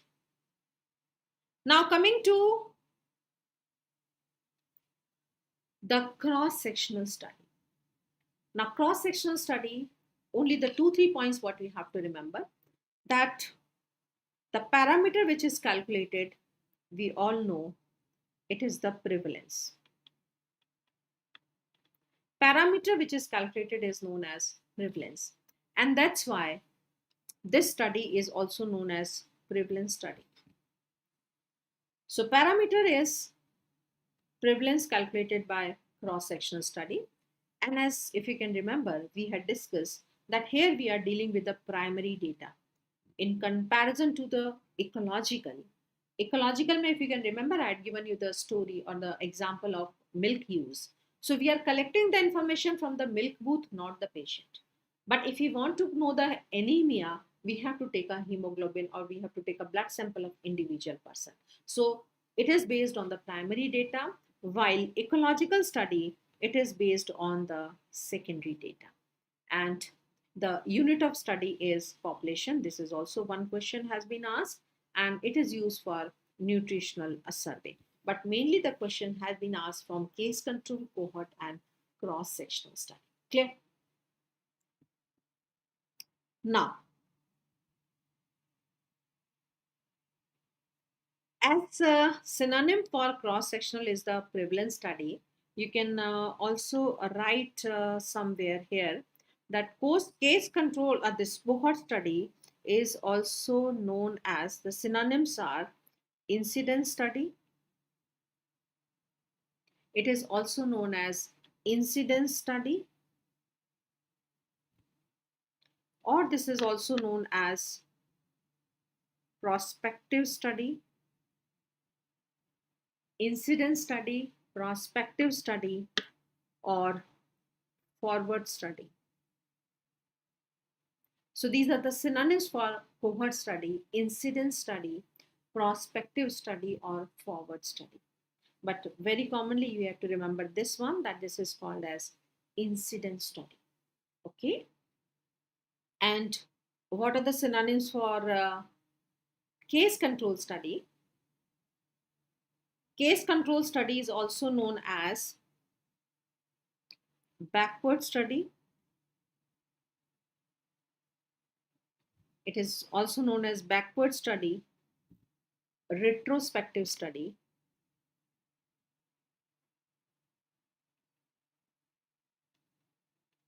It is also known as backward study or retrospective study. Clear? Now, next type of the questions, as I said, they give you the statement. And in the statement, we have to identify what a study they are talking about. So how I can identify the various type of the studies? So in the study, we have to look for the direction of the study. And we have to see from where they are starting a study. If they are starting a study from healthy and going towards the patient, or they are starting from the patients going towards the healthy state or going towards the risk factor. So although we had discussed everything, it is just the repetition. Now what is the direction in the case control? You all know it is the backward direction. What is the direction in the prospective cohort? It is starting at this point, moving in a forward direction. What is in the retrospective? Retrospective, always remember, we say the forward, but initially we are going little bit back, but final direction is forward. So case control, backward. Prospective cohort, forward. Retrospective cohort, going little bit back and then coming forward. And cross-sectional study, it is at that particular time only. Cross-sectional study at that particular time only. Okay. Now, presence of outcome. Outcome, it is absent in the prospective cohort study, while in rest, it is present at the start of the study. So outcome is only absent in the prospective cohort study. It is present in the case control. It is present in the retrospective cohort. It is present in the cross-sectional at particular time of the study. So based on these two, we have to identify the type of the study. I'll give you the few examples. We'll discuss one or two, and I'll leave you as your homework. Then we'll discuss later on tomorrow. Okay. Now, so these are the another type of the questions what they ask in examination. So first example is correlation of diabetes to the history of exercise duration. So what is the direction? They are starting from the diabetes and they are asking the history of exercise. So very simple, the disease is present, outcome is there, and they are asking the history going back for the exercise. So what can be this type of the study? I'm waiting for your answer. What can be this type of the study? We are starting from the diabetes and we are going back asking for the history. What can be this type of study? Great. So all are answering correctly. It is your case control study. Now, one or two candidates are asking or writing as cohort. Dear, it is not a cohort study because we are starting from the patient's diabetes mellitus disease and we are going back asking for the history of exercise duration. So yes, all are very right. It is a case control study. Very good. Okay. Now coming to the next, follow up of coal mine workers. So we are starting a study on the coal mine workers, and we are following them for next 10 years. So we are going further for 10 years, and we are looking for the possibility of lung cancer. So we are starting from the coal mine workers. They are healthy at this moment, and we are watching them after 10 years, what will happen to their lungs. So it's a forward study, and I can know that you all are answering very correctly. It is the prospective cohort study.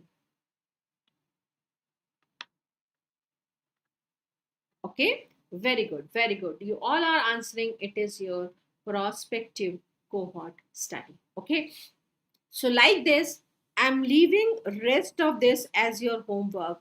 Try to solve these type of the questions because these are the statements asked in the examination. Okay, now I'll discuss the one or two questions what has been asked related to this in the past exam, and these were the questions asked is yes, this was the straightforward question asked in the last June exam, which we say it's a chocolate question, the simplest question. The relative risk is calculated by which study? It is none other than the cohort study. Clear?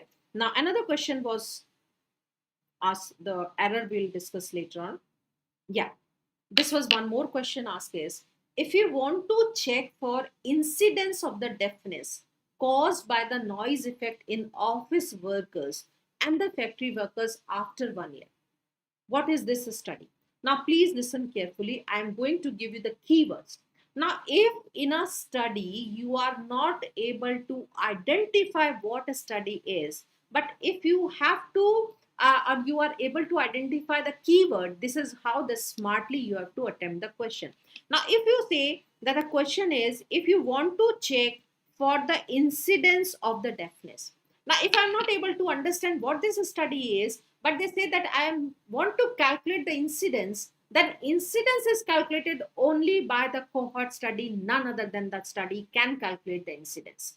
Okay, so I'm not supposed to read the whole story, but if say that if you want to calculate the prevalence, then prevalence is calculated only by the cross sectional study. No other study can calculate the prevalence. So if you're not able to understand the whole study, but you find the keywords in the question, you can answer. And this is what is smartly you have to see the question, smartly you have to analyze the question. Many times happens that you are not able to understand the whole story, but if you can catch one keyword, your answer is done. So here they say that incidence of the deafness in whom? The office workers and the factory workers after 1 year because of the noise effect. So this study is none other than the cohort study. Clear? Now, this is another question asked is, a case control study was done. A case control study was done to know the risk factor of the obesity. Okay. So here, obesity is your outcome. And they want to know the risk factor of the obesity. So obviously the two groups are made. So once this is your obesity is the outcome, and they want to know the risk factor of the obesity. So obviously this will be a case control study. So as we know in the case control study, they had made the two groups. One is with the disease, another is the control. So what will be the two groups? So two groups they had made. One is where the obesity is present and another is the obesity is absent. These are the two groups they had made. You got the point? So many times before reading the choices, you should analyze the question. And as I said that 60% of the time, you know the answer and then you have to look that answer in the choices. Then you will be able to find the correct answer. But if you are searching the answer in your choices, it will be difficult. It should be only in that condition where you don't know the answer, then you have to exclude. But maximum time you know the answer and you have to find that answer. That's why I say develop this habit while doing the telegram questions also. Don't be in a very hurry. We are not recording the time here. that within a 5 seconds you had done. I'm not giving you the reward that if you had solved all the 5 questions in 5 seconds. No, give proper time, understand. So here what the question says, that a case control study was done. They are saying that case control study to know the risk factor of an obesity. So obesity is your outcome. Two groups will be formed. So obviously when we start a study in the case control, we know the two groups, one is of the disease cases, another is the healthy cases. So here what will be the two groups? In one, obesity is present, another is obesity is absent. These are my two groups. And then I look for the risk factors. What is an exercise, what is the food intake, whatever could be the risk factor. So now you see the choices. The patient with or without the obesity, yes, this could be my groups.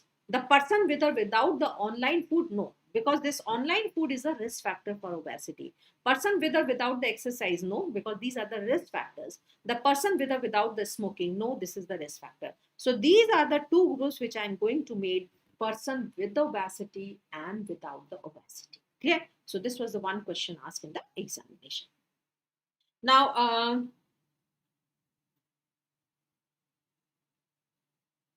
yeah, this was another question asked in the past exam. To know the effect of alcohol intake and the diverse, a study was designed on the patients. Two groups were made of the diverse and the non-diverse individuals, and their history of the alcohol intake was taken. Okay, so what they are doing, again, they want to know the effect of alcohol. So what they had made a two groups. One group where the diverse was present, and another group where the no diverse was there, and they want to take the history of alcohol, whether the alcohol intake has any effect on the diverse situation.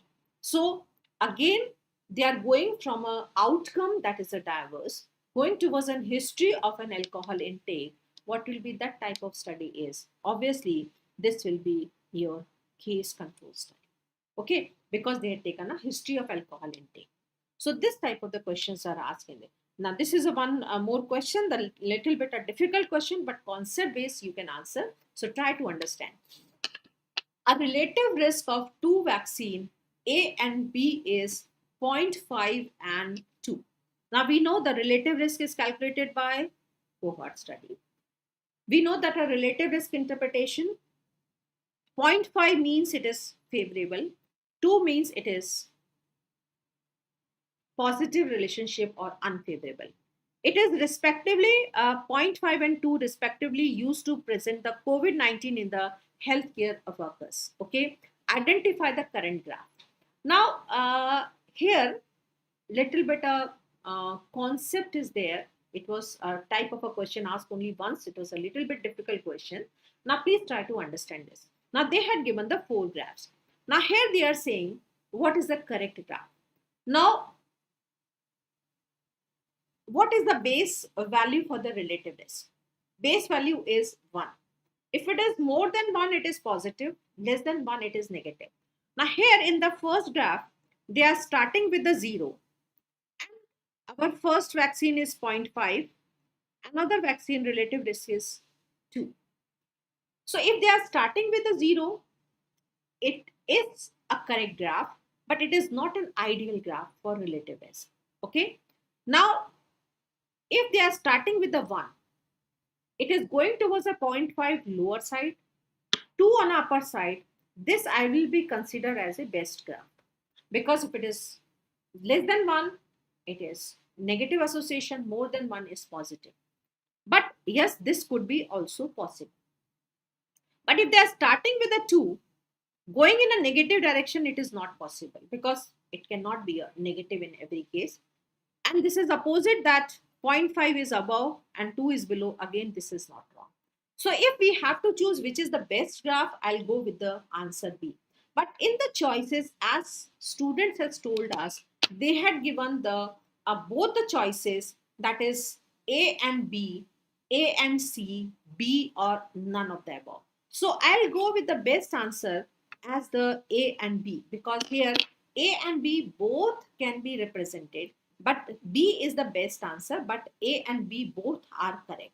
Because if they are starting with a 0 level, It is 0.5 and the 2. But the best answer for a relative risk is, because it has to be started with 1, 1 is the base value, it is negative and the positive association. So this is what is the basic knowledge of the graph, what mathematics we had studied in our 12th standard or till 10th standard. It is the application of that basic. But yes, it is a little bit a difficult question asked in the past exam. So these are the few questions asked. Now coming back to the points we were discussing. So yes, we had covered this point, and I'm leaving all these a few examples as for your homework. We will discuss tomorrow. So this is what we had studied, the analytical group of the studies. Okay, so we had discussed in detail about the case control, cohort study, cross-sectional study in detail, the case control and the cohort, their various parameters we had studied, their calculations, formulas, and the interpretations. Now coming to the randomized clinical trial. Now, randomized controlled clinical trial or randomized controlled trial, the study design, what it is, only we have to understand the design and we have to remember the 2-3 points. Not in much detail they ask. Okay. Now,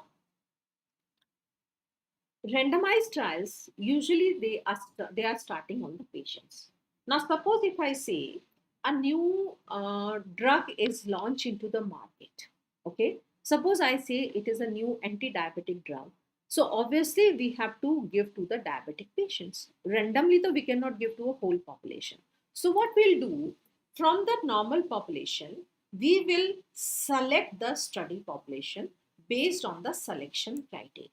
Now, suppose I had decided a selection criteria that person should be having a blood sugar, fasting blood sugar level should be more than 110 milligram, and it should be having the history of the diabetes for more than 2 years. Suppose these are my selection criteria. So any individual who is having the history for more than 2 years of the diabetes and fasting blood sugar level is 110, I'll select those individuals from the general population and this will be my study population. Clear? Now suppose I had selected the 100 diabetic patients. Now what I'll do, randomly I'll divide these 100 diabetic patients into the two groups. Clear? Because there could be the male patients, there could be the female patients, there could be the obese patients, there could be the smokers, there could be the non-smokers. So these are the multiple factors which are affecting the outcome. Okay. And these are called as confounders. So I'll be coming to that point because these are the confounders factors, and we are randomly dividing. So we are neutralizing this confounding factor. So we are removing this arrow. So what we do is randomization. Randomly, we are dividing into the two groups, the experimental group and the control group. Suppose 50-50 ho gaye. Now what I'll do, to this experimental group, I will give the new drug. I will give the new drug to this experimental group, and to the control, either I'll give the placebo or I'll give the old drug or no drug is given. So either I'll give the placebo or old drug or the no drug, and then I'll analyze that if a new drug is being given to a one group, what are the results, whether they are showing the improvement or not. Clear? Now, what we'll do, I can say that could be the accidental, the results are there. I don't believe in that. So now what I'll do the crossover. Crossover means those who were the control, I'll just take them as an experimental. Those who were the experimental, I'll take as a control. Now to this group, again, now I'll give the new drug, and to this I'll give the no drug or placebo. So I'll do the crossover, and again I'll do the analysis. And whatever the final result is there, it is the study. So here, for your examination point, we will be restricting ourselves to this step only, that is the randomization. The questions are asked at this point only. Clear? Only this I had explained you to know how the study is designed. Because here the image-based questions can be asked. So always remember, whenever they are going in a forward direction, just remember the cohort study. If we are going in a forward direction, in that we are starting the study on healthy individuals. But if we are going in a forward direction and if we are going in a forward direction and we are starting a study on the patients, then it is your RCT. But if you are going in a forward direction and we are starting a study on healthy individuals, it is your cohort. Okay? So these are the few important smart points you have to remember. So when we are starting from the patients going in a forward direction, one group is a treatment group, another is a control group, looking for outcome, it is your RCT. So this is your study design. So these are your image-based questions, clear? But theoretical portion, what you have to remember is about randomization. So the point to remember about that, which is the most important step of RCT, the most important step of RCT is randomization. Most important step of RCT is the randomization. Okay, clear? Now, what are the advantage of randomization? Very commonly asked question is that what are the advantages of randomization? It is removing the selection error.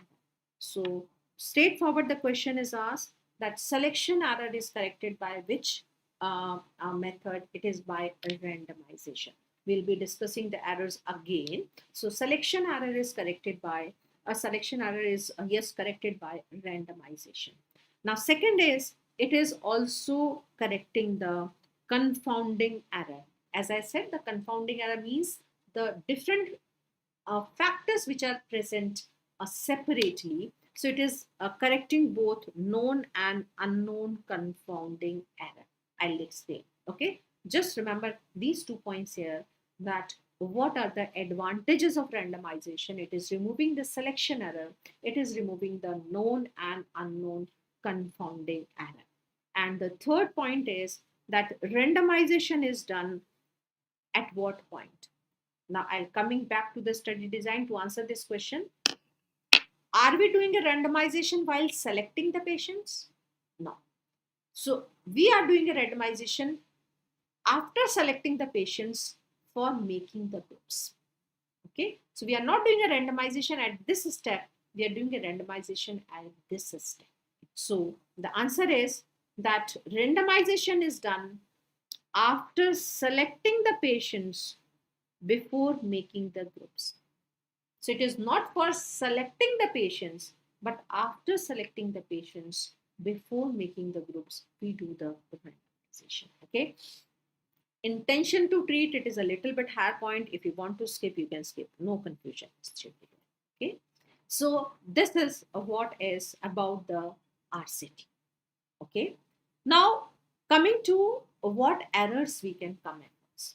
Now before going to this error, I want to just tell you what is a confounding error. Then we will be coming to that point. Confounding error is, first try to understand.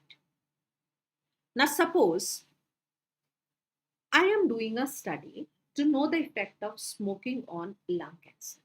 Okay. Now suppose I had made a 2 groups.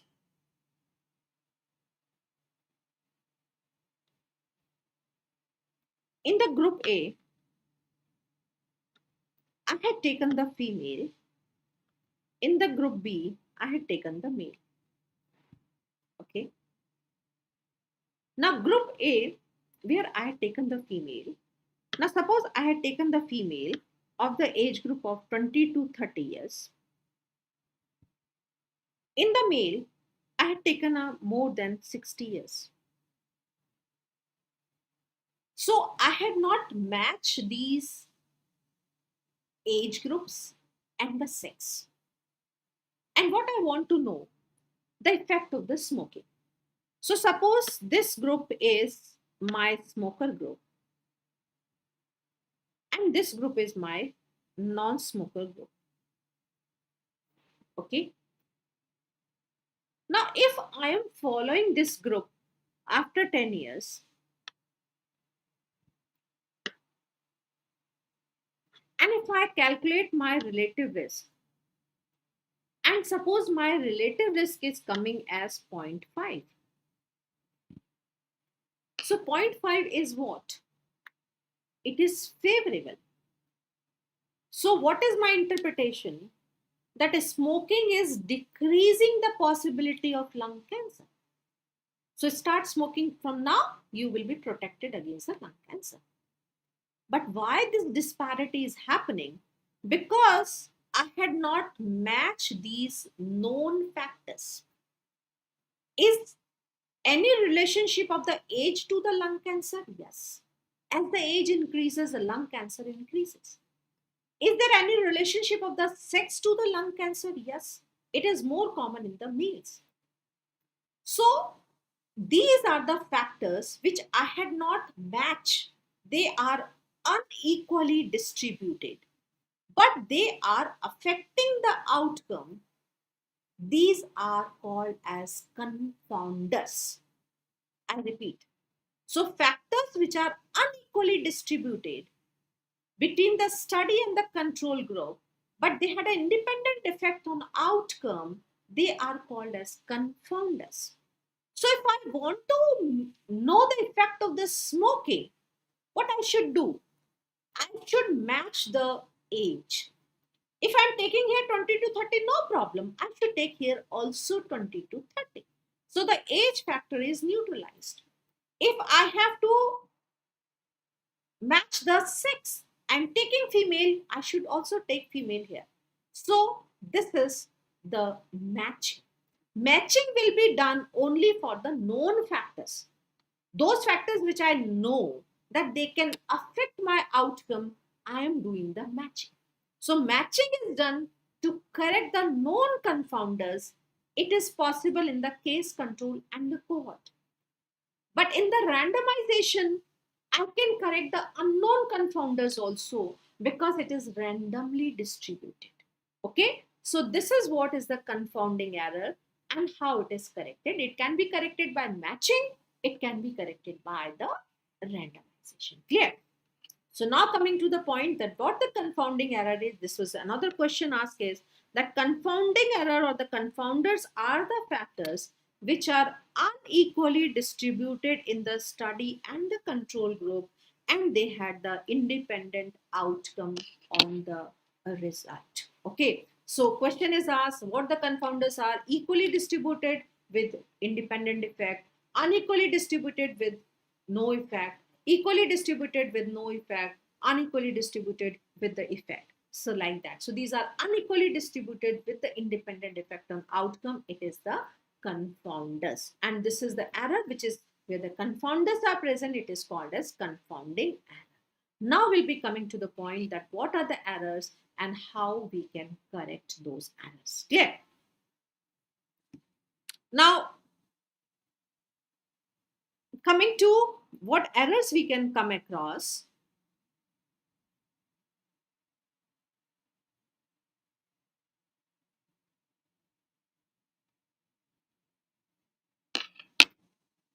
Now again, some are having the doubt in the confounding error. So some are asking in Hindi. Okay. So I'll explain first in English, then in Hindi again the confounding error. So confounding error, you can remember like this, that these are the factors which are unequally distributed in my study and the control group, but they had an independent effect on outcome. So if I have to nullify the confounding error, so either I can do the matching for the known factors or I can randomly distribute for even unknown factors also. Okay, now I'll explain in Hindi. बेटा जो factors हैं आपके study और control group में अगर वो match नहीं कर रहे हैं, अनइक्वली डिस्ट्रीब्यूटेड हैं, तो वो हमारे रिजल्ट को अफेक्ट कर सकते हैं. ठीक है, अगर हमें उनके रिजल्ट को नलीफाई करना है तो हमें उसको इक्वल करना होगा. अगर हमें यहाँ पे स्मोकिंग का इफेक्ट देखना है तो हमें एज को न्यूट्रलाइज करना होगा, हमें सेक्स को न्यूट्रलाइज करना होगा, बिकॉज ये हमारे कंफाउंडिंग फैक्टर्स हैं. तो कंफाउंडिंग फैक्टर्स क्या है कि जो अनइक्वली डिस्ट्रीब्यूटेड होते हैं पर वो रिजल्ट को अफेक्ट करते हैं. तो अगर हमें वो फैक्टर्स पता है तो हम मैचिंग कर सकते हैं. और अगर हमें वो फैक्टर्स पता नहीं है तो हम क्या करेंगे, उनको रैंडमली डिस्ट्रीब्यूट करेंगे। तो जो कंफाउंडिंग एरर है हम दो तरह से करेक्ट कर सकते हैं, हम मैचिंग से भी करेक्ट कर सकते हैं और हम रैंडमाइजेशन से भी करेक्ट कर सकते हैं, ठीक है। So these are the point what we have to remember for the confounding error. So now coming to the error, कोई भी हम स्टडी कर रहे हैं, whatever the study we are doing, we can make the errors. Now error can be at 2 points. One is the person who are involved in the study, they can make the error. This is called as the systemic errors. Systemic error is because of the individual person who are involved in the study, or it can be the sample error. What is sample error means that I'm not doing a study on the whole population. Now suppose if I'm presuming that 1,000 students are attending this online class. Now, I want to know that what you are having the impression about the PSM subject or the knowledge about the subject. Suppose if I am doing an interaction with only the 50 students, and whatever the result I am getting, I'm applying to the whole students. Okay, so I may be wrong.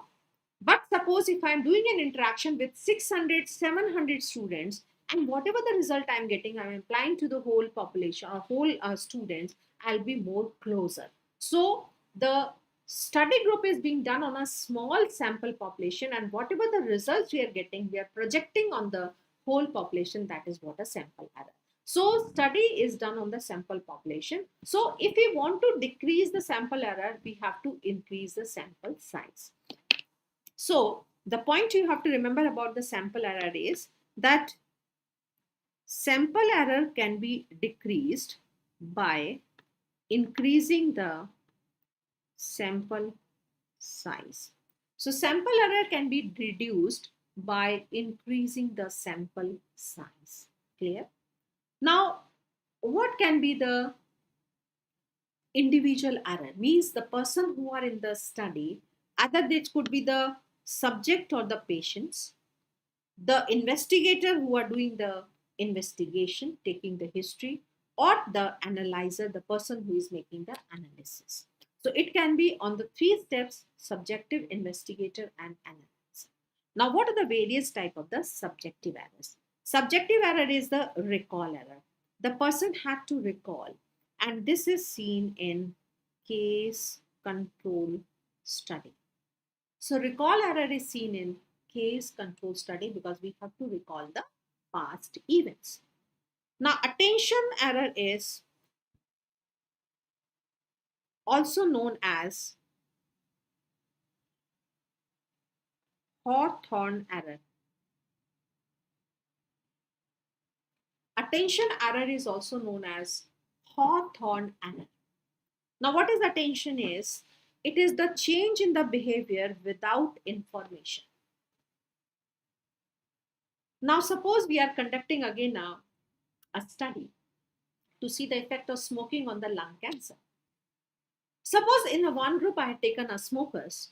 After some time, when they come to know that smoking can cause problem, they will stop smoking and they are not telling you. So you are considering them as a smoker, but they are behaving like a non-smoker. Other group can start smoking. So they are changing their behavior without information, and it is seen in the cohort study. Or we can have an apprehension bias. It is an anxiety related.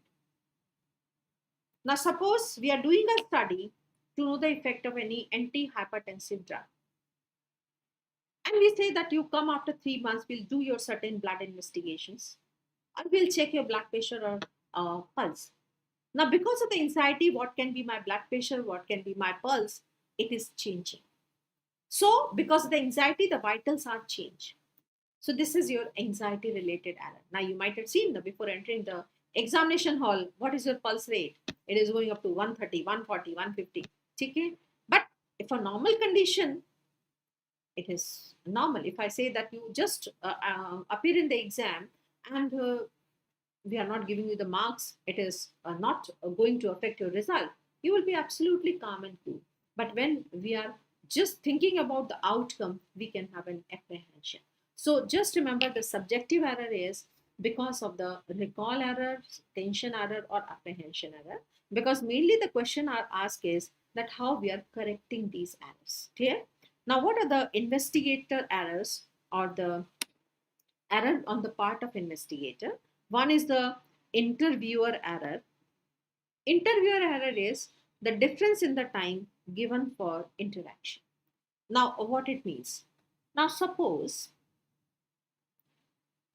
we are doing a study, you can say, okay, we are doing a study to know the effect of iron folic acid. Okay? So, we had taken our two groups of the individuals. Both are anemic, both are having the hemoglobin less than 8 gram percent. Okay? Now, the group A, I'm giving them the iron folic acid tablet. And this group B, I'm only giving the B complex. Now, we are calling them after 3 months. Clear? Now, if an investigator is asking the history,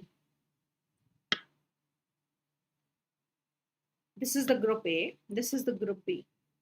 Now, investigator is asking the history and what he is expecting in the group A who are taking the iron folic acid tablets, what he is expecting that they should be having a more hemoglobin. So what he is asking the leading question, are you having some improvement in doing your day-to-day activity? Are you able to walk normally better? Are you able to climb the stairs? Because he know that this group is taking the iron folic acid tablet. If a patient says, no, no, no, doctor, I'm not having any improvement, but still he will insist and ask few more questions. Why? Because he know that this is taking an iron folic acid tablet should show some improvement. While the second group, which is being given a B complex, if they want to say that, sir, I am having some improvement, but still he will not believe. Why? Because what is in his mind that they are not taking the iron folic acid tablet, how improvement is possible. But suppose the condition is that female are there in both the conditions. Now, suppose in a group B, the female is anemic, might be having some menstrual problem, had taken the treatment for the menorrhagia. Now, in spite of taking external iron, her bleeding is reduced, so automatically the hemoglobin will improve and she will show some improvement, but investigator is not listening. But suppose this group, the female, they had started having the menorrhagia, which investigator is not knowing. So they are losing the blood. So in spite of taking iron folic acid tablet, their hemoglobin is not increasing. So still the investigator doesn't know. And what he is thinking that they are taking the iron folic acid tablet, the hemoglobin should increase and they should show some improvement. So this is the error on the part of a person who knows that who is taking drug, who is not taking the drug, so giving the different time for interaction. So this is what is the interviewer error, the difference in the time given for interaction. Or another could be the selection error. If we are making the error in the selection, if we are not matching, then we can have the a problem. So on the part of investigator, we can have the two errors. One is the interviewer error and another is the selection. Clear? Now, on the part of analyzer, we can have an error during the analysis. Now, what is this analyzer? Suppose if I continue this study and if I say after 3 months against the hemoglobin is checked, the group A, he knows that this group is taking the iron folic acid tablet. So suppose if a hemoglobin is reported as 7.5, he manipulates and write as 9.5. Why? Because he knows that this group is taking the iron folic acid tablet. Hemoglobin should improve, but he doesn't know the other story. Same like if the group B, hemoglobin is being reported as 9.5. How this is possible? Not taking any iron folic acid tablet, how hemoglobin can improve? Manipulate, write as a 7.8, but story is something different. So This is what is the analyzer. So I quickly revise what the errors can be: the systemic errors and the sample error. Sample error can be decreased by increasing the sample size. Okay, but what are the systemic errors? It can be subjective errors, recall error, Hawthorne error, apprehension error. Error and the bias is the same. It can be the investigator errors like a interviewer or the selection, or it can be the analyzer. Now, the second part, which is commonly asked, is how you are correcting those errors and by which method which error is corrected. Now, confounding error we had already discussed. Now, just there is a more error. Just remember this point: Barkesonian error. Just remember that it is a type of selection error. This was the one question asked, is that Barkesonian error is, it is a type of selection error. Okay? Now, you might be asking that give me one example for the Barkesonian error. Suppose if you want to know what is the prevalence of cancer. Now, if you are collecting the data from the cancer hospital, the prevalence will be very high because mainly the patients of the cancer are going to the cancer hospital. But if you are collecting the data from a maternity hospital, the prevalence will be almost zero because no cancer patients are going to the maternity hospital. So this is because of the different rate of the hospital admissions is this Parkinsonian error. Clear? But most important is that what are the various methods of error correction? Now we are having the three methods: randomization, matching, and blinding. Now the question is,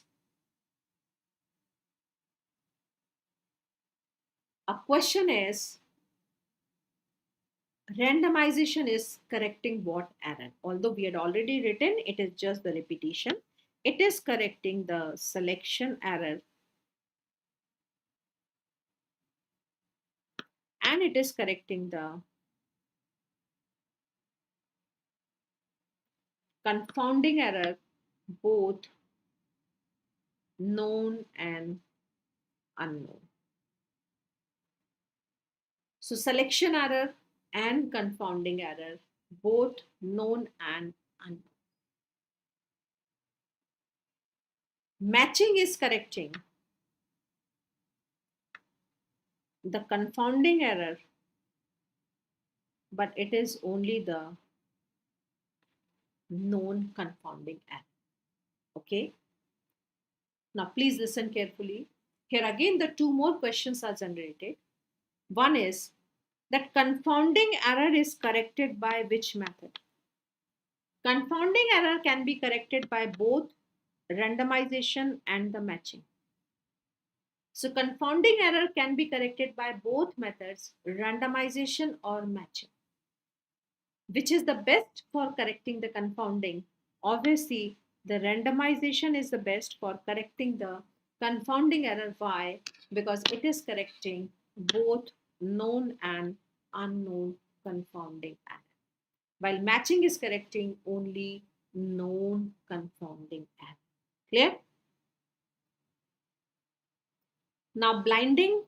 Blinding means that we are not making the blind, but we are not informing whether you are in a study or not.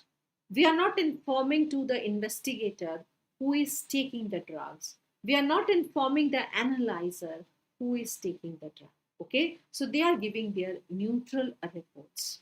Okay, now I'll just give you one story for that. The story, it's as a fact, in our time police days, we were supposed to write the roll numbers. Okay, and on the back door, what they say, that roll number used to be sent to the examiner who were checking those notebooks, and they say, okay, you have to pass this candidate having the roll number. Okay, but later on, what was done in the university, they were doing the coding and decoding. Means you were given a one roll number, then in the university these notebooks were coded, they give a separate number, and with that separate number the copies were going to the examiner, and now they cannot manipulate because they were not knowing that what is this secret code number of what candidate. So whatever is the examiner report, or they do the neutral evaluation of the answer sheets and they give the number, and then finally the decoding was done in the university, so you are getting the genuine numbers. So this is what is a blinding technique. So here the question is that single blinding is correcting what error. So here the patients are not informed whether they are in a study. So a single blinding is correcting the subjective error. So single blinding is correcting the subjective bias or the subjective error. Double blinding means here investigator is also not informed. So it is correcting the subjecting plus investigator error. Triple means here the analyzer is also not informed. So it is correcting subjective plus investigator plus analyzer error. Subjective, investigator plus analyzer. Okay. So these are the three methods of error correction. Very, very important, and they are asked in the examination. Okay. Now, based on this, one question was asked, and I'll show you that question. And that was the question asked. Yes, this was the one question. No. Yes. If you want to reduce the selection error in a clinical trial conducted among the two groups, the best method will be. So if you want to avoid the selection error, so this is the one error you want to avoid in a clinical trial, the best method will be, obviously, it is what? So please try to answer. I can say that each one of you can answer this question. So what will be the best method for correcting the selection error in a clinical trial? It's whether the matching, blinding, or a randomization. What it will be? I am very sure that all of you can answer. Yes. Great, great, great. So it is the randomization is done to collect the selection error in a clinical trial. So all of you are able to answer this question. Very good. Now coming to a few more small points. Yes, great. All are able to answer the question. Now few more points are, what are the various phases of the clinical trial? Means whenever a new drug is launched into the market, it has to undergo the various trials. First, we do the study on animals. If the results are favorable, the drug is successful, then we do the study on healthy individuals, then we test the study on this drug on the patients. So we are having the preclinical phase. Pre means before the clinical or the human beings. It is done on animals. And the purpose is to know the safety profile in animals. Okay. So safety profile in animals. Now, what is once it is safe in animals, like we all know that first the drugs are studied on a guinea pigs, and then it is checked on human.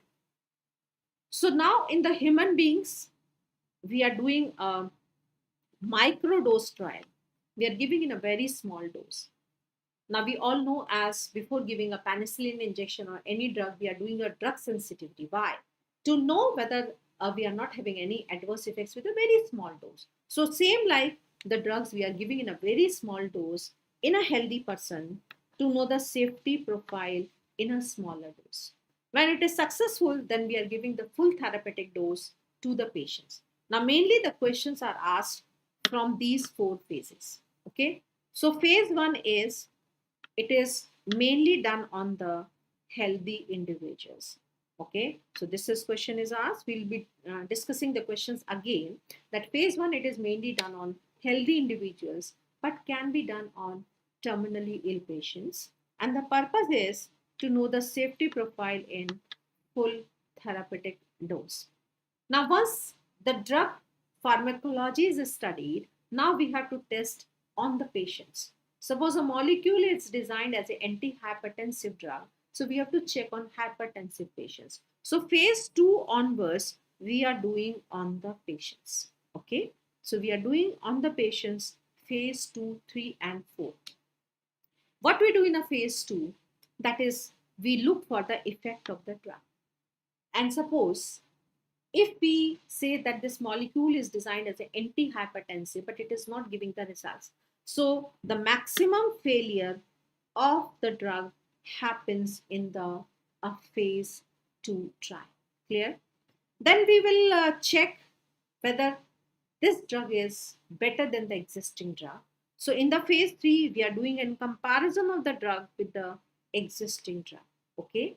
And when the a drug is successful in the end of the phase 3 trial, the drug is launched into the market. And in the phase 4, we are looking for the long-term side effects of the drugs. Okay. So the questions has been asked from this phases. Just go a little bit down. These are the few questions has been asked from the clinical phases. Which phase is done on healthy person?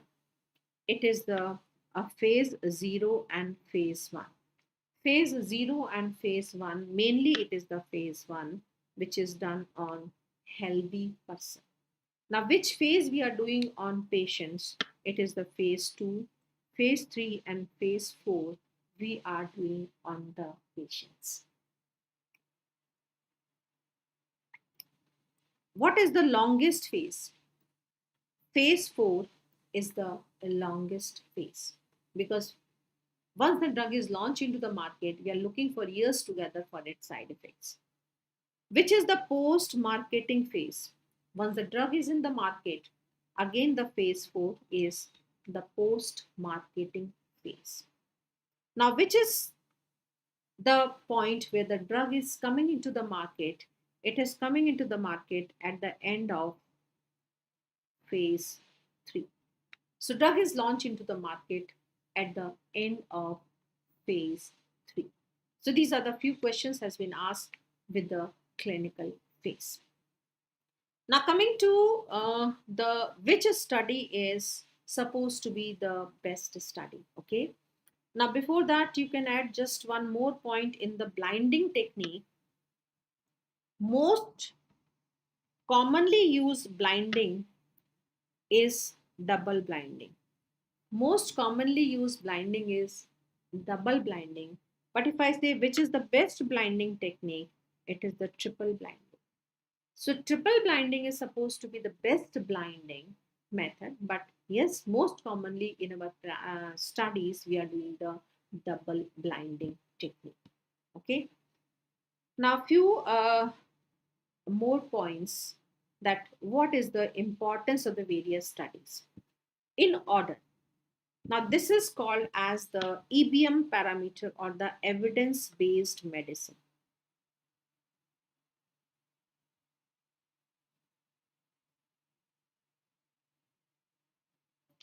Evidence-based medicine. Now, if a question is asked, which is the best epidemiological study? This is meta-analysis. Meta-analysis is best. What is actually meta-analysis and systematic review? I didn't touch that because it is not asked at your level. One line you can remember is that when multiple RCTs are done and they are analyzed together, this is meta-analysis. So it is the analysis of multiple RCT. Analysis of multiple RCTs. So meta-analysis is best, then followed by systematic review, then the RCT, then retrospective cohort, then prospective. Retrospective is better than the prospective cohort, then case control, then cross-sectional, ecological. Now, please listen carefully. Now, if a question is asked, which is the best study? Now, your answer will depend upon the choices. Now, please see. If I say, this is your choice given, and the question is asked, which is your best epidemiological study? Your answer is meta-analysis. Clear? But if suppose this is the choice given, and the question is, which is the best epidemiological study? Your answer is RCT. If this is the choice given, and the question is asked, which is your best epidemiological study? Your answer is prospective cohort study. Okay, but please listen carefully. If this is the choices given, and if I say which is the best analytical study, please mind my words, which is the best analytical study, your answer is retrospective cohort. Why? Because RCT is not a analytical, it is experimental study. Okay, so see the words very carefully. So now we have to answer the few questions that has been asked is which is the best epidemiological study. If I say best epidemiological study, it will be the meta-analysis. And in the orders you can write like meta-analysis followed by systematic review or RCT, whatever in the sequence. So best epidemiological study is meta-analysis followed by systematic review or RCT. Clear? Now, which is the best analytical study? Now, best analytical study, it is the retrospective cohort followed by prospective cohort. So, if nothing has been mentioned, you will be going with the cohort study. If a retrospective or prospective, then the best is the retrospective cohort study, best analytical study. Another point is asked is which was a famous cohort study conducted? A famous cohort study was conducted as Framingham Heart Study. There was a study which was conducted for 20 years. It was a very famous study, Framingham Heart Study. So question has been asked is that Framingham Heart Study is what type of a study? It was a cohort study. And what was the purpose of doing this study? This was done to know dietary risk factors for cardiovascular disease. So this was done to know the dietary risk factors for cardiovascular diseases. This was Framingham Heart Study. Now just remember the few points because these were the state one-liner questions were asked. There is a one study that is called as nested case control. Actually, it is a type of cohort, and in the end, we do a case control in a limited group. Just you have to remember this, not going in much detail. So, nested case control study is a type of cohort study. So, it is not a case control, it is a type of cohort study. Now, what is nested case control? It is a type of the cohort study. This is the question what has been asked is, and where it is done, it is indicated where the rare disease is there and investigation is expensive. So now please mind my words. The question is asked, which is a study of choice for rare disease? If they didn't mention that investigation is expensive, your answer should be case control. But if they say that a study of choice for rare disease with expensive investigation, then your answer should be the nested case control study. Clear? So nested case control study is a type of cohort study. And one more answer is, which is the best study for a rare disease? If this is the question, then your answer is, it is the case control study. But as I say that if they are asking that which is the best study with or the study for rare disease with expensive investigations, it will be the nested case control. So see the words very carefully. Answer will change with each and every word. Now, which is a study with attrition? Attrition, we had already discussed. What was attrition? Loss of patients in follow-up, and this is seen in cohort study. So study with attrition cohort, as well as we are also seeing in the RCT, because we have to follow the patients. Okay. Now, 2, 3 more points before we can wind up this topic. What is the first step in epidemiological investigation? Now, suppose a news is coming on television that one polio case has been reported from Bihar, and India has wasted million, billion, trillion of money on controlling the polio. All had gone wasted. The money had gone in the pocket of politician, and polio has come back. It will be in the golden letters, the bold letters. The news is coming. Okay, but after 10-15 days, it will come that on investigation, it was found that it was not a polio virus, it was something other polio, other virus other than the polio. So, before labeling any epidemic of a disease, the first step is we have to confirm whether that disease is actually that particular disease or something else. So, the first step of epidemiological investigation is disease confirmation. Then only we can say that the how many are the number of the cases and whether epidemic is there or not. So first step of epidemiological investigation is disease confirmation. Now, how long to continue the study? Suppose in an area the cholera epidemic is there and you are trying to control the cholera.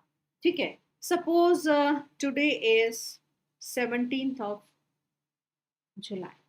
Now today if I say that 5 cholera cases are detected. Now, suppose presumptive tomorrow the 3 cases will be detected. 19th, no case was detected. 20th, no case was detected. Are you going to stop the study saying that I had controlled the epidemic? No. You have to wait till twice the incubation period of that disease from the last case. Then only you can say that you had control. Now, I say for cholera, the incubation period is 1 to 3 days. So I have to wait for 6 days. And for the 6 days, if I'm not having any new case, then I can say I had control. So for every disease, this duration will be different. So what you have to remember that how long to continue the study, it is continued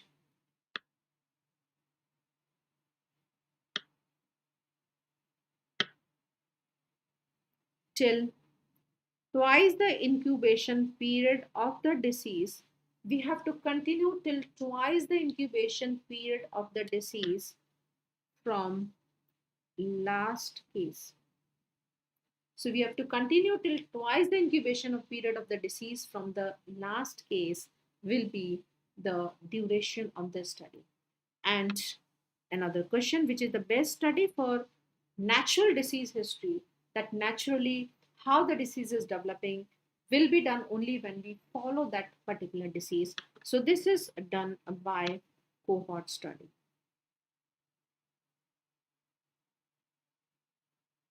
So best study for natural disease is cohort study.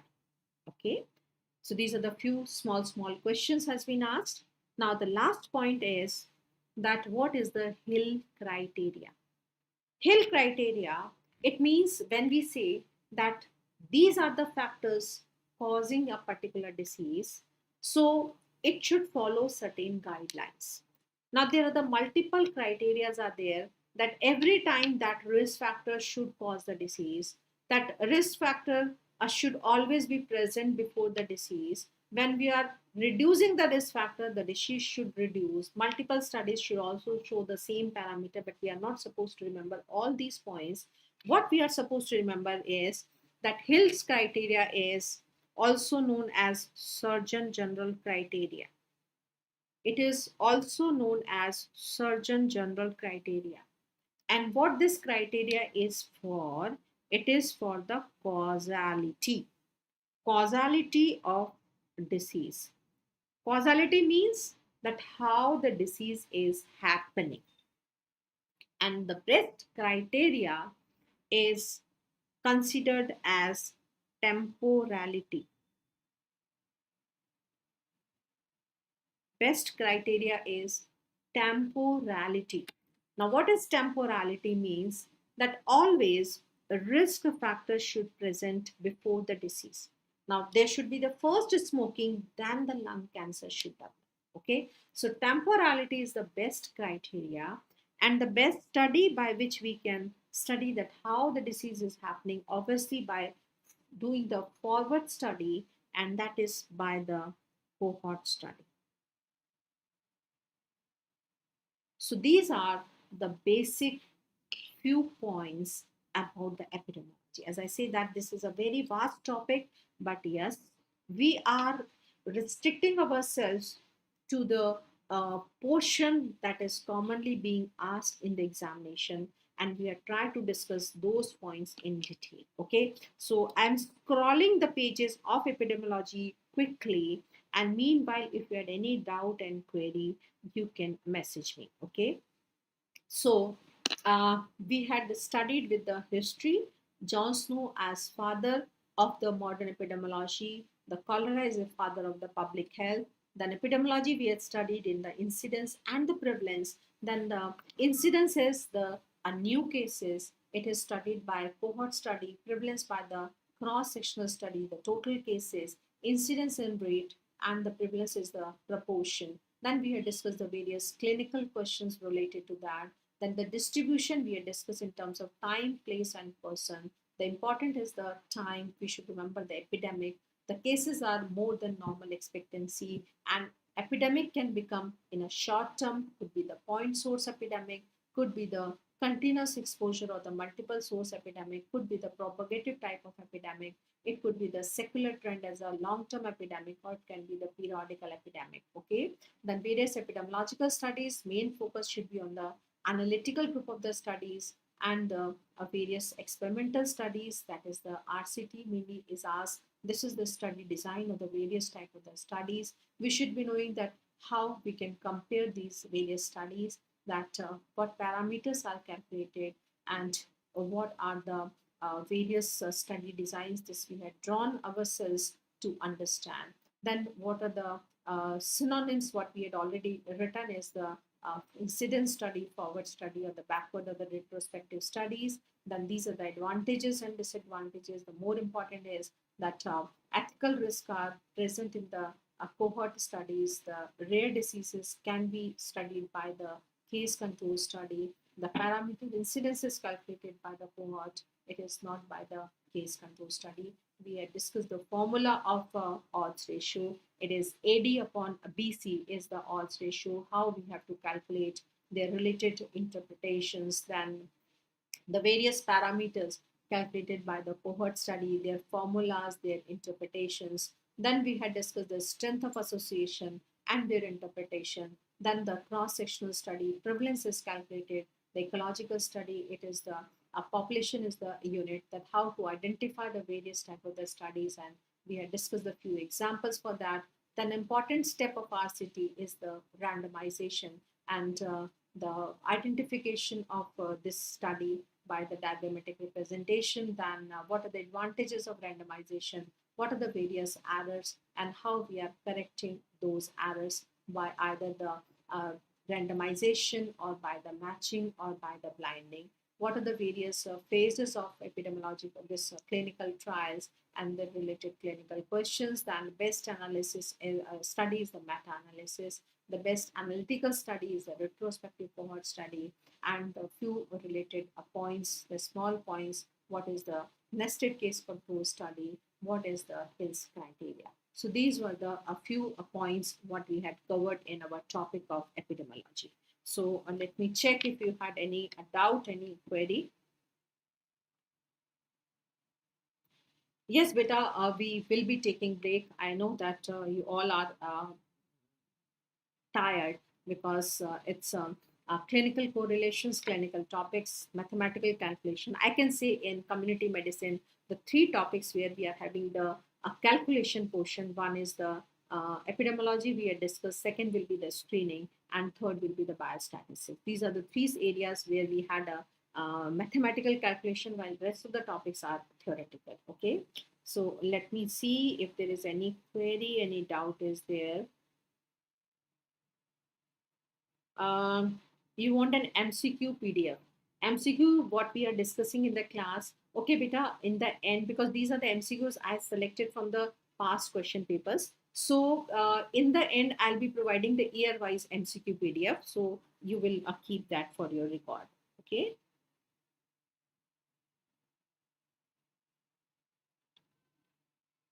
Systematic review means basically beta kya hai ki multiple RCTs when we are doing, if you are only collecting their data, so collection of the data of multiple RCTs is a systematic review, and if you are doing the analysis of that data, then it becomes a meta-analysis.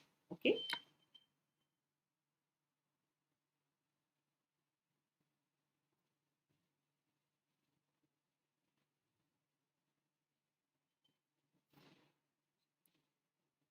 Now, natural disease history,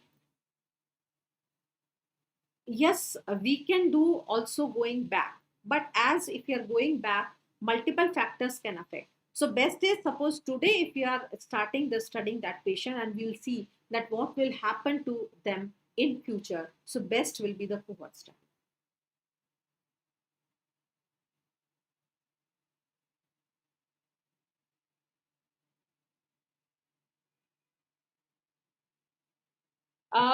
You say that for this question, what we had discussed, that why the blinding is not an answer. The blinding is not for the selection error. Okay. Although you can say that we are removing the selection error if you are correcting the investigator error by the double blinding. Okay. But ultimately, what we are doing in that, we are doing the randomization. Okay. So single they are mentioned the blinding, but the best is the randomization for the selection. Okay.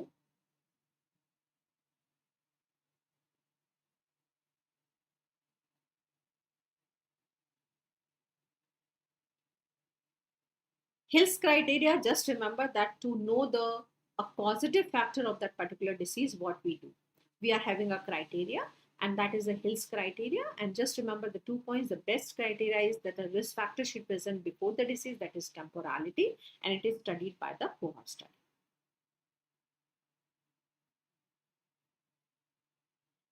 Now, effect of duration on the incidence. Now, as I say that in the if a duration of a disease is more, then prevalence will be more, because the total cases will remain for a longer time. Okay, that is called as the prevalence is increasing with the duration, but incidence is the new cases. It doesn't depend upon the duration. So duration of a disease is not affecting the incidence; it is affecting the prevalence. Now, another point is that incidence is supposed to be a rate, and proportion prevalence is supposed to be a proportion. So basically, what it is, that if we say the rate means if you are comparing the two things. Now here what it is said is, okay, just give a 1 minute more, that what we say, that we are having the numerator and the denominator. So if you are comparing the numerator and the denominator, what, like if you say out of the total births, how many infants are dying? Out of the total deaths, how many deaths are happening because of a particular disease? So if we are comparing the thing where the numerator is a part of denominator, or we are comparing the two things separately as the sex ratio, we are comparing male to female, we are having a doctor population ratio. So you can just remember like this, that if a numerator is a part of denominator, numerator is a part of denominator, if it is no, then it becomes your ratio. If a numerator is not a part of denominator, you are comparing the two different things, it becomes a ratio. But if a numerator is a part of denominator, yes, then it can be how we are presenting. If we are expressing as per thousand, so either it can be a rate or it can be a proportion. So if a numerator is a part of denominator, it can be either the rate or proportion. Now, what is rate? If you are expressing this value as per thousand, it becomes the rate. And if you're expressing this value as per 100, it becomes your proportion. So rate is per thousand, that is what our incidence is. But yes, a proportion is per 100, that is the prevalence. Okay.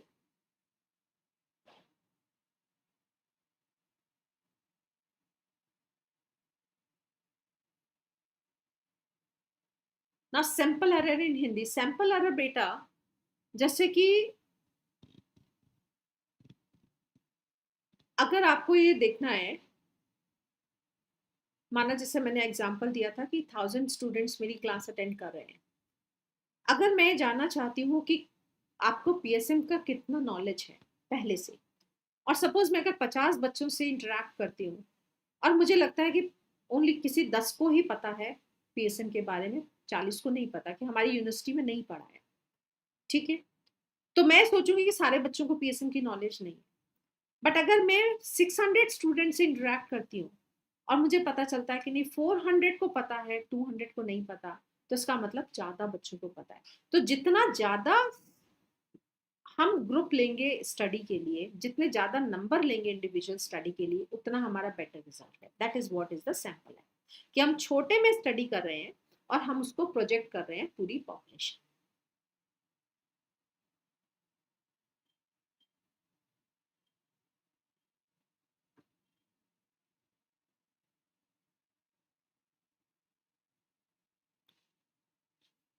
Before taking the query, please write the starting time of the lecture.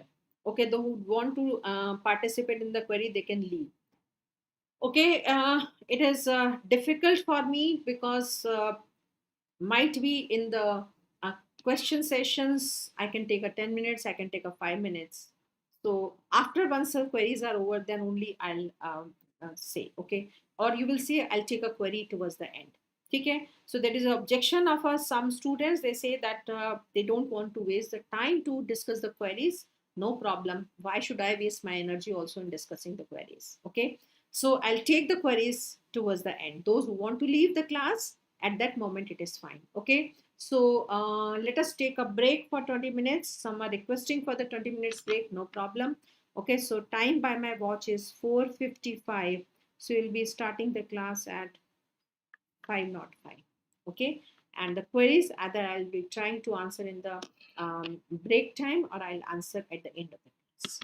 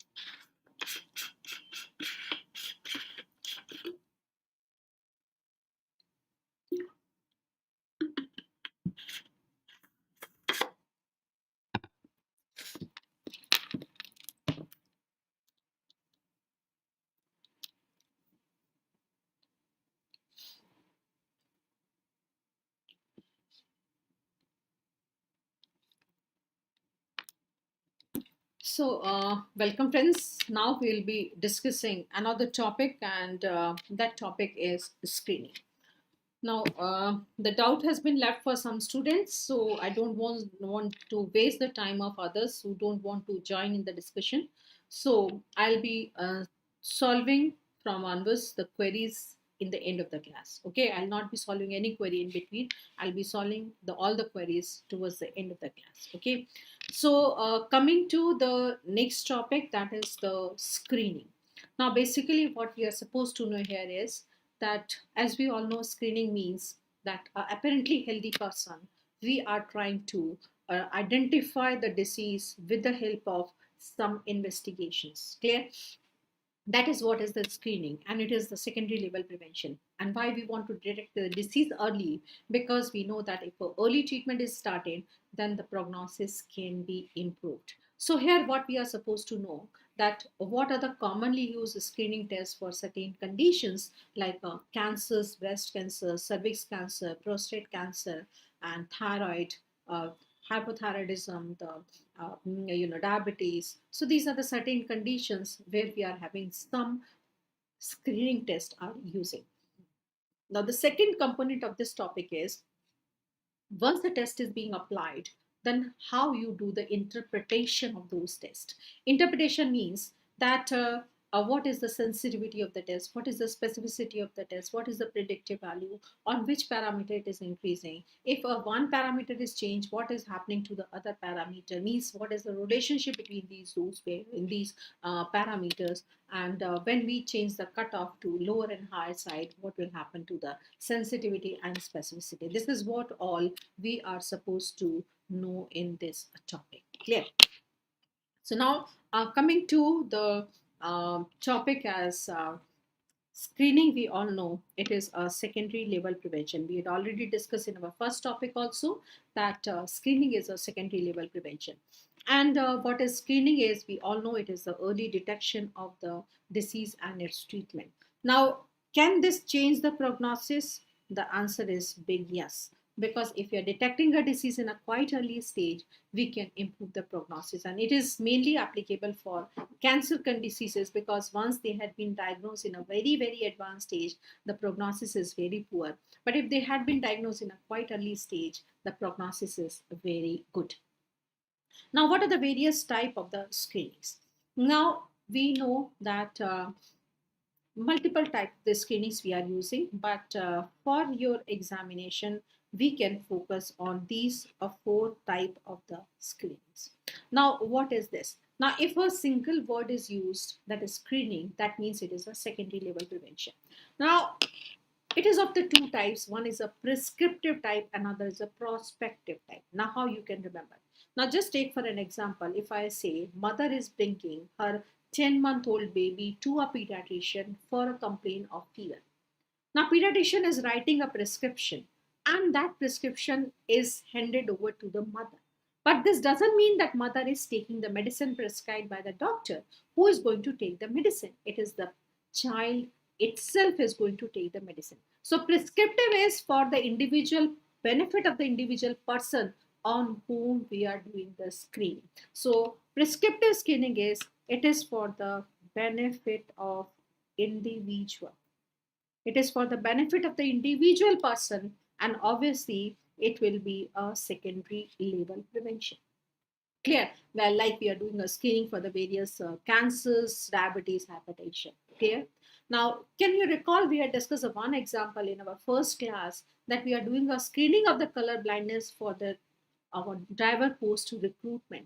So for the screening of the airports, or for the RT-PCR, or for the COVID, just that we want to protect the whole community. So when this screening is done to protect for the benefit of the larger group of the individual, prospect is a larger group of the individual, it is your prospective screening. So prospective screening is for the benefit of community. So if it is prescription for the benefit of individual, the prospective, it is for the benefit of community, and obviously it will be your primary level prevention. So clear? The prescriptive type of the screening, it is for the benefit of the individual person, it is a secondary level prevention. The prospective is for the benefit of community, it is your primary level prevention. Like we say that we are checking for the sex workers repeatedly, we are checking the immigrants for the corona screening. So these are the prospective type of the screening. Now, as we know that if you are applying the test, these are a little bit costly. Suppose if you want to screen a diabetes and you are checking the blood sugar right from the birth of the baby till 70 years old person, then you will be wasting more of the strips to get a fewer number of the diabetic cases. But suppose if you are testing the high risk cases, who are the high risk cases? That those who are the obese individuals, the family history of diabetes, who are having the weight loss, or who are having some nerve symptoms, suspicion of the diabetes. So high risk cases, if you are screening, then definitely you will be getting the more results with a lesser cost. So high risk screening, it is supposed to be the cost effective.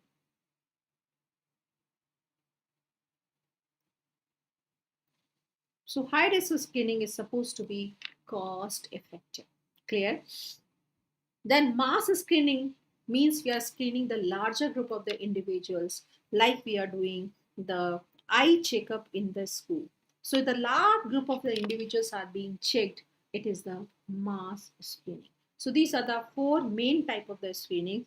But yes, you can remember the one more. That is, what is the multi-purpose screening? Multi-purpose means that patient is coming for a one person and we are doing the test for some other diseases. So detection of or screening of more than one disease at a time. As we can say that a patient is coming for the antenatal checkup, but we are doing a screening for the transmitted infections which are transmitted from the mother to the baby, like the HIV, hepatitis B, hepatitis C. So if a mother is having this infection, we can treat the mother. So these organisms or infection is not being transmitted to the baby. So it is a multi-purpose screening. Okay, more than one disease at a time. Or we can have the multi-phasic screening. More than one test is applied for the same disease. Like diabetes ke liye, we are doing a blood sugar, we are doing a urine test, or also we are checking for HbA1c. So multiple tests are done for the same disease. Okay, but for your examination point, you can remember the first four. That is prescriptive, crime, it is for the benefit of individual, secondary level screening. Prospective, for the benefit of community, it is a primary level screening, a primary level prevention. Then high risk pregnancy, high risk screening, it is the cost effective, and the mass screening, it is for the benefit of large group of individuals. Now, another very commonly asked section is that they will give you this image and they ask what is a point between A to B is called as, B to C is called as, C to D is called as. But please listen carefully. Don't remember as A, B, C, D. You have to remember what these points are corresponding to, because sometimes they can change the points also. Now, whenever any disease process starts, what happens? Initially, there is an onset of the disease process, and this disease is started at a nuclear level. We cannot identify by any test until unless it is reaching to that stage that either it is giving some biochemical marker change or it is giving some cytological marker change. So then come the step of or stage of first possible diagnosis. After that, we can detect by some screening test. Then comes a stage. If you are detecting beyond that, we will not have the improvement in the prognosis. So our time interval between the B to C, that is from the first possible diagnosis to the final critical diagnosis, it is called as the screening time. Because what is our purpose of doing the screening?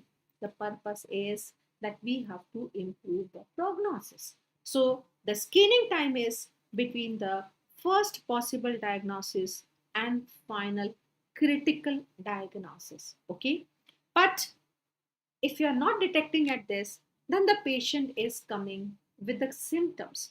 That is the stage of usual time of appearance of the disease. So the step where we can detect the disease by any test to the usual time of appearance between the B to D, it is called as the lead time.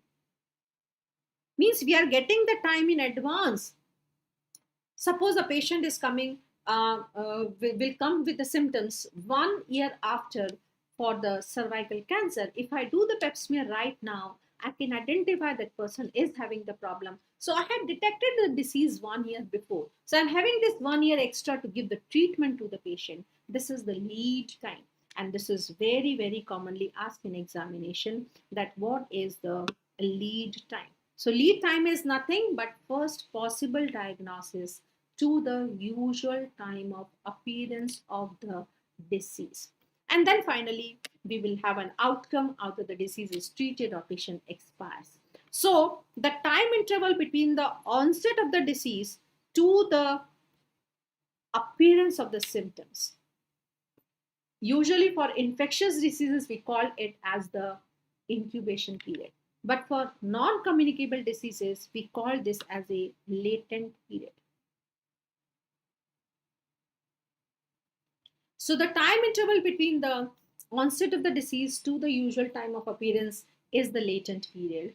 The time between the first possible diagnosis and usual time of appearance of the disease is the lead time, and time between the first possible diagnosis to the final critical is the screen time. So mainly we have to remember this is the lead time, very, very commonly asked in the examination. And recently in the, I think in the past December exam, they had asked a question like this. Yes, this was the question they had asked, is that they had given a points, that is onset of the disease, first possible diagnosis, final critical diagnosis, usual time of appearance, and final outcome. And they said the time interval between the first a possible diagnosis and the usual time of appearance of the disease. So first possible and the usual time of appearance of the disease is none other than it is the lead time. Okay. So like this, they ask the questions. Now coming to the next point is, so what we had already discussed is the lead time. So this is what we have to remember.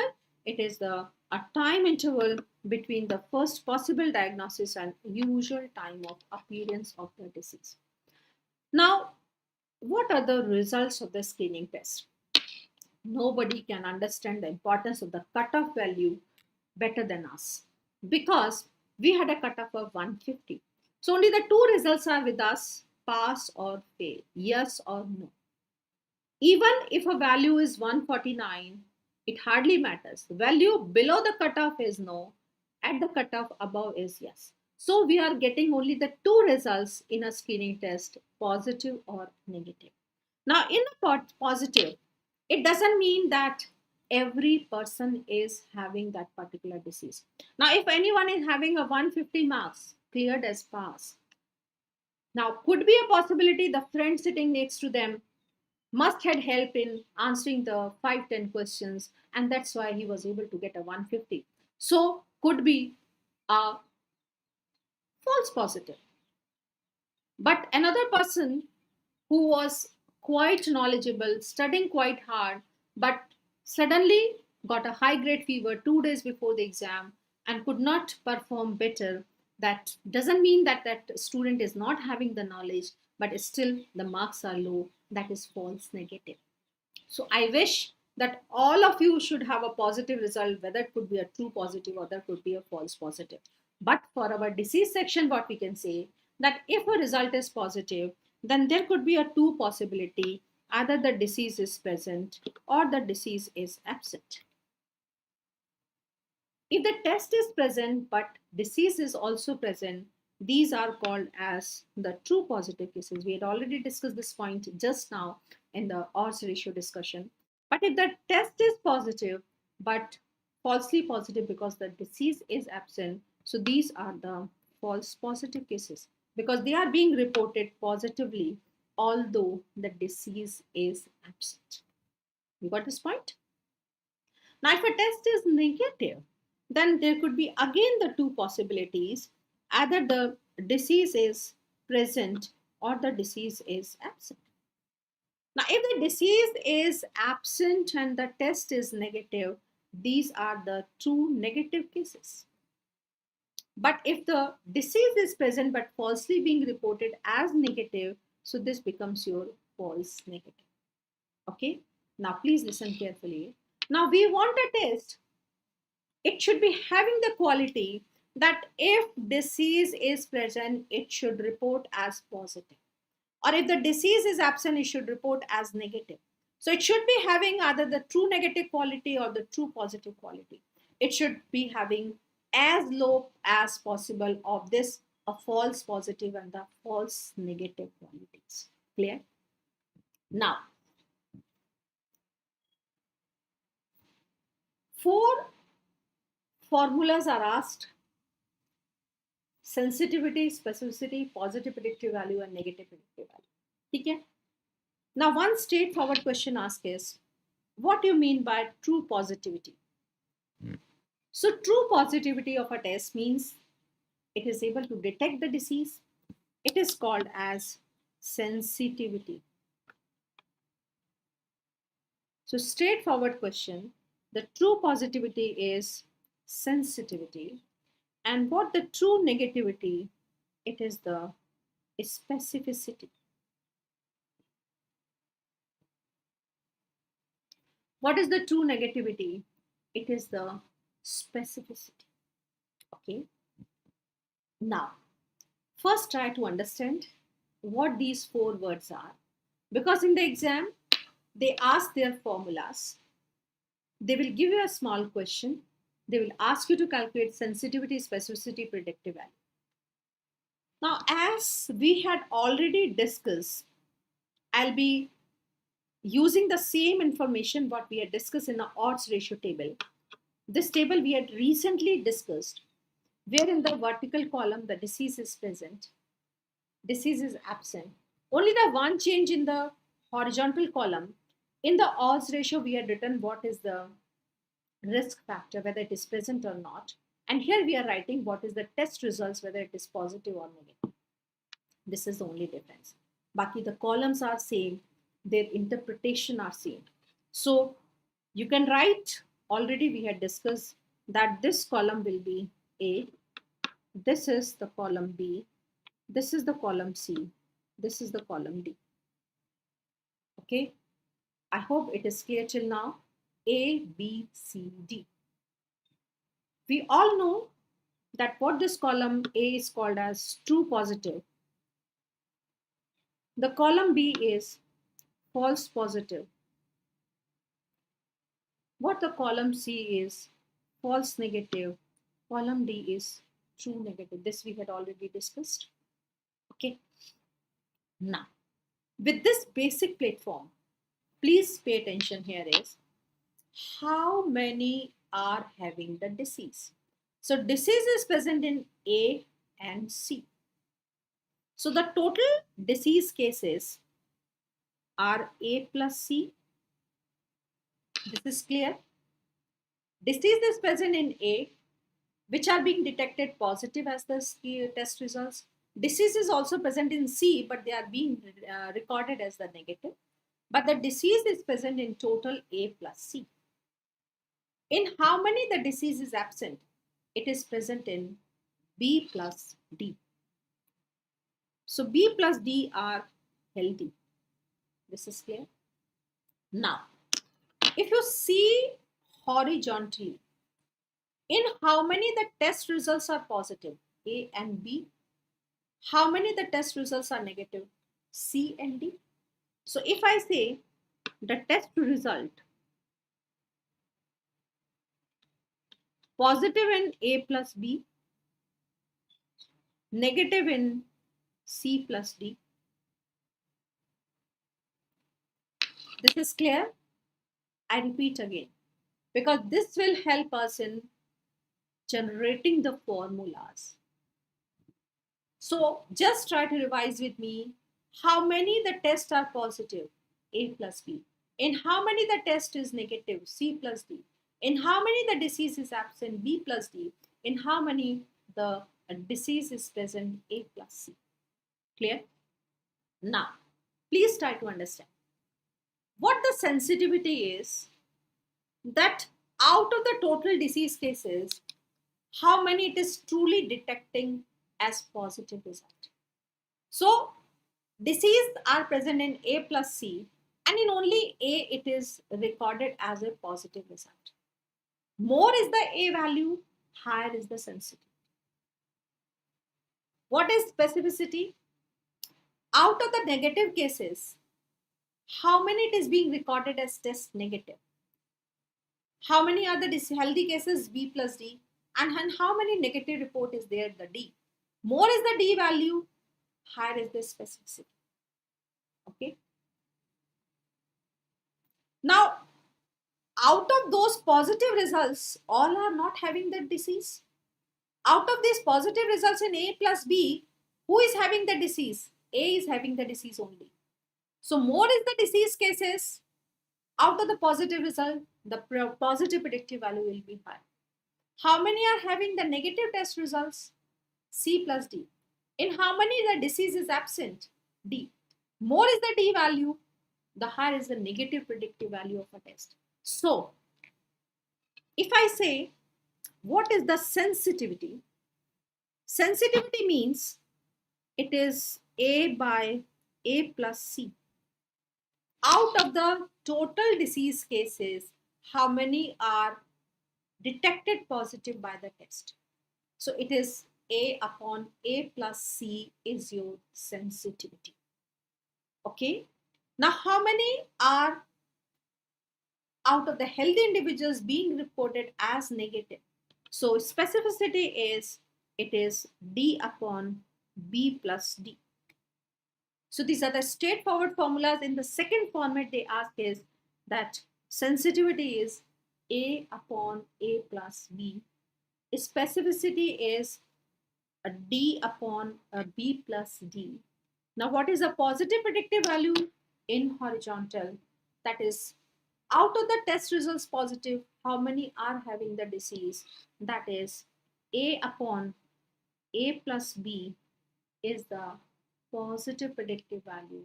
And what is the negative predictive values? D upon C plus D is the negative predictive. So this is the second format what they ask in examination. But the commonly asked third format is their expansion. Expansion means what this A is, it is true positive. What the C is, false negative. So if we write in their expansion form, what is the sensitivity? It is the true positive by true positive plus false negative. Okay. What is the specificity? It is your true negative by false positive plus true negative. Their expansion form of the ABCD. Now, what is a positive predictive value? It is true positive by true positive plus false positive. And what is the negative predictive value? Is true negative by false negative plus true negative. Okay. So this is the format which is commonly asked in the examination. Okay. Now, the question is, we had a great confusion in the examination because everything is appearing like as a false positive, false negative, true positive, true negative.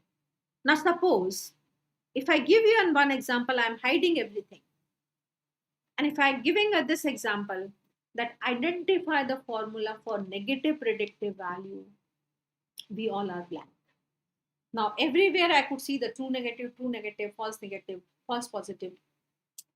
I'm out. I'm not able to identify. So I will give you a trick how to remember the formula. Clear? Now just pay attention, and I think if you understand this point, in life you will never forget the formula. Okay? Now first look at the numerator. We know what the numerator, down is the denominator, and this is the up is the numerator. Now we know very well that sensitivity is true positive and specificity is true negative. This you can remember. No doubt for that. Sensitivity is true negative and specificity is true, sorry, sensitivity is true positive, specificity is true negative. You can remember like this. And positive predictive value is again true positive, negative is a true negative. So it means if it is a negative predictive value, it should be true negative, positive predictive value, true positive, and true negative is the specificity, true positive is the sensitivity. This you remember. Now you have to look for the denominator. Now the secret point is it is not written anywhere in the book. It is just with experience I'm telling you the shortcut to remember the formula, that if it is all positives in the denominator, it is your positive predictive value. No second thought. If it is all negative in the denominator, it is your negative predictive value. Provided the numerator is true negative.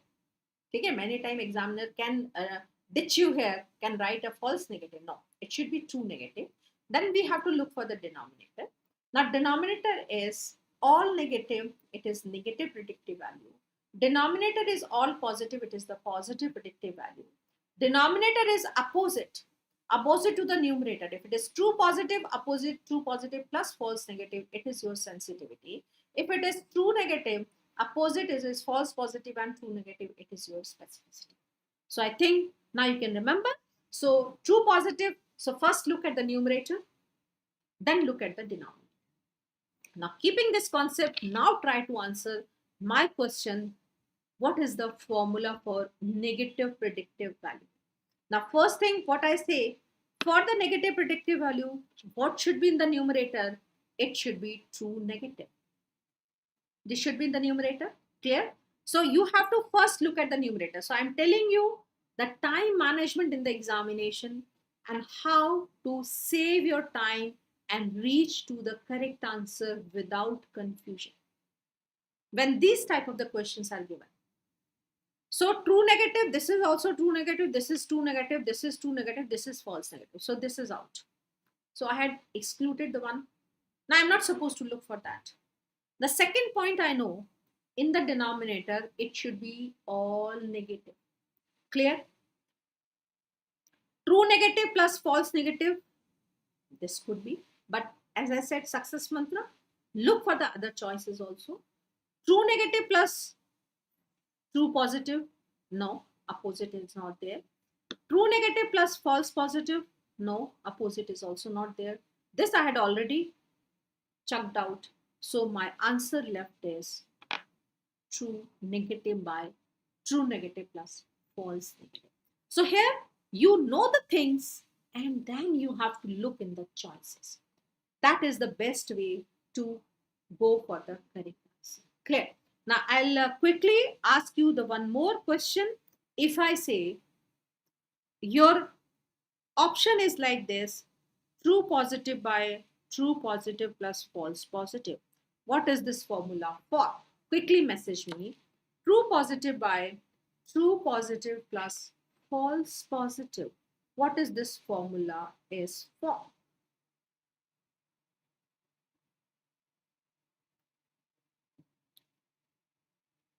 Excellent. Everybody is able to answer the formula. It is for positive predictive value. Great. One answer I'm getting, the sensitivity also, dear, it is not the sensitivity because it is the same. It is not the opposite. So it is, it is not a specificity also because it is the true positive. So I say that give a 1 second, 2 second time to see. It is not a specificity because numerator is a true positive. Okay. It is not a sensitivity because it is the all positive in denominator. So it is a positive predictive value. Great. Now just see carefully for my second question.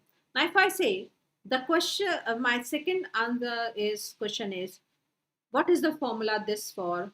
It is the false negative by false negative plus true negative. What is this formula for? False negative by false negative and true negative. What is this formula for?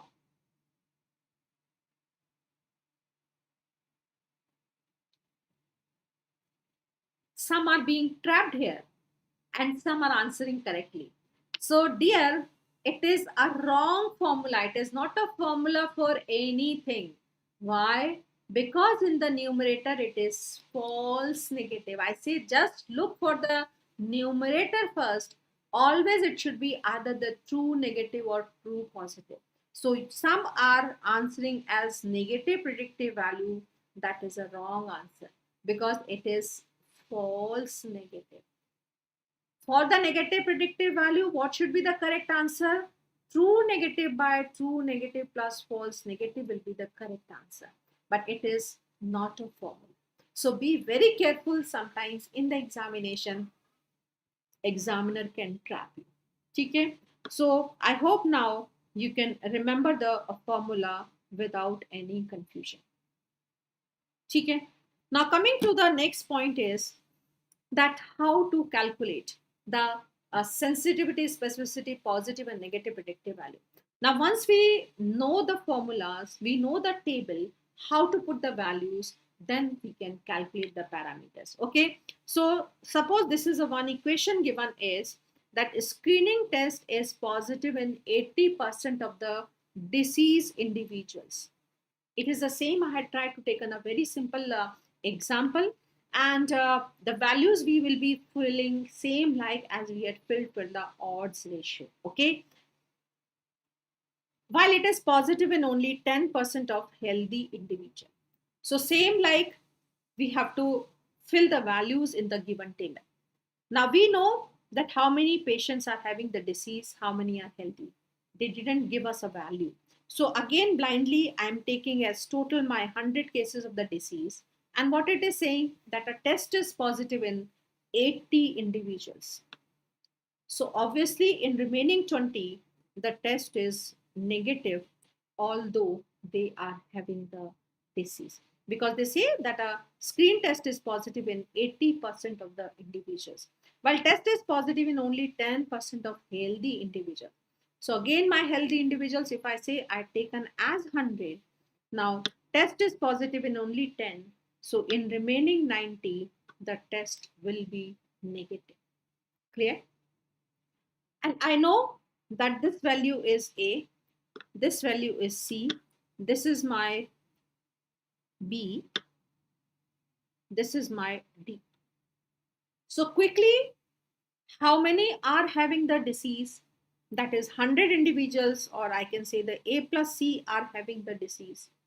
How many have the disease is absent or healthy?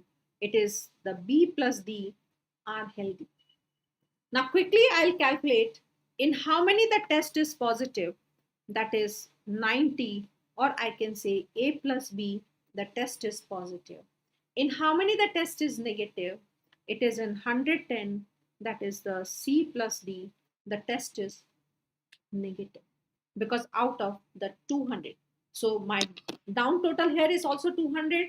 Here also this is the 200, 110 had a negative result, 90 has the positive results. Now I know the formula, I know the values in the table. Quickly I can calculate the sensitivity also.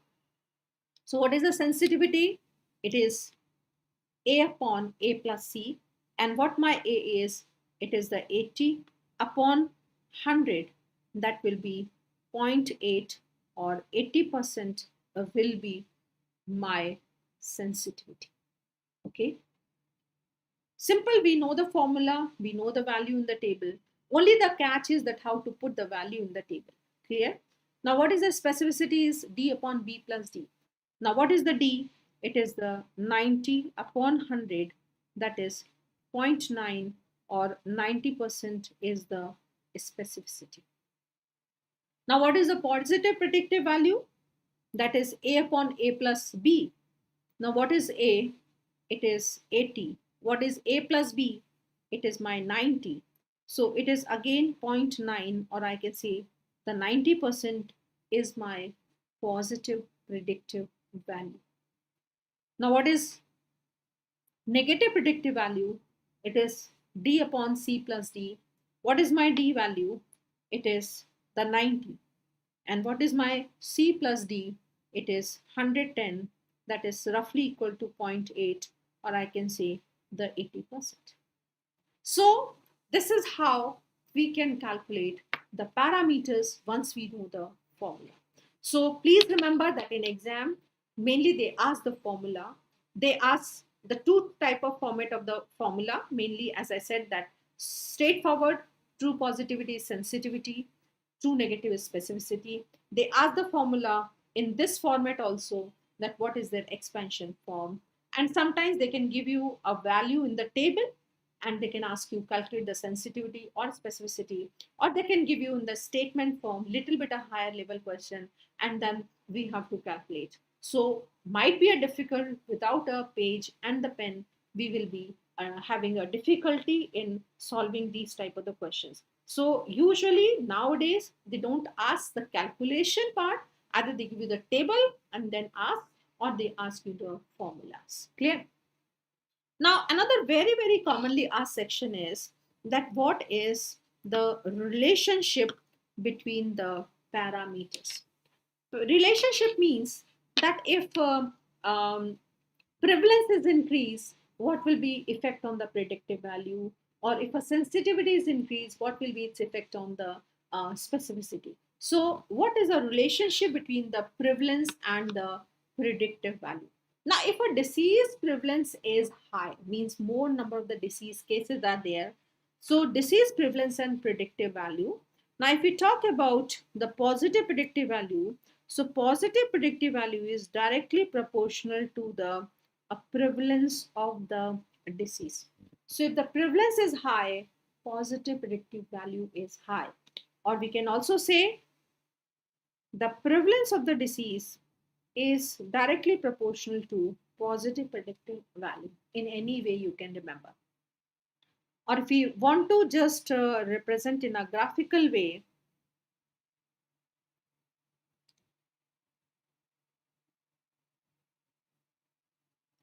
so if we are increasing the prevalence on the x-axis, the positive predictive value will increase on the y-axis. So more is the prevalence of the disease, predictive value will increase. Okay. What is the relationship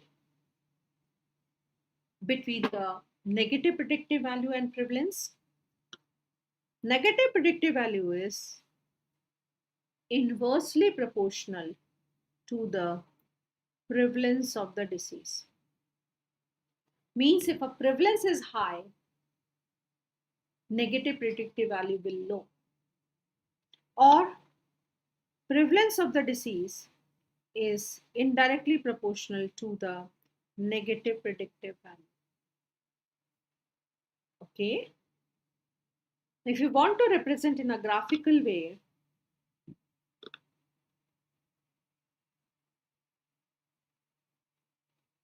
if you are increasing the prevalence, the negative predictive value will decrease. If you are increasing the prevalence, negative predictive value will decrease. Okay.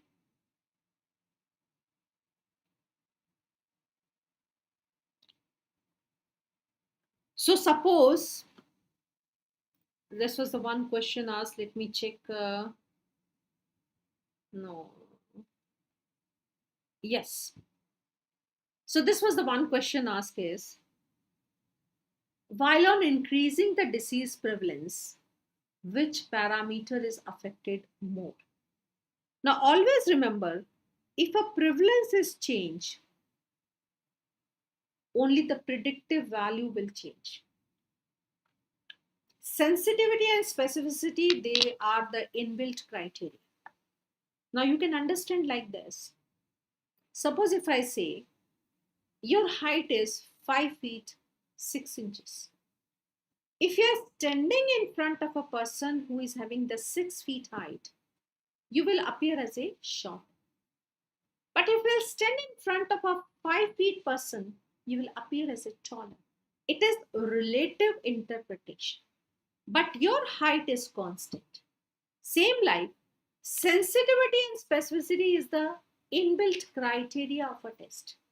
They are not affected by the disease prevalence. But yes, predictive value will depend on sensitivity of the test also, specificity of the test also, and prevalence also. So if we are changing the prevalence, then predictive value will change. So sensitivity will not be affected, specificity will not be affected, descriptive value will not be affected, positive predictive will affect on changing the prevalence. And further, more a depth, the question is asked, if we are increasing the prevalence, what will happen to positive predictive value? It will increase. What will happen to the negative predictive value?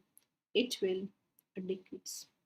So suppose another question, if I frame from here, is while increasing the disease prevalence, what will happen? If I say like this, the choice is negative predictive value, positive predictive value, both will increase.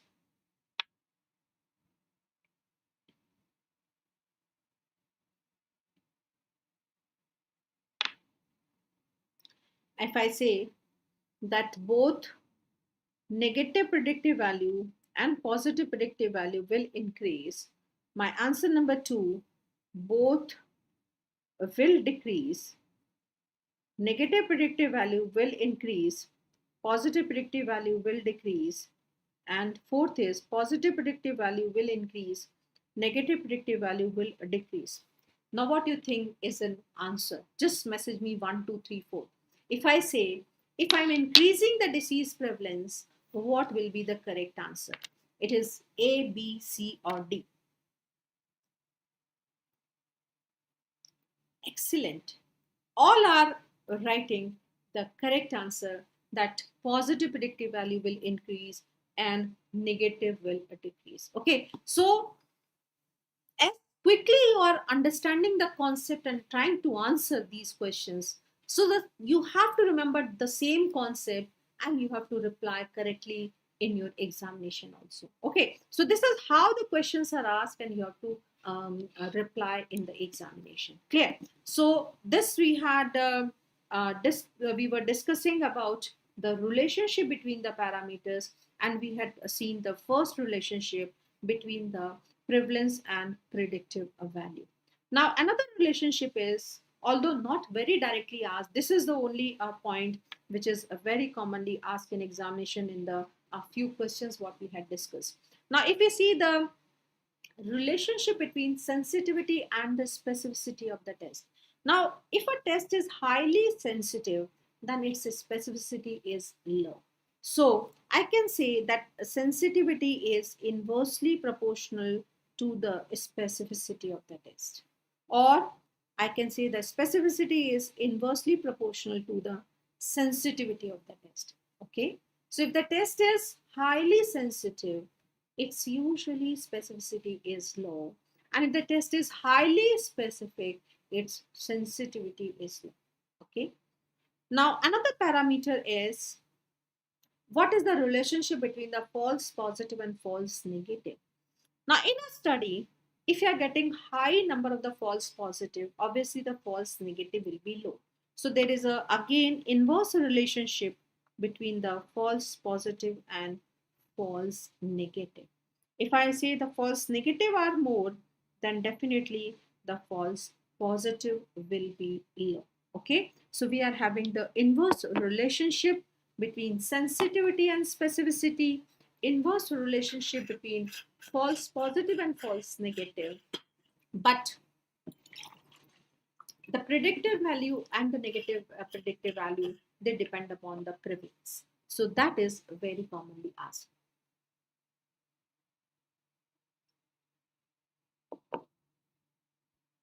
Now another question is asked is, if you are having the high false positive results, if you are getting the high false positive results, then there are the two possibilities.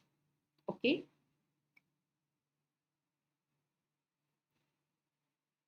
either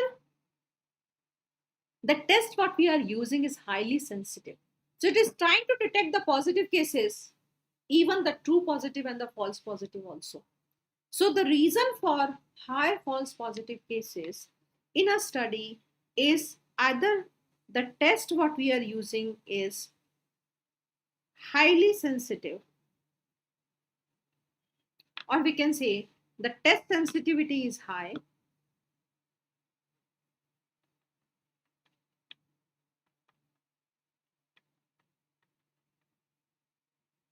either the test what we are using is having the high sensitivity, or there could be a possibility that prevalence of the disease is low.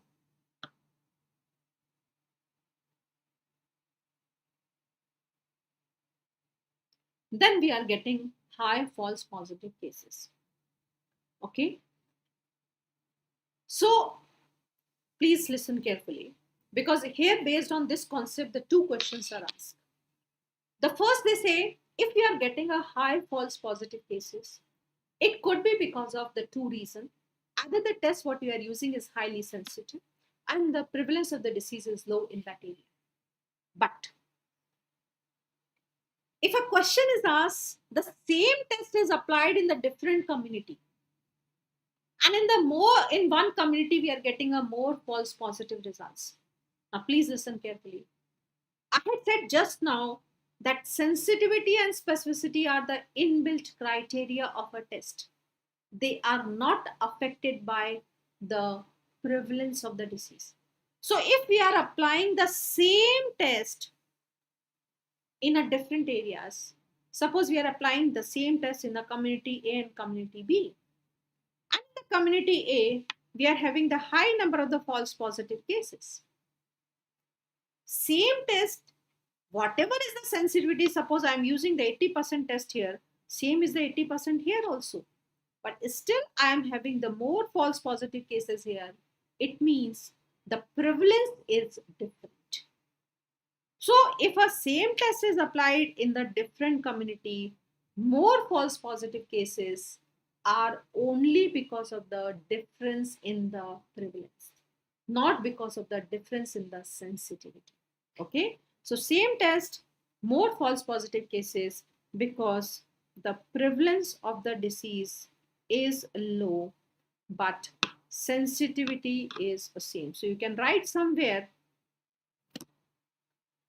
that sensitivity and the specificity are inbuilt criteria of the test. Sensitivity and specificity are inbuilt criteria of the test. They are not affected by disease prevalence. So they are not affected by disease prevalence. Clear? So I repeat again that if a question is asked, what is the reason of getting a high false positive cases? It can be because of the two reasons. Either the test we are using is highly sensitive, or the disease is very low in that area. But if we are applying the same test in the two different communities, still in one area, we are getting a more false positive cases, then it cannot be because of the difference in the sensitivity, because same test, so same sensitivity. But still, if we are having the difference, it is only because of the prevalence of the disease. Clear?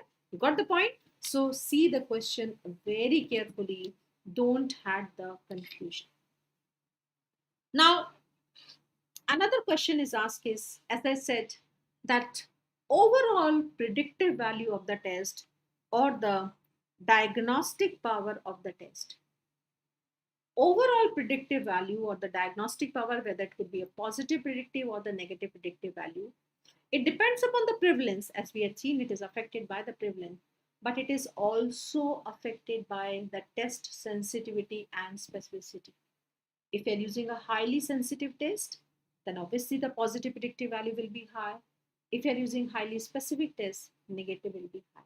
Okay, so the question is, on what parameters the predictive value of the test depends. So predictive value of the test depends upon the prevalence of the disease. It is also depending upon the sensitivity of the test it is also depending upon the specificity of the test. So it is depending on all three. So this was the question, that predictive value depends upon the prevalence of the disease, sensitivity, specificity, or all of the above. So it depends upon all of three. Okay. Which is the most important quality of a screening test? Obviously, the first test what we are applying should be highly sensitive. Then for confirmation, we are applying the highly specific test. As you can remember with an HIV example, ELISA is considered to be as a highly sensitive test, and we are applying the Western blot for the confirmation that is highly specific. So the most important quality of a screening test is the sensitivity of the test. And those tests who are having the high sensitivity, they are used for the screening purpose. So the usefulness of the screening test is also depends upon sensitivity. Higher the sensitivity, more we are using for the screening purpose. Clear?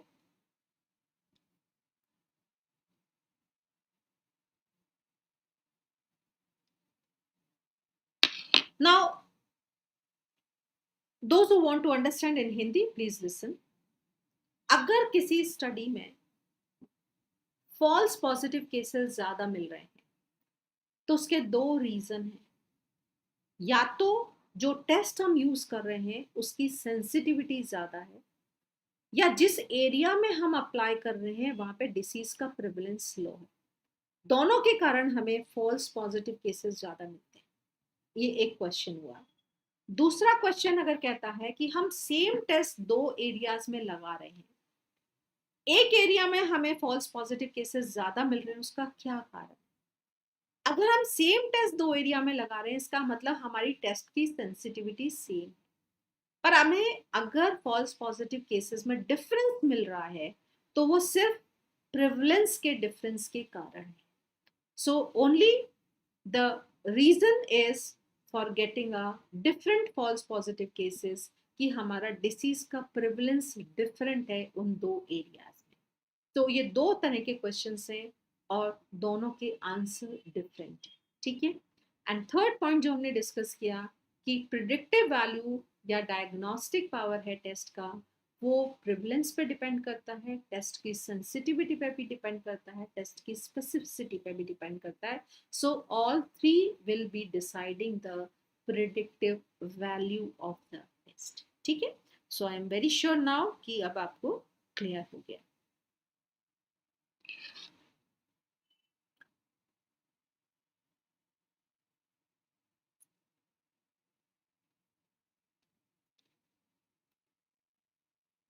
Now, another point is, जब भी हम when we apply the test in series, what is the meaning of the series? Series means one after another. Suppose we are applying the first this test number 1, and then we are applying the second test. One after another is the series. Now parallel means we are applying all the tests simultaneously. This is the parallel. So question is, when we are applying a test in series, means one after another. First we apply ELISA, then we apply the Western blot. Parallel means we are applying the more than one test at a time. Like for diabetes, we are applying a blood sugar, we are applying urine sugar, we are also checking for HbA1c. That is parallel. It will affect the outcome. So question is asked, when you are apply the test in series, what will be its effect on sensitivity, specificity, or predictive value? Always try to remember for series. Opposite will be for parallel. Don't remember for both, you will have a confusion. And always remember with an example of HIV. Now first we are applying the test highly sensitive. Then we are applying a test highly specific. So if we apply the test in the series, our specificity increases. Because Western blot is highly specific. Our specificity increases, but our sensitivity decreases. And why we apply in a series? Because we want to increase the positive predictive value and decrease the negative predictive value. So when we apply the test in the series, the specificity and positive predictive value increases, sensitivity and negative predictive value decreases. And opposite is for the parallel. The specificity will decrease, sensitivity will increase, positive predictive value will decrease, negative will increase. Okay, so test in the series, remember, will become highly specific, will be having high positive predictive value. Clear?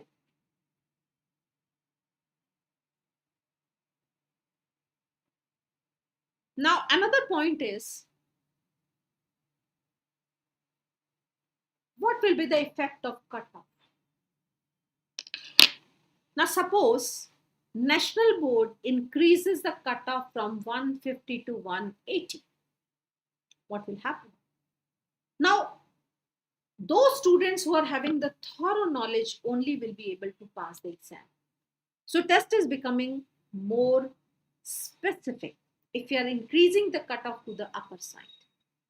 But suppose if the National Board decreases the cutoff from 150 to 120, what will happen? Those who are having even a minimal knowledge will be passing. So sensitivity will increase. So here the two type of the questions are asked. One is, if you see this graph, they ask what this shaded area is. Now this is our cutoff.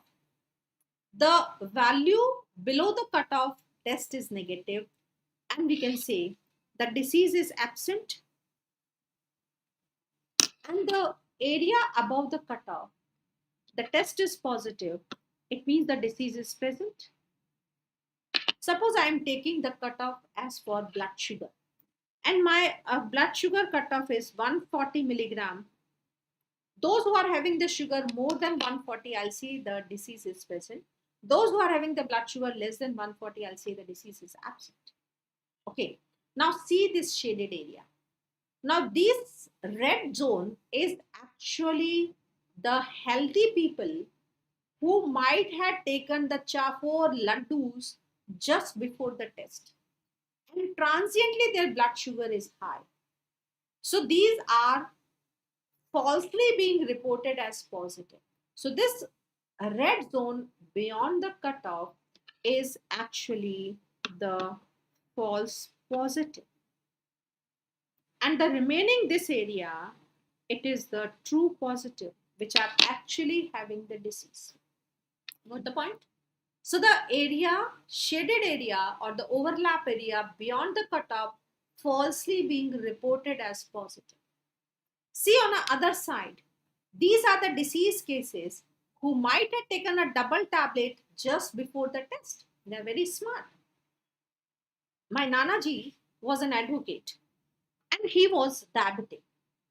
So he was very smart. And we know that advocates, they depend upon the official proof. So what he used to do, day before the blood test, he used to take the 2 tablets. And next day morning, the blood sugar is either the normal range or towards the lower side. And doctor says, no, you cannot restrict the sugar for him because the sugar is low. And he's very happy because the official document is there. So they are falsely being reported as negative. They are actually the disease cases falsely being reported as negative, and the remaining are the true negative. So sometime in the exam, they give you this shaded area. So beyond the cutoff, falsely reported positive are false positive. Below the cutoff, overlap area, falsely being reported as negative are false negative. Clear? Another point is that if we change the cutoff to the upper and the lower side, what will happen? So as I said, what will be the effect of cutoff if we are shifting to the upper side? As we know, if you are shifting to the upper side, false positive decreases and false negative increases. So if you are not able to remember in this sense, just remember that sensitivity of the test decreases, specificity of the test increases. If you're shifting the cutoff to the upper side, test become highly specific. If you're shifting the cutoff to the lower side, the test sensitivity increases and specificity decreases. So we have to decide depending upon the disease. For the cancers, we are keeping a cutoff to a lower side. So test is highly sensitive. Even we can have a more false positive cases, but still it is acceptable. We will rule out. But we cannot leave the patient. And usually for diabetes and other diseases, we are keeping a cutoff towards a little bit a higher side. So this is what is the basic calculation of this topic. Now quickly I will scroll the pages so there should not be any confusion. Then we'll be going to the next component of this topic is what are the screening tests we are using. Okay, so quickly we'll be scrolling these points that we had discussed. What are the various type of the screenings we should be knowing? Prospective for the benefit of community, it is primary level prevention. Prescriptive, it is for the benefit of individual, it is the secondary level prevention. Then we are coming that what is the lead time interval between the first possible diagnosis and the final critical diagnosis, is the screening time, and first possible and the usual time of appearance of the disease is the lead time. Then we should be knowing the formulas. The true positivity is the sensitivity, true negative is the specificity. We should be knowing the formulas of all the four parameters. Then we should be knowing how to calculate, to fill the values and to know the parameters. Then this is again very commonly asked that if a prevalence is increased, then definitely positive predictive value will increase, and if the prevalence is increased, the negative predictive value will decrease because it is having the opposite relationship. And test is highly sensitive, its specificity is low, and if the more false positive, false negative cases are less. And if you are having a high false positive cases, either it could be because of the high test sensitivity or the low disease prevalence, or if a same test we are using, then sensitivity is nullified, then it is because of the difference in the prevalence of the disease. Predictive value will depend upon all the three parameters: prevalence of the disease, sensitivity, and the specificity. And if you're applying the test in the series, the specificity increases and the sensitivity decreases. And if you are having the shifting of the cutoff to upper side, then test become highly specific. If we are shifting the cutoff to the lower side, test become highly sensitive. So these are the points what we had discussed. Okay. Now, 2-3 queries are there. Then before we go further, as I know that some of the students are not liking to discuss the queries in between, but I think I should take some queries, because once these points are clear, then only you guys focus on another point. Otherwise, that query will roll in your mind. Okay. So 2-3 points I can just take, change of the prevalence depends upon the predictive value, and the predictive value depends upon all three. A change of the prevalence is affecting only the predictive value. Yes, you are very right, because a prevalence will not affect the sensitivity and specificity. But if in general we say that a predictive value of a test, it will depend upon all the parameters. Like I'll explain with this table where we had discussed the formula. Okay, I'll explain this table. It will be clear. Now, what is the positive predictive value? It is A plus B.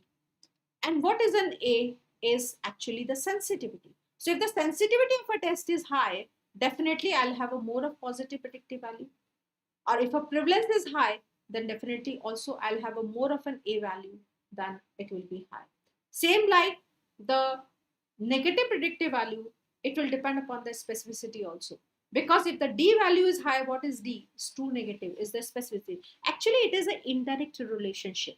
So we have to explain some things indirectly, moving in an opposite direction. Okay.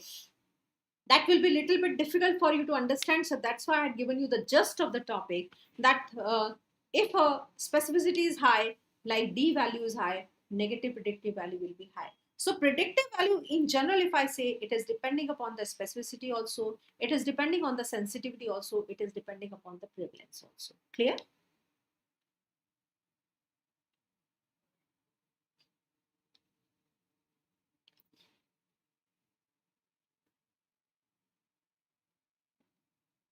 how the low prevalence causes the high false positive cases.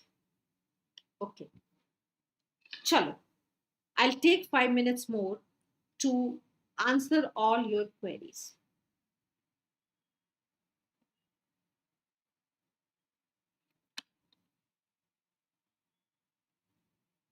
Check. See here, all the queries will be answered. Those who can understand it is fine. Those who cannot understand it is also fine, because it is not as much in detail, but as to solve your queries, I am taking this example. Now, suppose if I say my question is, I am using a test with the sensitivity of 80%. I am using a test with a specificity of again 80%. Clear? Now, in a one situation, my disease prevalence is 10%. In another situation, my disease prevalence is 20%. Okay? Now I have to calculate the predictive value. As I said, that prevalence is changing the predictive value. Now let me confirm. Now, as I say, again we have to make the table. So I'll be quickly making the table.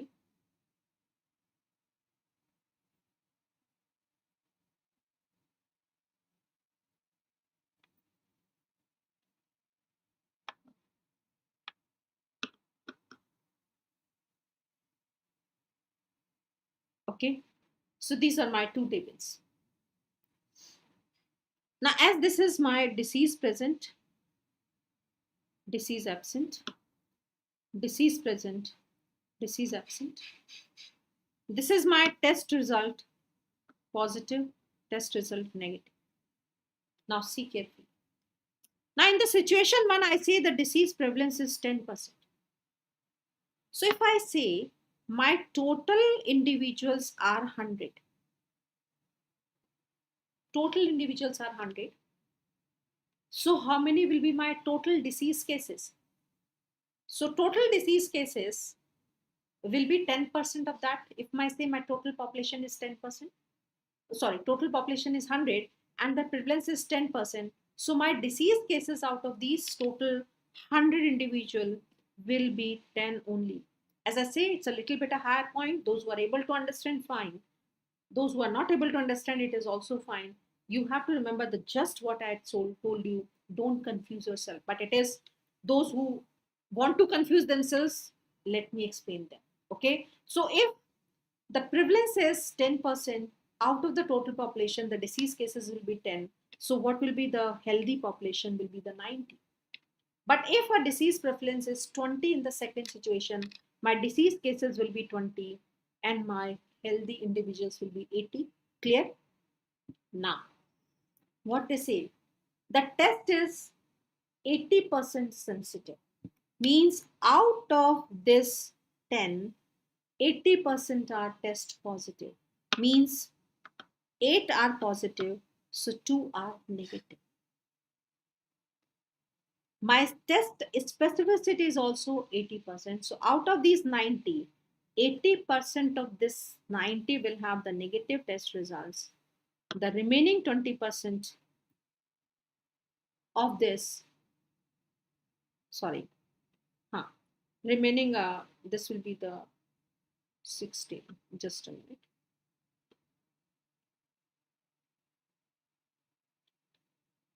So 80% of this 90 will be negative.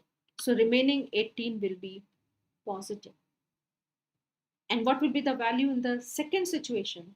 80% of the 20 means 16 will be positive. The 4 will be negative. And opposite to 80% of this 80 patients means 64 will be negative and 16 will be positive. Clear? Now, if I am calculating my positive predictive value for this first case, PPP1, what it will be? It will be 8 by 26. Okay. somewhere it will be around 60%. Okay, so it is 8 by 18. And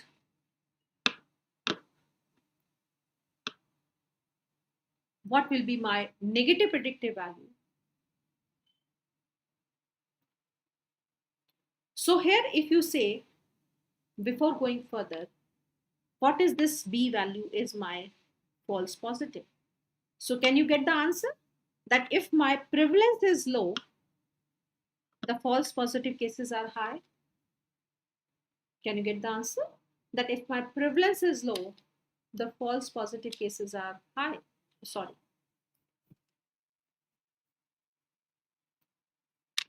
Okay. Here my prevalence is high, so my false positive cases are low. So this is how we can say that if a prevalence is low, we are getting a high false positive cases, and if a prevalence is high, we are getting a less false positive cases. So I hope it is clear to you now. So I'm not going further in the calculation. That could be the explanation how we can say that low disease prevalence is causing the high false positive cases. Okay, so you got the point?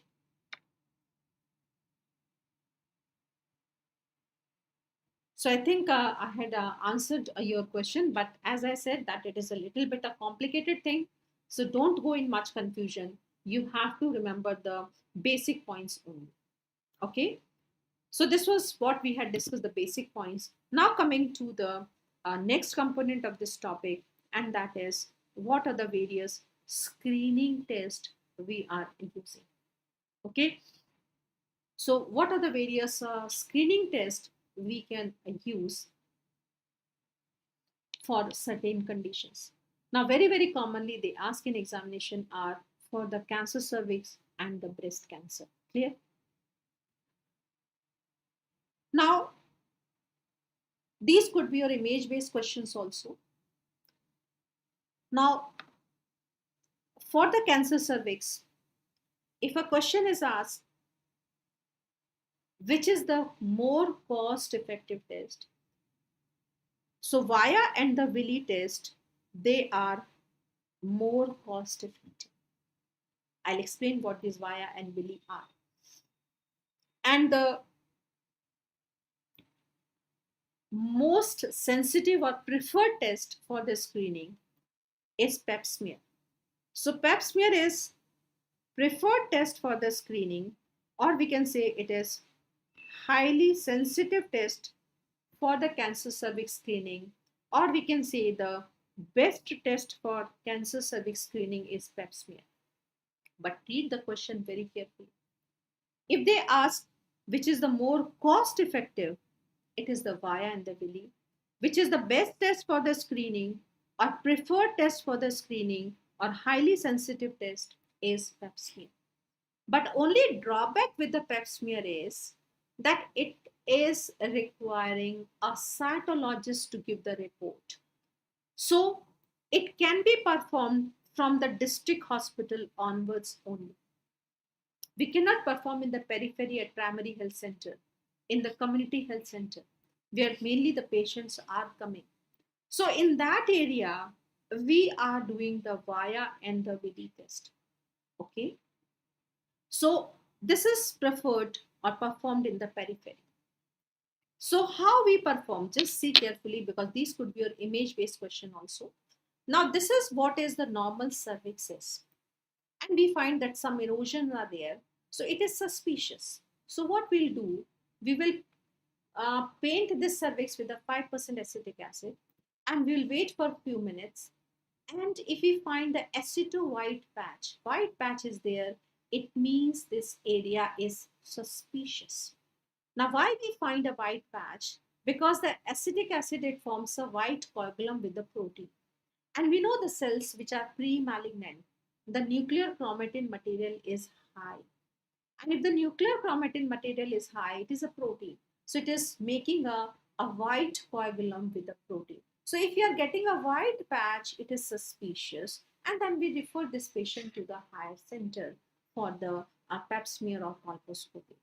Now, same like if we are applying this Lugol's iodine, so either we can use the acetic acid or we can use the Lugol's iodine.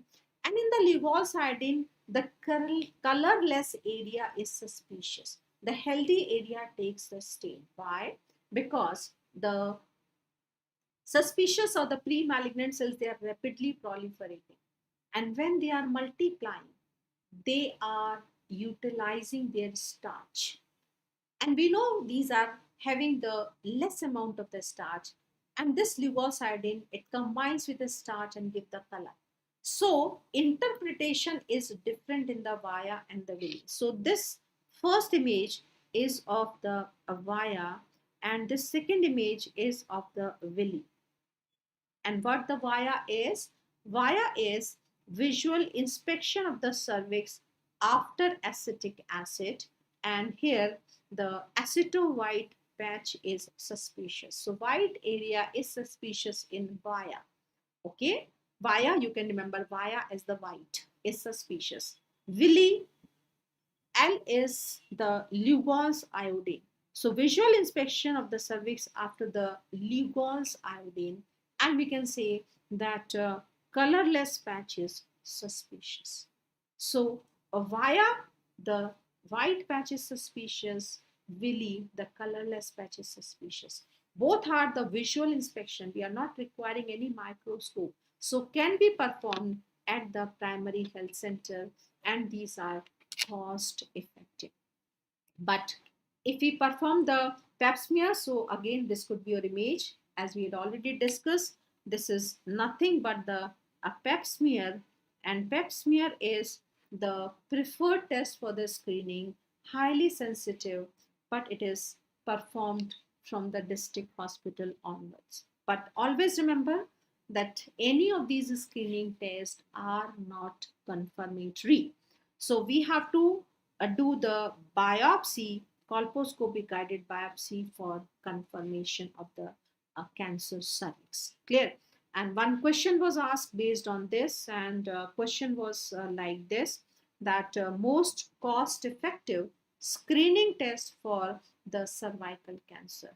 And we all know that more cost effective is the Lugol iodine or the VIA test. But if they ask which is the best screening test for the cancer cervix, then your answer will be the pap smear, because the biopsy is not a screening test, colposcopy is not a screening test. Clear? So see the question very carefully.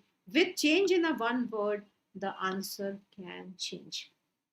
Okay, and we all know that cancer cervix is caused because of the human papilloma virus, and that is sexually transmitted. So it is my humble request to all the girls who are attending my classes, and if they had not received the cervix cancer vaccine till now, so whenever you got an opportunity, even after the exams are over, you should receive the vaccine.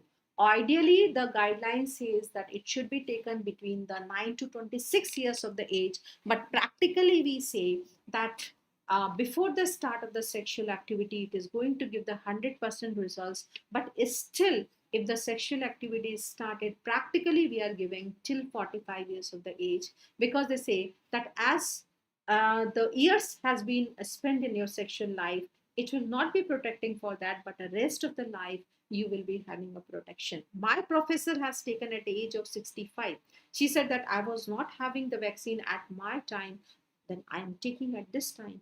It is going to give some results. So we have to take the vaccine, and currently now only the one vaccine is available, that is Gardasil 4. But now last week the this drug association has approved the India made vaccine, and it will be produced by the Serum Institute, and within a few weeks it will be coming into the market. Then it will be more cost effective over the vaccine which is we are exporting from outside, that currently only the vaccine, Gardasil is available, which has been prepared by the MSD company. And we are having the one Gardasil 9 also. So you'll be discussing this in detail in your gynae classes, that Gardasil 4, it is protecting against the four strains of the HPV, that is 6, 11, 16, and 18. 16 and 18 are mainly responsible for the cancer. 6 and 11 are for the warts. Now, there is a Gardasil 9 is also available in the market, but it is the difference in the cost. The Gardasil 4 is costing around 3,700 rupees per dose, and the Gardasil 9 is costing around 10,000 rupees per dose. So they say Gardasil 9 is recommended for the boys also, because it is protecting against the warts. But currently the government is focusing for the girls only, because our main focus is for prevention of the cervix cancer. The warts are treatable, but yes, the cancer is causing so many deaths in India. So if you are giving a vaccine between 9 to 14 years or 10 to 14 years, the two doses are sufficient. After 14 years, if you are giving, the three doses are required. Okay. So again, as I say, it's my humble request to all who are sitting here, girls especially, not receive the vaccine, should receive, and you should try to spread this message as much as possible. If your family members are not knowing, your friends are not knowing, your relatives are not knowing, we should spread this awareness as much as possible, because the cancer is the condition. More early we detect, the best is the prognosis. Okay. And we know that if a female member is lost from the family, whole family is disturbed. So be very careful about the two female cancers, breast cancer and the cervix cancer. So this is about the screening portion of the cervix cancer. The second is about the breast cancer.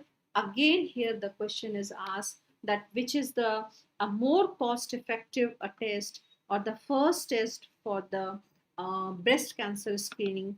The first test, or we can say the cost effective test,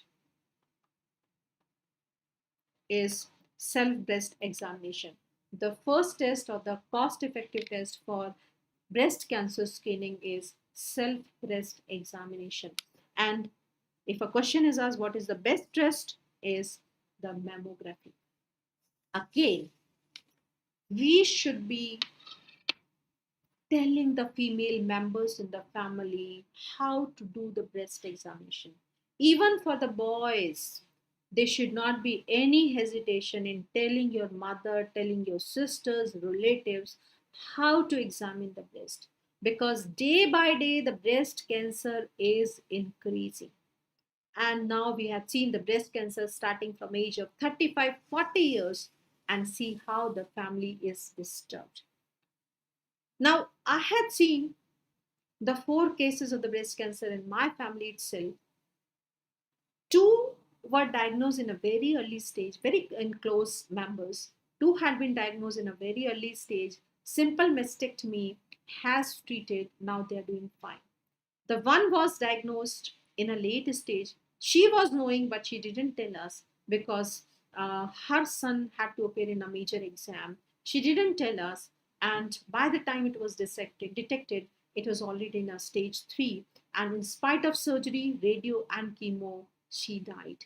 Now, one of my friend had been diagnosed or was having the lump 3 months back. She discussed with me. I told that you get a biopsy done, but she refused. She said biopsy may, if it will be positive, I have to undergo the surgery. And she was roaming here and there with the Ayurvedic medicine or the homeopathic medicine. But when the lumps increase, then she undergo the biopsy. And finally, by that time, the lymph nodes were palpable. It was in a stage 3. Now she's undergoing the radio, the chemotherapy before surgery. So we don't know what will be the future of that lady. So as I say, that breast cancer is increasing day by day. So only answer is the early diagnosis and the treatment. So you should be telling your female members in the family how to do the self breast examination. I'll take you 1 minute to explain you how to do the self breast examination. We have to tell them that they have to stand in front of the mirror, and the best time is once in a month post menstrual. And because the progesterone is less, the breasts are light, so they should stand in front of the mirror. They should see whether any disparity in the size, They should be seeing for any retraction of the nipple, or there is a puckering of the skin is there, like what we call as an orange peel appearance. Then she had to palpate. Remember, it is with the a flat of the hand. It is not with this finger and the thumb. So flat of the hand, she has to palpate in all the four quadrants, because they all are having a different lymphatic supply. And if any lump is there, or then she has to palpate in the axilla also. Any lump is there, she should go for examination by the clinician. Okay, so point for our examination, what we have to remember is the more cost effective test is, or the first test, screening test for breast cancer is what? It is the cell breast examination. The best test is mammography. And in that also we say it will be if the age of the lady is more than 40 years. But if the age of the lady is less than 40 years, then the best test what we will prefer as the ultrasonography. Not a best, I'll see the first test. So best test still for the breast cancer is the mammography. But if a age is less than, when we will be preferring as a first test as ultrasonography. Okay, because mammography can affect the fertility. And obviously the confirmation is by the biopsy. So these are the two very, very important cancers. Now quickly we'll cover the rest of the points. In the cancer prostate, we are checking for a PSA regularly, prostate specific antigens. Now if we want to detect the oral cancer, we know in India the tobacco chewing is the very common cause, and oral cancers are very, very common. So by doing a bimanual oral examination, we can early detect the oral cancers. Now these are the external cancers. Oral will give symptom outside, the breast will give symptom outside, the cervix cancer will give the symptom outside. But intestinal cancers are the internal cancers. So they are difficult to diagnose, and they are diagnosed in a late stage. So whenever you had a doubt of colorectal cancer, always go for occult blood in the stool. Always go for occult blood in the stool. Okay. And one more question was asked is that which is the cancer having the good prognosis if detected earlier? Obviously, it is the colorectal cancer. It is good prognosis. Actually, what happens if a patient is coming to you with the altered bowel habits? You will not think first as a cancer. You will think it may be some infection or indigestion. So you are giving this supportive medication for a few months, and if still patient is not improved, then you can think of doing the some invasive test. But whenever you had a doubt or old person is coming, you can check for occult blood in the stool. Now, if it is a hypothyroid in the mother, and if you're suspecting the hypothyroid in the baby, you can go with a neonatal blood checkup on the day 3 to day 4 for day 3 to day 5 for TSH. For the diabetes, you're doing a random blood sugar. So these are the few points what we should remember about the various screening tests. Now, one point you can add up in the breast cancer, the best time is post-menstrual. Best time is post-menstrual. So these are the important points what we have to remember in the topic of screening, that the calculation and what are the various screening tests. Okay. So here we'll take another break. I think we all are tired since the morning. You're also tired listening, writing. I'm also exhausted speaking. So take a break for 20 minutes. Then we'll be coming back with again very important topic that is very commonly asked in examination is demography. And meanwhile, if I had a doubt, any query, I will try to answer in the break. If not possible, I'll answer in the end of the class. Okay. So time by my watch is 6:40. So we'll start class at 7.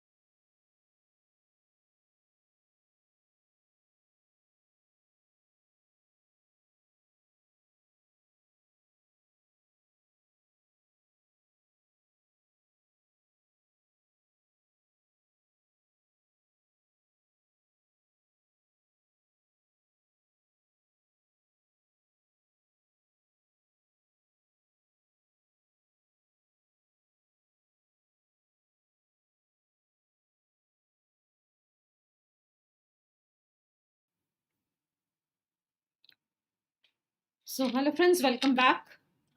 Now, before moving further, I could see there are the queries mainly from the two areas.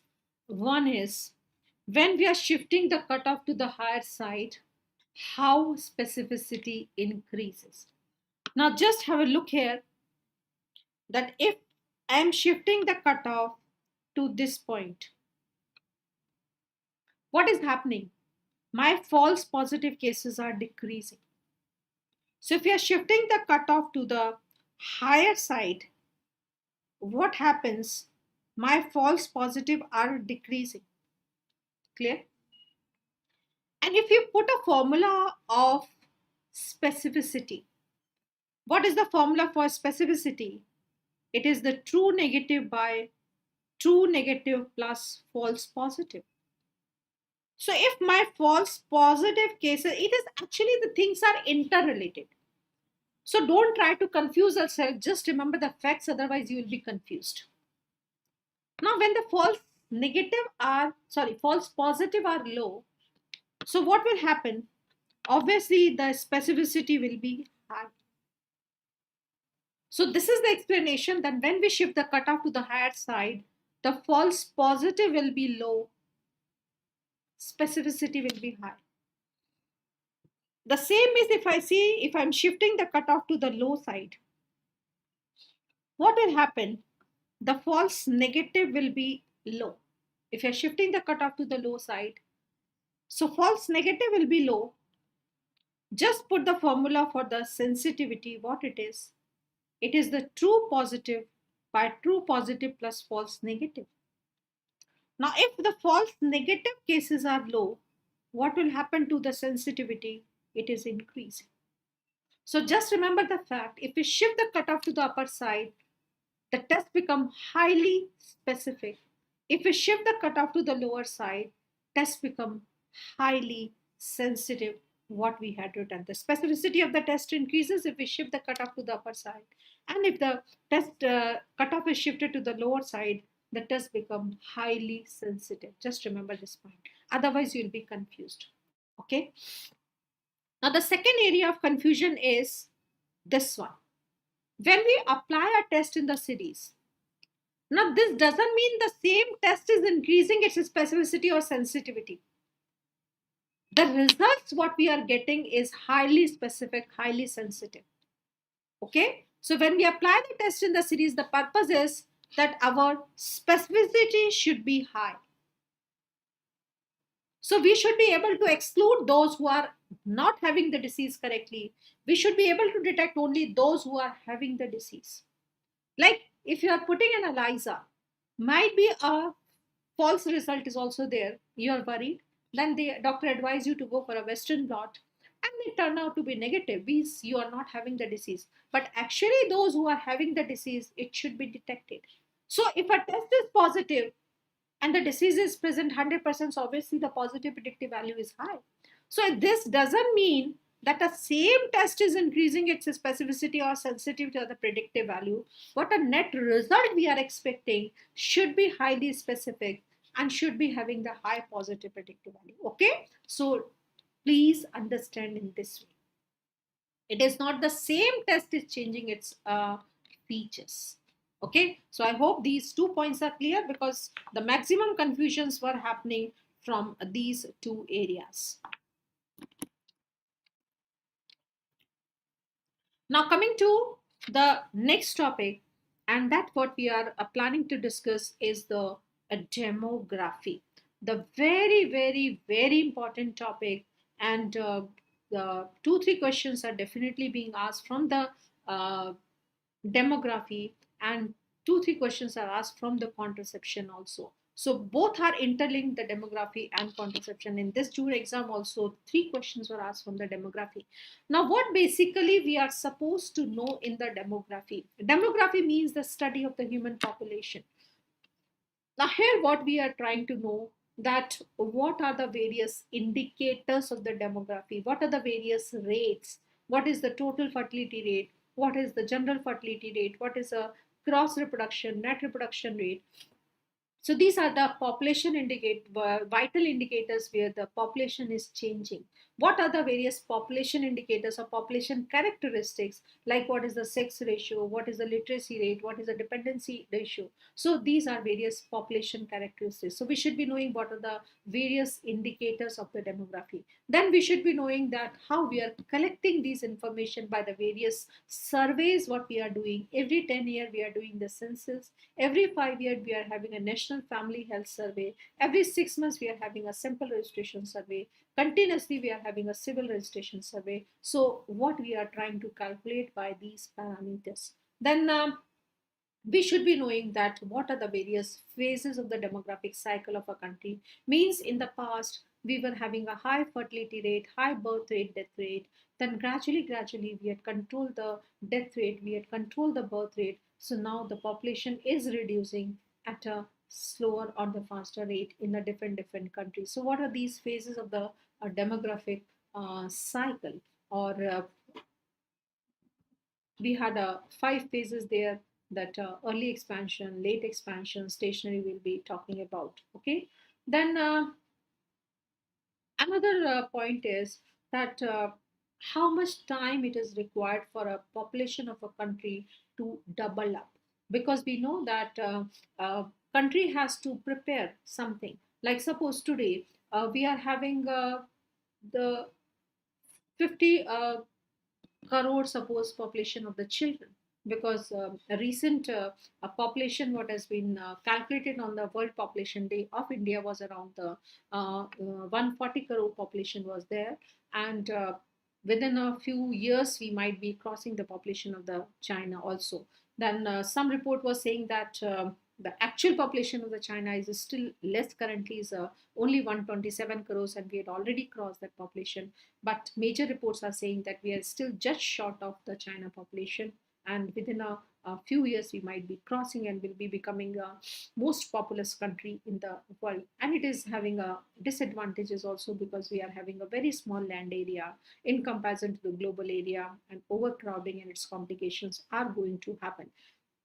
So we'll be talking about that how much is the growth rate. Means suppose if I say the 50 crore is the child population, so we are requiring the vaccination for them, we are requiring the health facilities, we are requiring the school facilities for that. And suppose if I saying the growth rate is high, so suppose within 2 years the population will be becoming 52 crores, then after the 5 years it will be becoming 54 crores. So we have to increase the facilities in advance. So depending upon the birth rate, growth rate of that country, we have to arrange the various facilities in advance. So these are the important points what we are supposed to know in our chapter of demography. Okay. So now coming first, that what are the parameters which are affecting the demography. Demography means it is the human population. Now birth, death, and the movement, migration can affect the number of the head counts. But the morbidity, it is not affecting the head count. Morbidity hota hai, it is the illness or sickness. So question was asked, all other parameters which are affecting the demography except. So morbidity may, if I say the person is sick, that will be counted as a 1% until that person dies. So morbidity, it is not affecting the demography, but mortality it is affecting, the marriage is affecting, because after the marriage the fertility will be there. Migration will affecting, the person is moving from one country to another country. The fertility is affecting, social mobility is affecting. What is social mobility? The social mobility is nothing but it is the a movement from one socioeconomic status to other. Movement from one socioeconomic status to other. Now take for an example, if I say that the parents are not highly educated, but their child is highly educated. So the parents' socioeconomic status is poor, but as their child is educated, child has now become an IAS officer. Obviously, the socioeconomic status of the family will improve. So with the improvement, now they are having the good amount of money. They can get a better facilities of the health. They can have a better facilities of the living environment. They can have a safe water supply. So all these can decrease the death. So this is the social mobility is also affecting the demography. So this was the question asked, that morbidity it is not affecting, rest of the parameters are affecting. One very, very, very important section is that what are the various indicators of the demography. Now here we are supposed to know their definitions.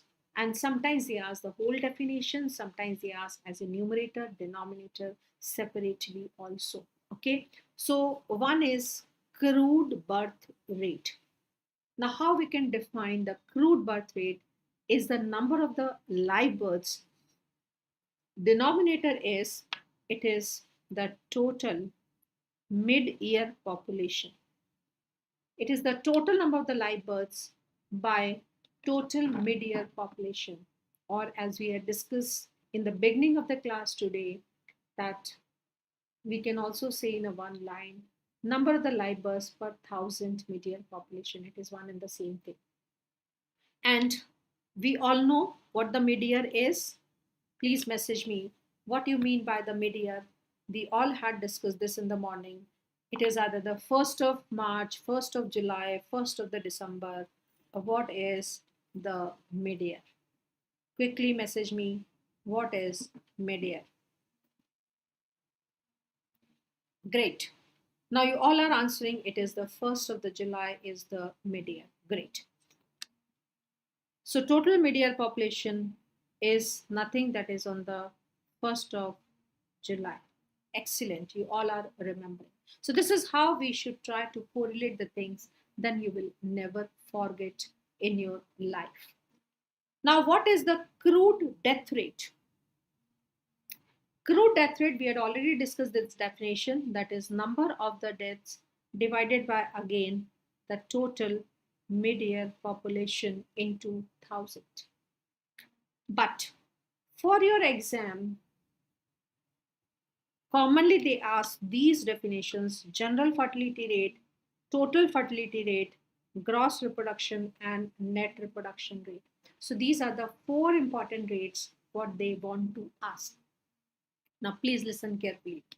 Now in the crude birth rate, we are calculating out of the total population. But total population means since birth till whatever age is there. So this whole population is not participating in the reproduction. Which age group of the women are participating is the reproductive age group. So this is more important over the crude birth rate, that is the general fertility rate. Now here the question what they ask is, what is the denominator? It is not the total population, it is the total population of reproductive age only. Remember this point. So what is general fertility rate means in the fertile age group, what is the rate? So it is the number of the live births by total mid-year population of reproductive age into 1,000. So it is total number of the live births per 1,000 mid-year population of reproductive age. So this is the first question what they ask is, that denominator is the reproductive age. Second question is, which age group is considered as reproductive? It is the age group of between 15 to 49 years for the female is considered as reproductive age. So it is the total number of the live births per 1,000 mid-year population of the reproductive age group female. Because we know from the menarche till menopause, they are fertile. Not before the menarche, not after the menopause. So remember this. This is a very important point. Now, another rate is, although not very commonly asked in exam, is in India, as per the law, only the married female are participating in reproduction. So it is general marital fertility rate, where we are considering the denominator as the married women only. So the denominator is, it is the total mid-year population of married, a reproductive age female. So in the general fertility, marital fertility rate, it is the married woman, while in the general fertility rate is all the women in the reproductive age. Clear? Now these are the three more parameters what has been asked is total fertility rate, gross reproduction and net reproduction. Now please see the words. The definition is hidden in the words only because these are very commonly asked. Now total means the total number of the children a lady is giving in her entire reproductive period. I'll explain in Hindi also because that is very important. Total मतलब total मतलब एक lady अपने reproductive life में कितने live children को पैदा करती है, that is the total fertility rate. Now if you say for your mother including you, how many other brother sisters you are having? Suppose you are one and you are having the one sibling more, so two children are born to your mother, presuming two are born and two are alive, so your mother TFR is 2. But suppose you had two sisters, you are one boy, you had two sisters, so your TFR of your mother, presuming all three born alive and only these three are born, TFR will be 3. So total number of the children born to a woman in her entire reproductive period is the total fertility rate, and this is also known as completed family size. Many of the time you might have heard people saying, earlier I had a son, now I had a girl child, my family is completed. Means they don't want more children. So total children born is what is their total family size. Okay? But out of these total children, we are more concerned how many girl children are born. So you can remember the GRR or the gross reproduction, or you can say G for the girl. G for the girl. So how many girl children are born to a lady alive will be the GRR. Suppose if you are a female student, how many other sisters you have, that will be the GRR of your mother. If including you, if you are one and you had a one sister, so your GRR of your mother is 2. And if you had a one brother, so TFR will become 3. But if you don't have any brother, then even the TFR is also 2. But suppose if you are a boy student and you had a one sister, so your TFR of your mother is 2, but your GRR of your mother is 1. So it can be any combination. So just remember the total children born alive is TFR. Girl children born alive is the GRR or gross reproduction rate. Now, another very, very important is net reproduction rate. Now, many questions has been asked from this section. Now, please listen carefully. Now, you presume like fertility as the business. Okay? Suppose if you had started your business with 1 lakh rupees. After 1 year, what is the net profit or net result? Either you are having the profit in your business or you are having a loss. If you are having a profit, you will continue. If you are having a loss, you can wait for another year. But still, if you are having a loss, you can stop your business. Same like, if the live children are born at birth, what is happening to these children later on? Whether they all are remaining alive or some are dying at 5 years, 10 years or 1 year. So here we are mainly concerned with the girl children. Why? Because they are the future mothers. So suppose if I say that a lady had given birth to the two girl children alive. Okay, two girl children alive. So the GRR of that lady will be 2.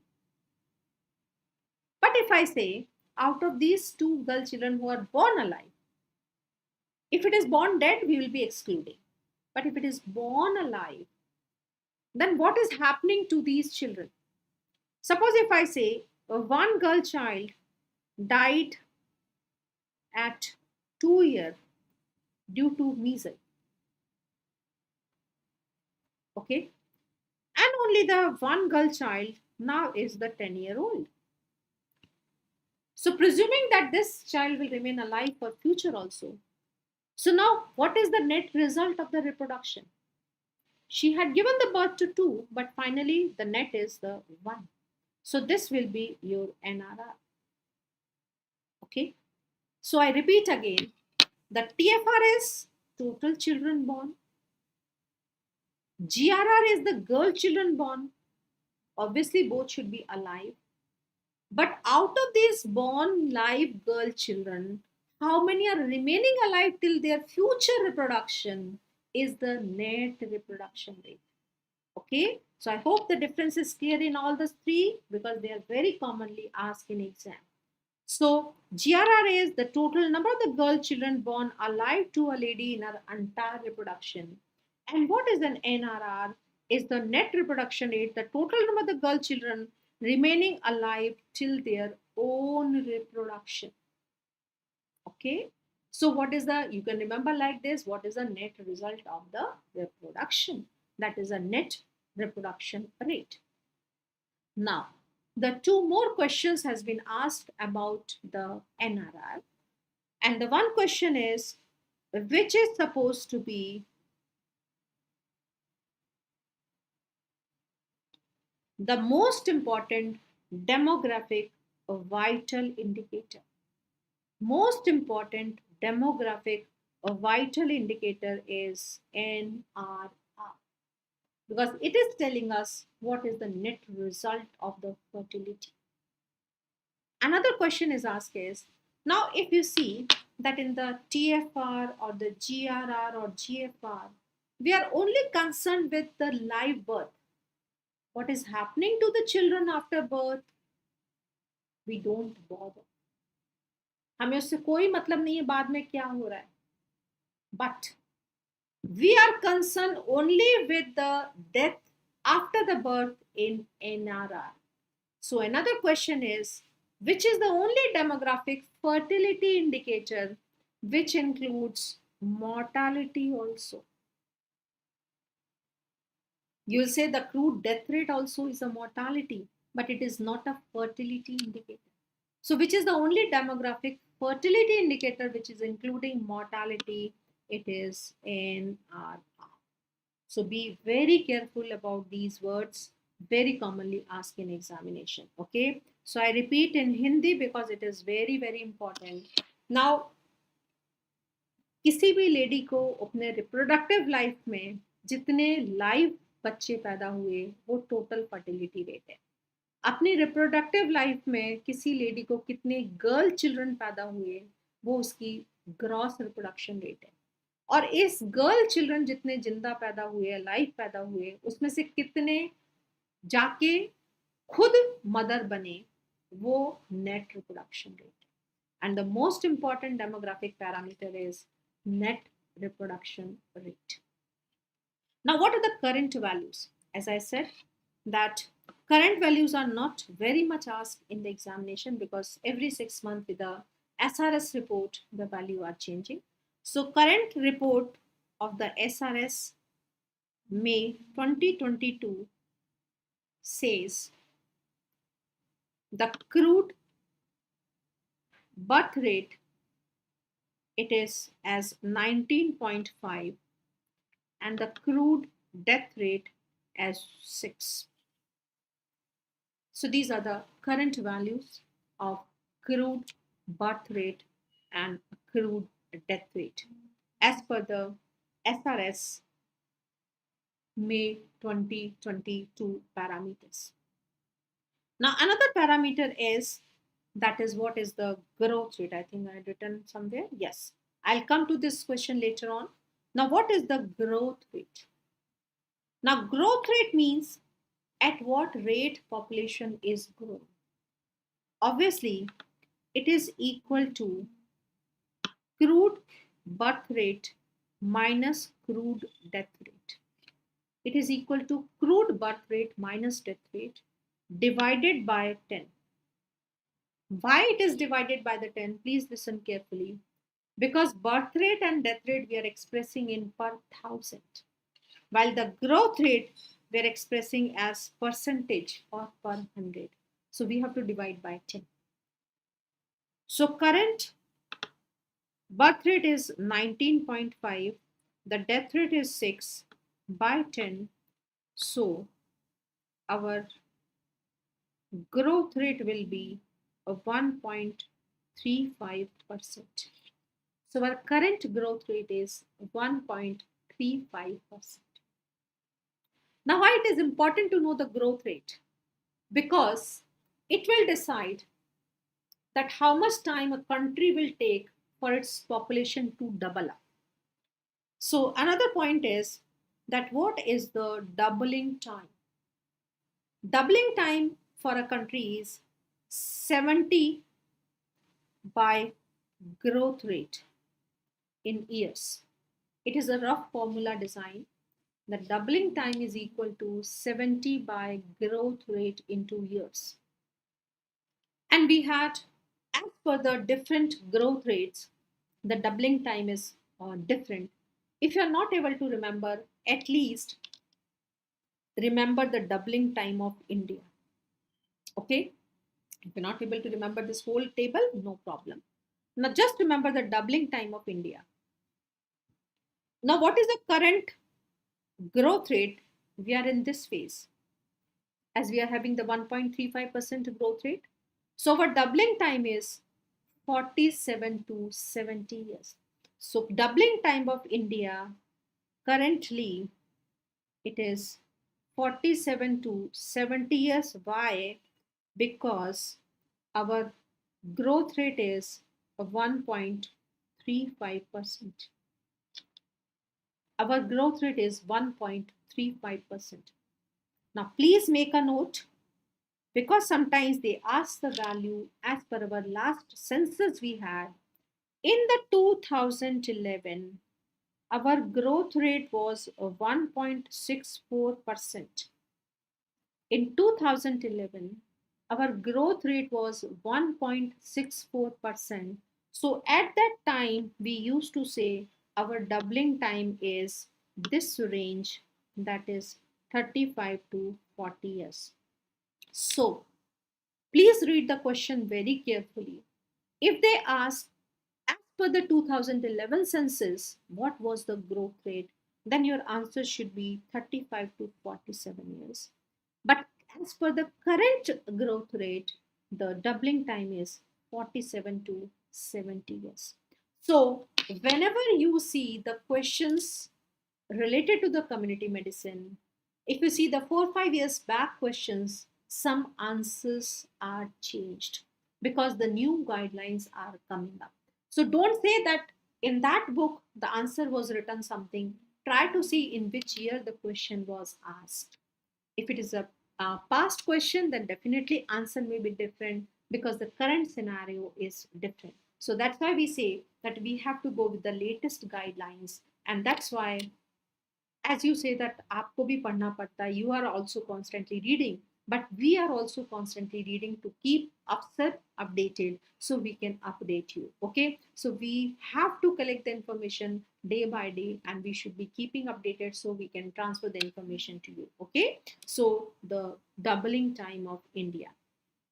Now coming to this question, this is a little bit of hard type of question, but usually asked in a NEET PG examination, but I'm very sure that my students are also at the level of the NEET PG, even more than that.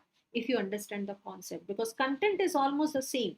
We are teaching you each and everything what we are teaching to the PG aspirants also, but only the difference is that they are applying the concept in a wider way and you're applying a concept in a little bit of shorter way. That's what the difference is. The content is absolutely the same. So the question is, if I say that obstetric history of the patient is given like this, then we have to calculate the TFR, GRR, or NRR. Okay, I'm leaving this as your homework.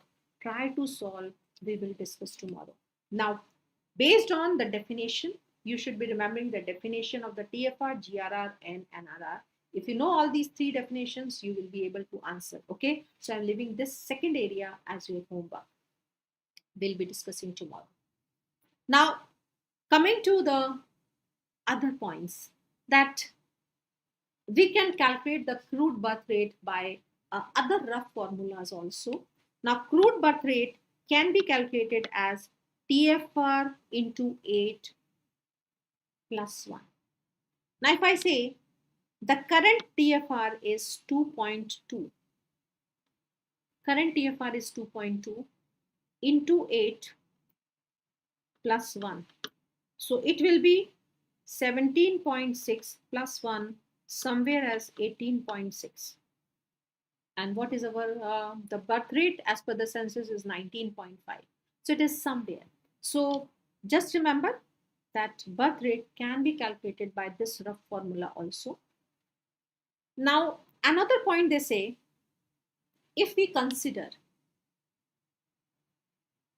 sex ratio equal, although practically it is not possible, a lady can have a 2 boys, lady can have a 2 girls, lady can have a 1 boy, 1 girl. But presuming that average 1,000 ratio is there, so if a lady is having the 2 children, it is expected to have a 1 boy, 1 girl. So what we can say that NRR or GRR, presuming that all the children born alive, they remain alive, that is roughly the half of the TFR. Roughly. It is not always true. Because one question was asked like this says, a lady has delivered the 2 children live. What will be the NRR of that lady? अगर 2 children हैं, presuming that one is girl, so and that girl is remaining alive, so NRR of that girl might be 1, but it is not always true. Okay? So these are a few rough formulas are there. But this is very, very important. Now, what is our goal for NRR? The goal for NRR is that NRR should be 1. The NRR should be 1. Means a 1 girl children born and that girl children should remain alive.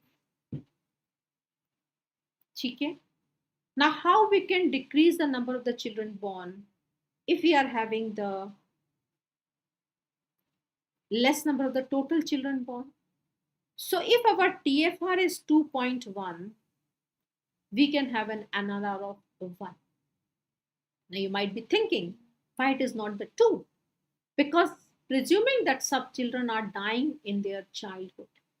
So if we can have a TFR to 2.1, we can have an NRR of 1. Now how we can decrease the number of the children born to a woman if they are using more of contraception?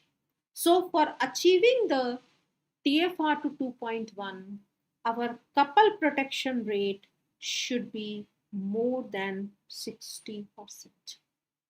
CPR.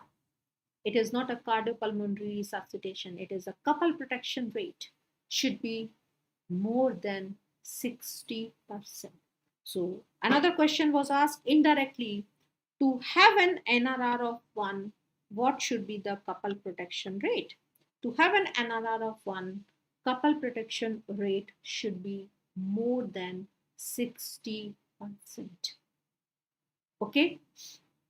Now, what is couple protection rate?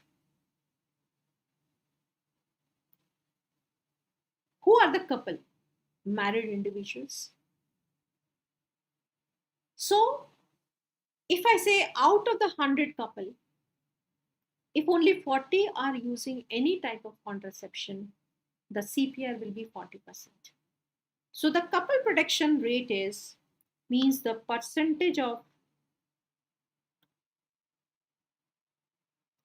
eligible couple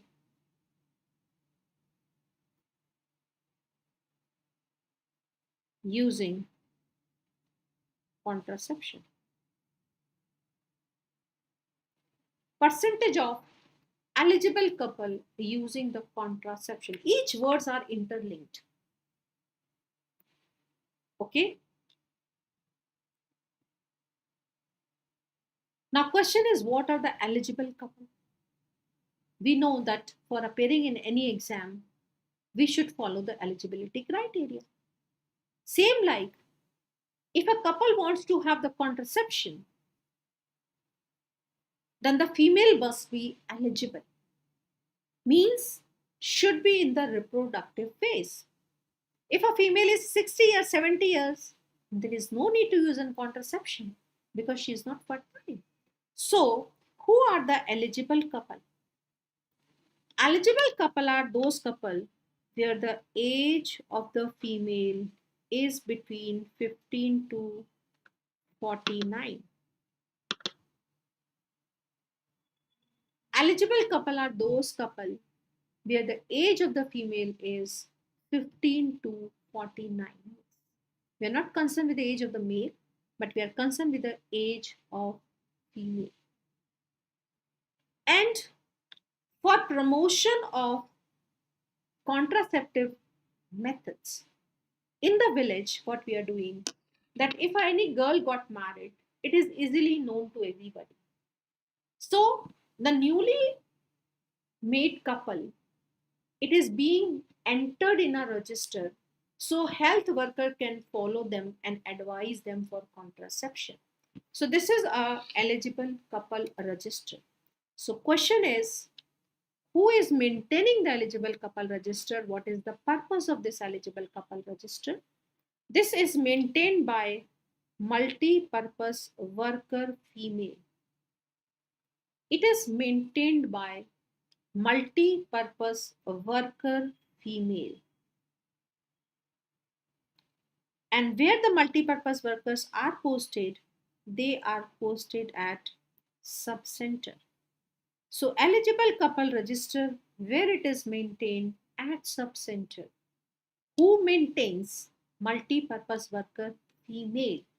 Who are the eligible couple where the age of the wife is between 15 to 49 years?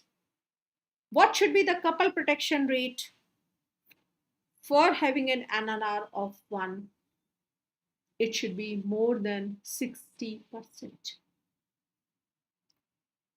Now, what is an average eligible couple?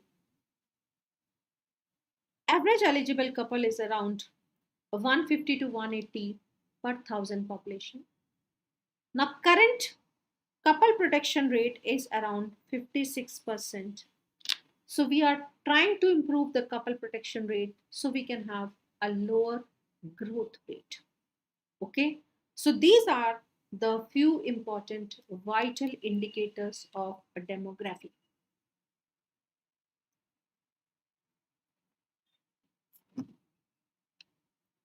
Okay, so quickly I'll revise what are the demographic parameters because very important. The vital indicators are the crude birth rate, death rate. Important are the general fertility rate, that is the denominator is reproductive age group women.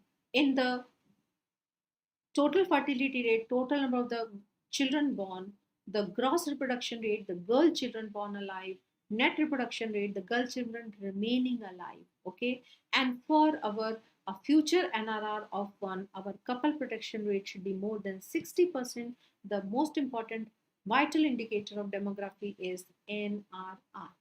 Okay, then we have discussed the a doubling time. That doubling time is nothing but it is the 70 by a growth rate. What is the growth rate? It is a birth rate minus death rate by 10 is the growth rate. And what is the doubling time? If they say currently, it is 47 to 70 years. But if they ask, as per the 2000 census, our doubling time was 35 to 47 years. So see the question very carefully. Okay. Now coming to the various population indicators. Now population indicators means here dealing with the various characteristics. Now here one very important is the sex ratio. Now here what is the sex ratio?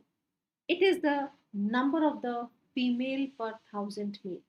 Now if we are calculating at birth, or we can calculate between the 0 to 6 years. So if it is being calculated at birth, it is called as sex ratio. Mainly we are concerned with this only. So what is the sex ratio? It is number of a female per thousand male. It is number of female per thousand male, not to remember as opposite. Okay. Now here we are supposed to know the values that in the 2011 census, because the last census report is 2011, the current census is going on. Initially, it was planned to have in 2021 because every 10 years we are having the census. But because of the COVID situation, we could not conduct. Now it is going on. Now, soon within a few months, we are expecting the reports of that census. But till that, we will be taking as a reference of our 2011 census. Okay. So as per the 2011 census, our birth sex ratio was 943. Okay. And if we are calculating the sex ratio between the 0 to 6 years, it is called as the child sex ratio.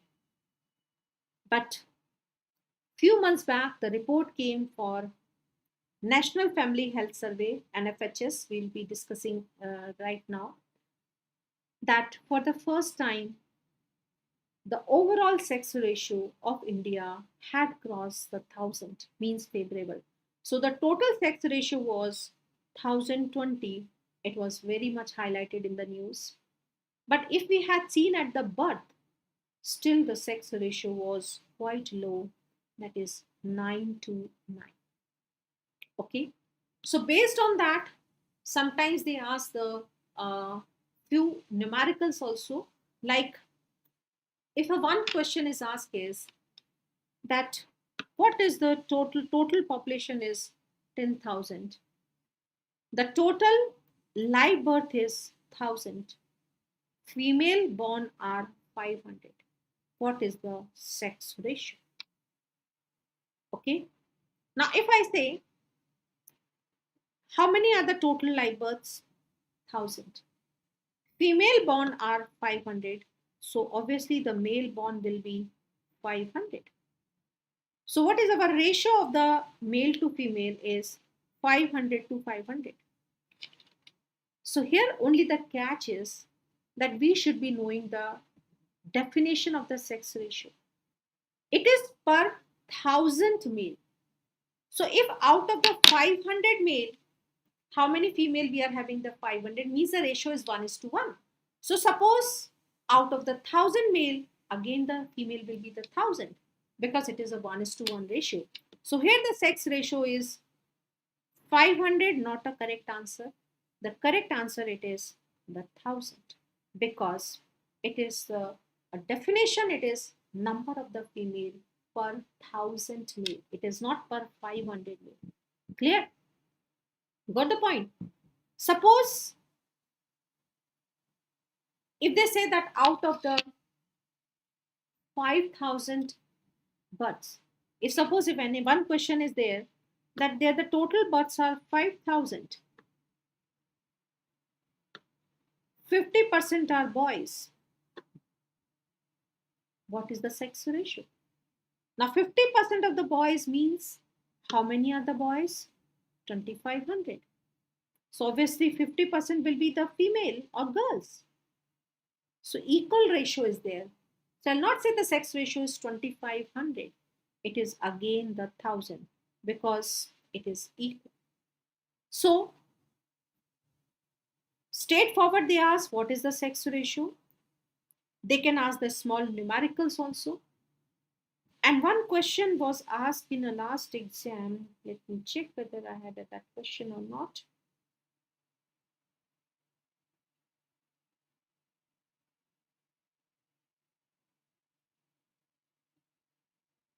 Yes, this is the one question.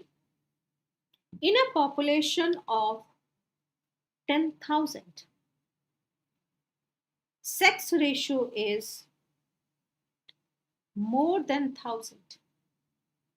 In a population of 10,000, the sex ratio is more than 1,000. What is the current statement is? More than 1,000 means obviously the number of the girls are more than the boys. Okay, just apply the logic here. If it is the total population of the 10,000, presuming if I say the sex ratio is 1,000,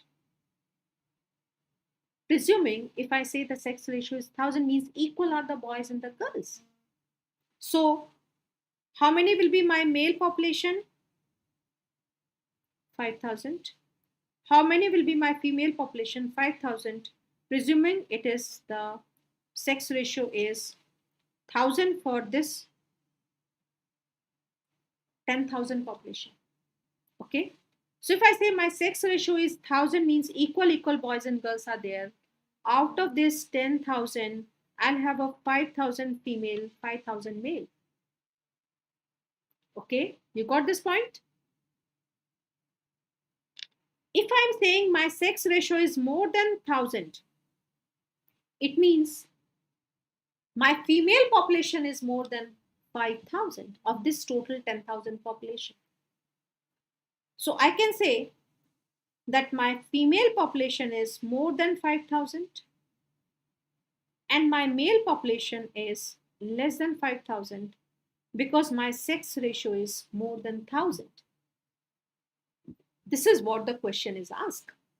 In a population of the 10,000, the sex ratio is more than 1,000. So correct statement is male are less than 500.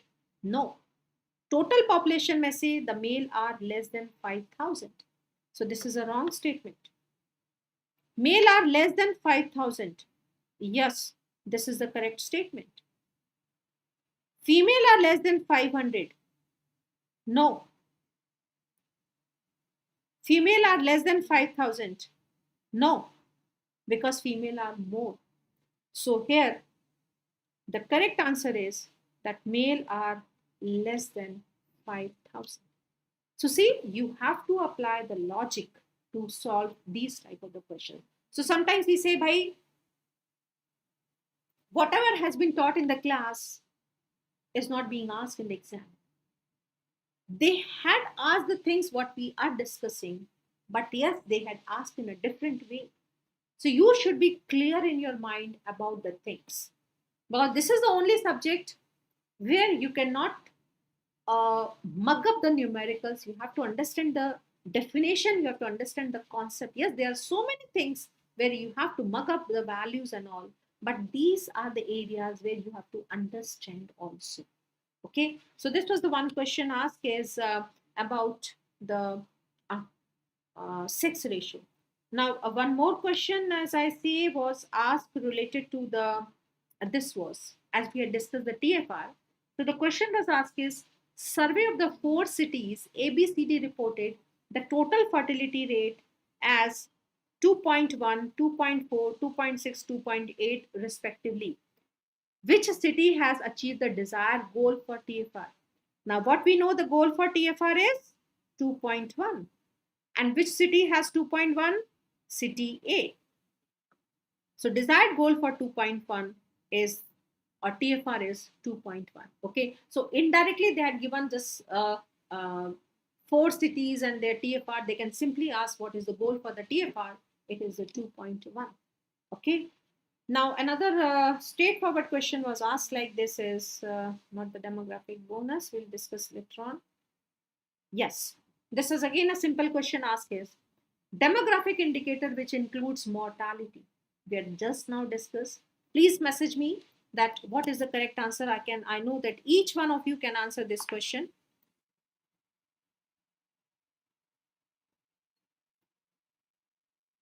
That what is the demographic indicator which includes mortality index? Yes, great. Everyone is able to answer the correct, and that is the NRR. So I expect from you, my children, that as you are quickly answering the correct answers here, you should be developing this habit to answer correctly in your exams also. Okay. So this is what is the few questions has been asked. So quickly we'll be completing the rest of the population indicators. So we had covered the one population indicator. Yes, excellent. Everybody is answering the correct answer. Okay. Now the next population indicator is literacy rate. Now literacy rate is how many are literate. Now here only the catch is that we can say the number of the literate people out of the 100 population. No, we cannot expect a newborn baby to literate. Literate का मतलब होता है any person who is able to read, write and understand in their own language. So we are expecting a child beyond 7 years to be a literate. So here only the catch is that the denominator is not the total population. Denominator is the population of 7 years or above.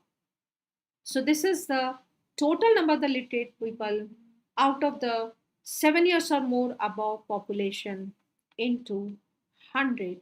So this is only the catch is that denominator is 7 years and above, not the total population. Now we can remember the 2011 values. These are the values which you are supposed to remember because they had been asked time to time. The male literacy rate was high, overall was 74%, but male was 82%, female was 65%. Because still they considered that female should not be educated, but now we are focusing more on a girl child education like a beti bachao beti padhao. But earlier the concept was that do problem hongi. If you are more educating the girl child, then it will be a difficult for parents to find a match, because if the girl is highly educated, then you have to find a boy of a more higher education. And second, they say that if the girl is highly educated, it will be difficult for her to adjust after marriage. That's why still in the families they consider that a girl should be little bit less educated. But now even the concept is changing. They say the more educated girls, they are better to adjust in the family rather than the lesser educated, because they had a more understanding, they had a more patience, and they can deal with the situations. Now, as per the recent data of National Family Health Survey, they had detected between the reproductive age group, female literacy was little bit improved as 71%. Male literacy was further improved as 84.4%. Now, based on this, they had asked a small numerical. I'm leaving this numerical as your homework. Try to do this homework. And they had asked to calculate the literacy rate. Now, just one catch is focus on this definition. Focus on this definition, you will get your correct answer. Now, the next is the dependency ratio. Dependency ratio means how many are the non-working population dependent on the working population. Now, here the question is asked, what is the non-working population? Non-working population, we say it is less than 15 years and more than 65 years. Less than 15 years and more than 65 years is the non-working population, or it is the numerator of the dependency ratio. What is the denominator? Is the working population, that is 15 to 65 years, that is the denominator. So they had asked separately what is the non-working population or numerator as 15 to less than 15 or more than 65. They had asked what is the working population or the denominator between 15 to 65 years. Okay. Again, remember the value as per the census 2011, and the value was 54.5. But as now the fertility rate is less, and those children born 20 years back, now they are becoming working, so it is reduced. And that's why you might have heard the speech of our prime minister. They say currently India is having the maximum working hens. Why? Because we had a high fertility in past few years. Now we all are in working age group. And you might have seen in China, because earlier the fertility rate was very high, and to control the population they had strict rule of the one child norm, and for past 30 years, even more than that, their birth rate is very low. So whatever the working population was, they all has entered into the adult age group or the geriatric age group. Now they are having a less working population, so they are coming back to the two child norm to increase the number of the working population. Now currently India is having the highest working population in the world, so that's why they all are demanding the Indian, because we are all are the hard working, and with the little of the salary we can work more for those countries. So based on this, again a small numerical to calculate the dependency ratio. Now keeping this formula in mind, that what is the denominator and the numerator, try to do this also. So this is again your homework for today. And last in this is the population density. Population density means in a 1 square kilometer of the land area, how many people are living. On an average is 382, but it is variable. Metro cities may it is going up to 10,000, more than that. And the rural area it is quite low. So this is the population indicator. So indicators of the demography are very, very important, very commonly asked. That's why we have discussed in detail. We are left few portions in this: phases of the demography and the methods of collection. Okay, now I know that time is there. I don't want to make you tired much, because you have to read a lot of stuff today. And again, tomorrow morning you are having the classes. So just I'm winding the session here, and rest of the section of demography I'll cover tomorrow. So today we had covered the starting from concept of health and disease. Then we had covered the epidemiology, we had covered the screening, and we are starting with the demography. Now tomorrow I am planning to cover the remaining portion of the demography. Then we'll cover the contraception, and if the time will permit, we'll start the biostatistics. Okay. Now, yes, if you had a doubt, now we'll be clarifying. And those who want to leave the session, they are most welcome. So please message me if I had missed any query earlier, because lots of messages are there. So you can resend me the messages. Okay. But I'll still try to find out the queries.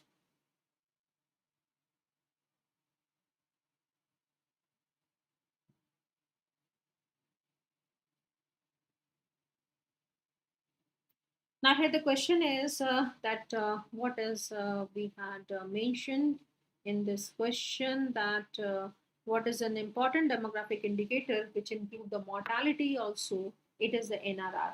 And if they say the crude death rate is also given, that is still the question or the answer what an board wants to from you is NRR only. Then they can change what is a demographic vital indicator, which is including or including fertility also is the NRR, because crude death rate is not a fertility indicator. Okay.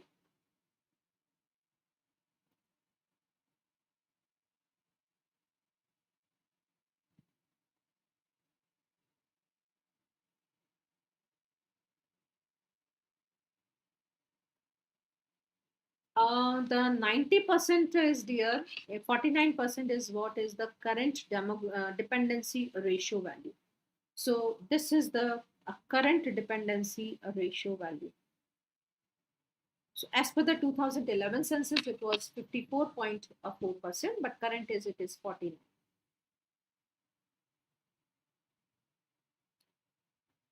Eligible EC stands for eligible couple.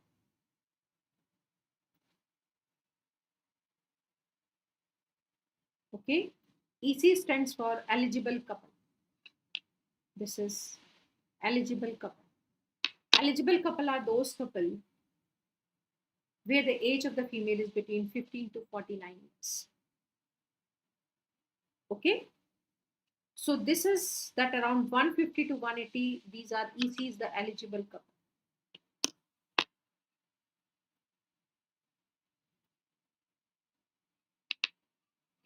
Okay, so 49%, as I said, that it is the current value of the dependency ratio.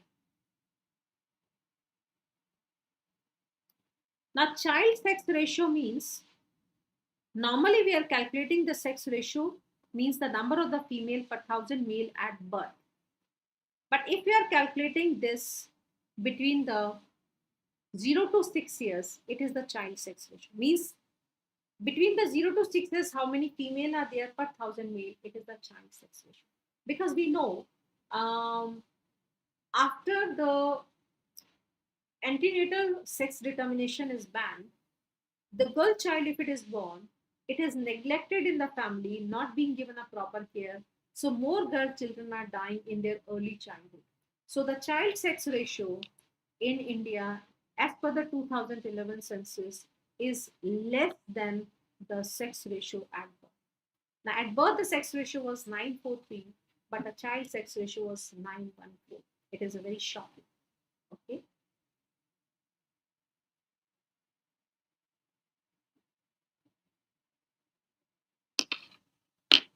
The difference between the TFR and the GFR.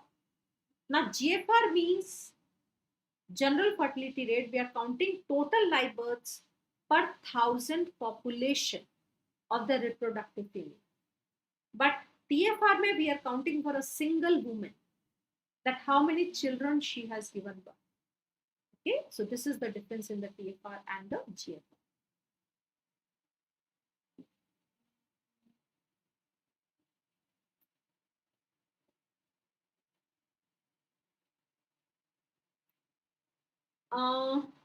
You want to know the analysis of the randomized controlled trial and the phases of the clinical trial.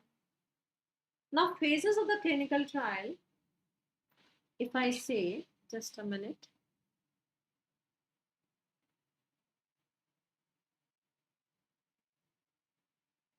What we have to remember in the phases of the clinical trial, beta, that these three phases you can remember, or four. The phase one, it is done on the healthy individuals to know the effect of the safety profile of the drug in a full amount therapeutic dose. 2, 3, 4 we are doing on patients. 2, to know the effect of the drug.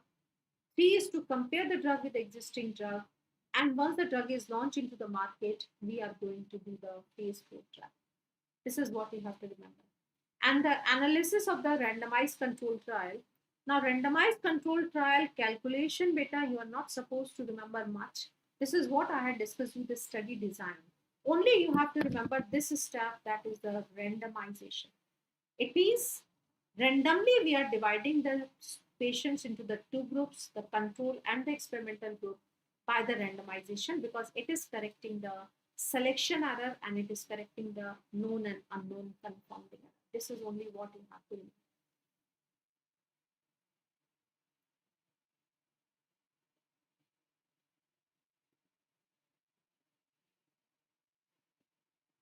Now, how the TFR is 2.1 and the NRR is 1.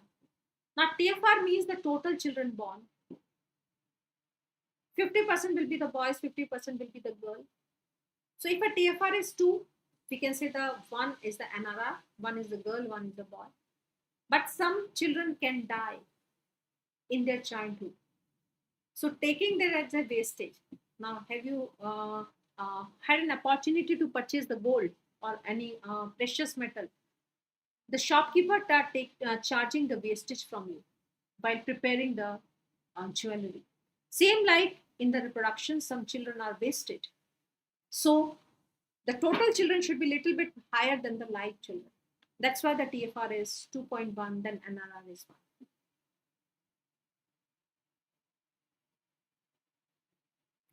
Now for the NRR, if there are the two girl child born, one of them is infertile, cannot reproduce, do we still count NRR as 2? Yes, we will be counting as NRR 2 because there are so many means now for getting the fertility. If she's not able to conceive naturally, she can go for a IVF also. She can go for a surrogacy. So still we count NRR as 2.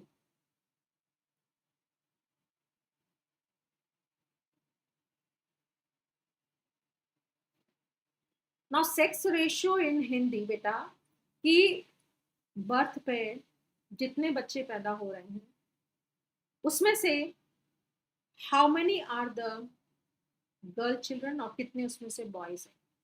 तो every 1000 boys पे कितनी girl children हैं birth पे वो sex ratio है. अगर किसी का सेक्स रेशियो 1000 है इसका मतलब इक्वल है बॉयज और गर्ल्स. अगर सेक्स रेशियो मोर देन 1000 है मतलब गर्ल्स ज्यादा है. अगर सेक्स रेशियो लेस देन 1000 है इसका मतलब बॉयज ज्यादा. ठीक है, ये कॉन्सेप्ट आप ध्यान रखना, बाकी सारे क्वेश्चंस आप कर सकते.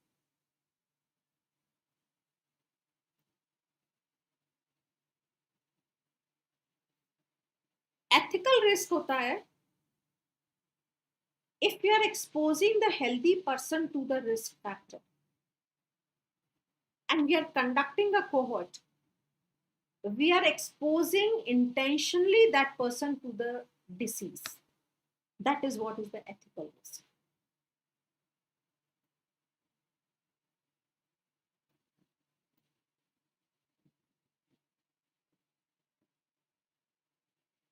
Now, if in a randomized, you say that in a crossover, we are shifting experimental to the control and then we are doing an analysis.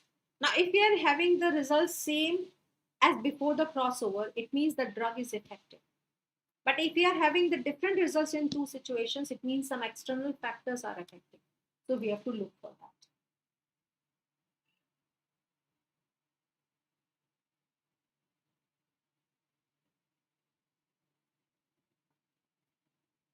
Eye checkup in the school is which level of prevention? Now, eye checkup we are doing for early detection of their myopia. So it is the secondary level prevention.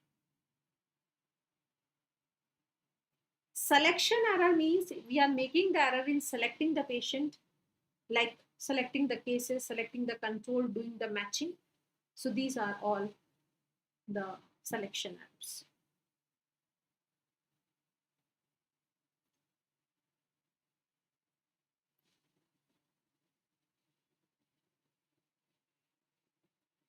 Now, hepatitis B is killed vaccine. The hepatitis A is live and kill both. Yes, it is a correct statement.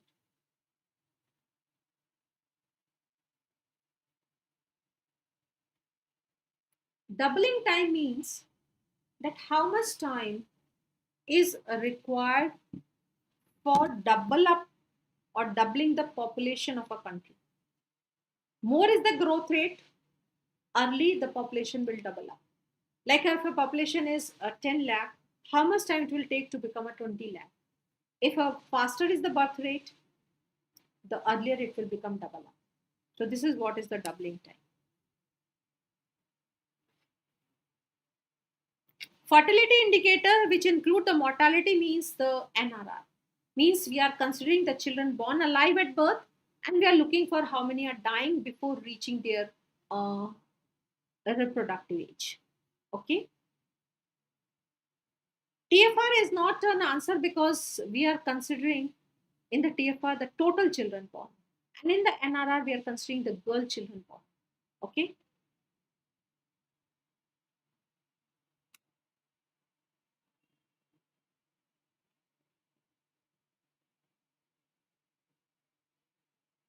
Now, as per the values, we have to answer of our 2011 census or National Family Health Survey values.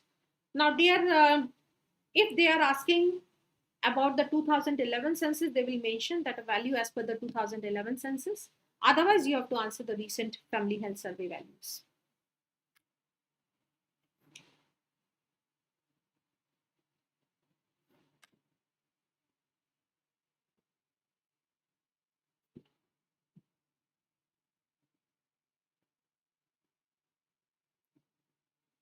I think we had already explained this point that when we apply the test in the series, the overall result, what it is showing, that sensitivity is decreasing and specificity is increasing. It is not for a single test.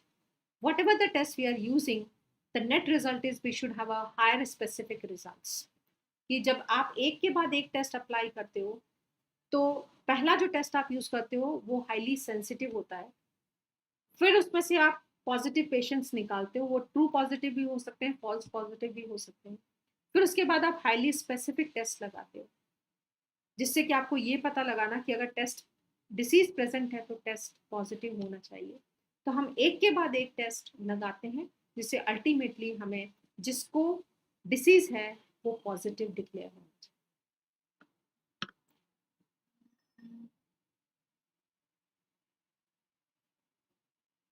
Is the sex ratio inversely proportional to the 1,000 males? No. It is not inversely proportional. Or what you want to say that if it is more than 1,000, the female are more. It is like that. You want to say proportional for that. If you want to remember like this, okay, you can say if a sex ratio is more than 1,000 means the female are more.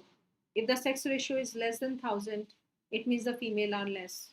No, it is not a inversely proportional. Okay, so you just remember that if a sex ratio is more than 1,000 means the more female, less than 1,000 it means the less female. It is directly proportional, you can say.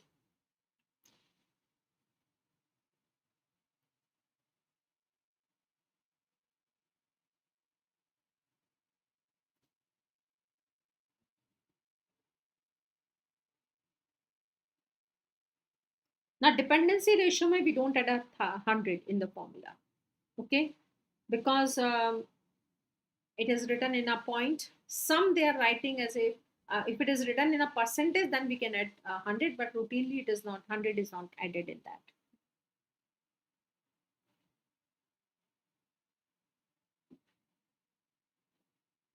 Now the homework, what you say that we are giving in this is full term vaginal delivery, full term cesarean section.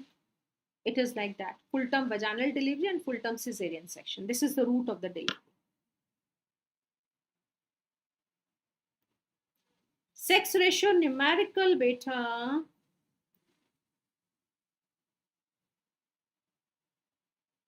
Just a minute.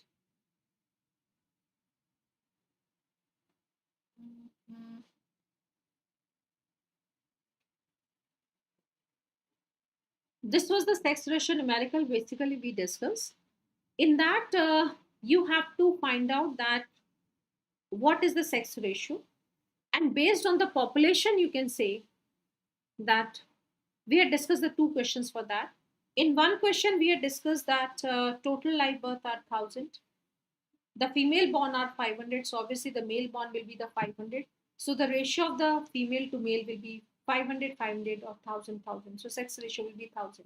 And in the second we had discussed that if a sex ratio was more than 1,000, then obviously the female will be more. Okay, that was the concept for that.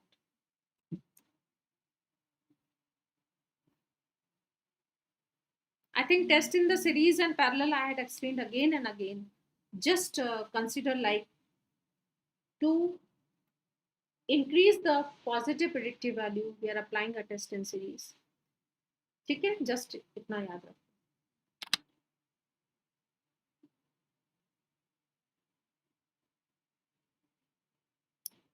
ECY I had already mentioned is the eligible couple.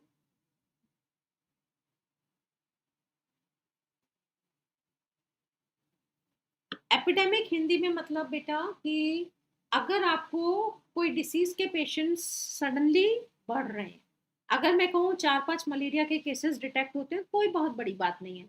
But अगर मैं कहूँ कि suddenly 100 malaria के cases detect हो गए, इसका मतलब कुछ गड़बड़ है। 2-4 डेंगू केसेस डिटेक्ट हो रहे हैं, कोई बात नहीं। सडनली 50 केसेस डिटेक्ट हो गए, ज़्यादा हो गए। सो अगर वो नॉर्मल वैल्यू जो है, नॉर्मल एक्सपेक्टेड वैल्यू है, उससे ज़्यादा अगर केसेस हो रहे हैं तो वो epidemic.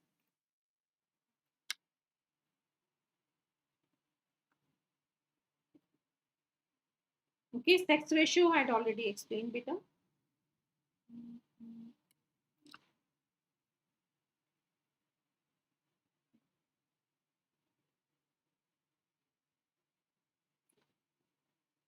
By ideal TFR, not an ideal, we want that our goal is that we want an NRR to 1.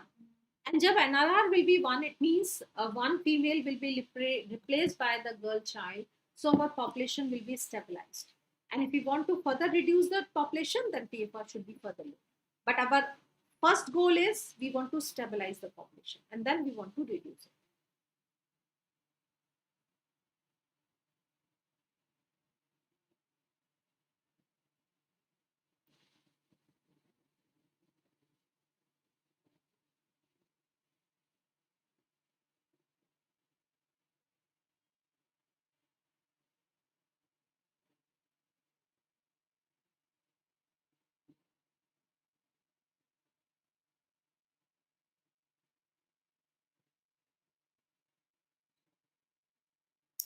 Retrospective cohort, as I said, that if you are starting a study today or right this moment when the disease are present, okay? If you are taking simply the history, we cannot calculate the incidence. So as I said that we want to know the effect of the smoking on the lung cancer. So today the lung cancer patients are developed. So what we'll do, we'll go back 5 years, 10 years. We will collect the hospital records at that time when the patients were not having any chest problem, but they were the smokers. So we will pick a group at that moment, smokers and non-smokers, and then we are coming forward analyzing their medical records, that within the past 10 years those who are the smokers, whether they had developed any lung problem, or those who are the healthy non-smokers, whether they had any lung problem. So now we can compare. So we are now finally moving forward so we can calculate the incidence, but we are not supposed to wait. We are not supposed to expose this person to the risk factors. These are the advantages.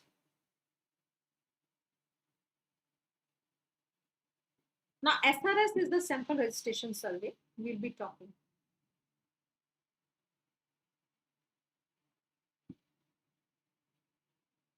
Now, standard deviation we'll be discussing in biostatistic in detail.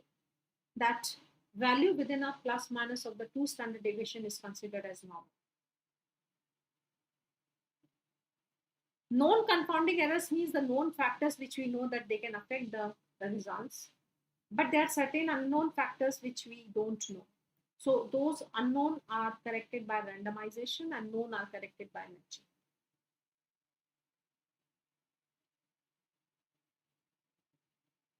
We'd already discussed the full term vaginal delivery or cesarean delivery. Sorry. So I think most of the questions or the queries I had clarified. But still, if you had any doubt, any query, you can message me. So we are closing the session here. And yes, I'm very happy that you are actively participating and trying to clarify your queries. It is very good. Okay. So bye bye. Take care. Good night.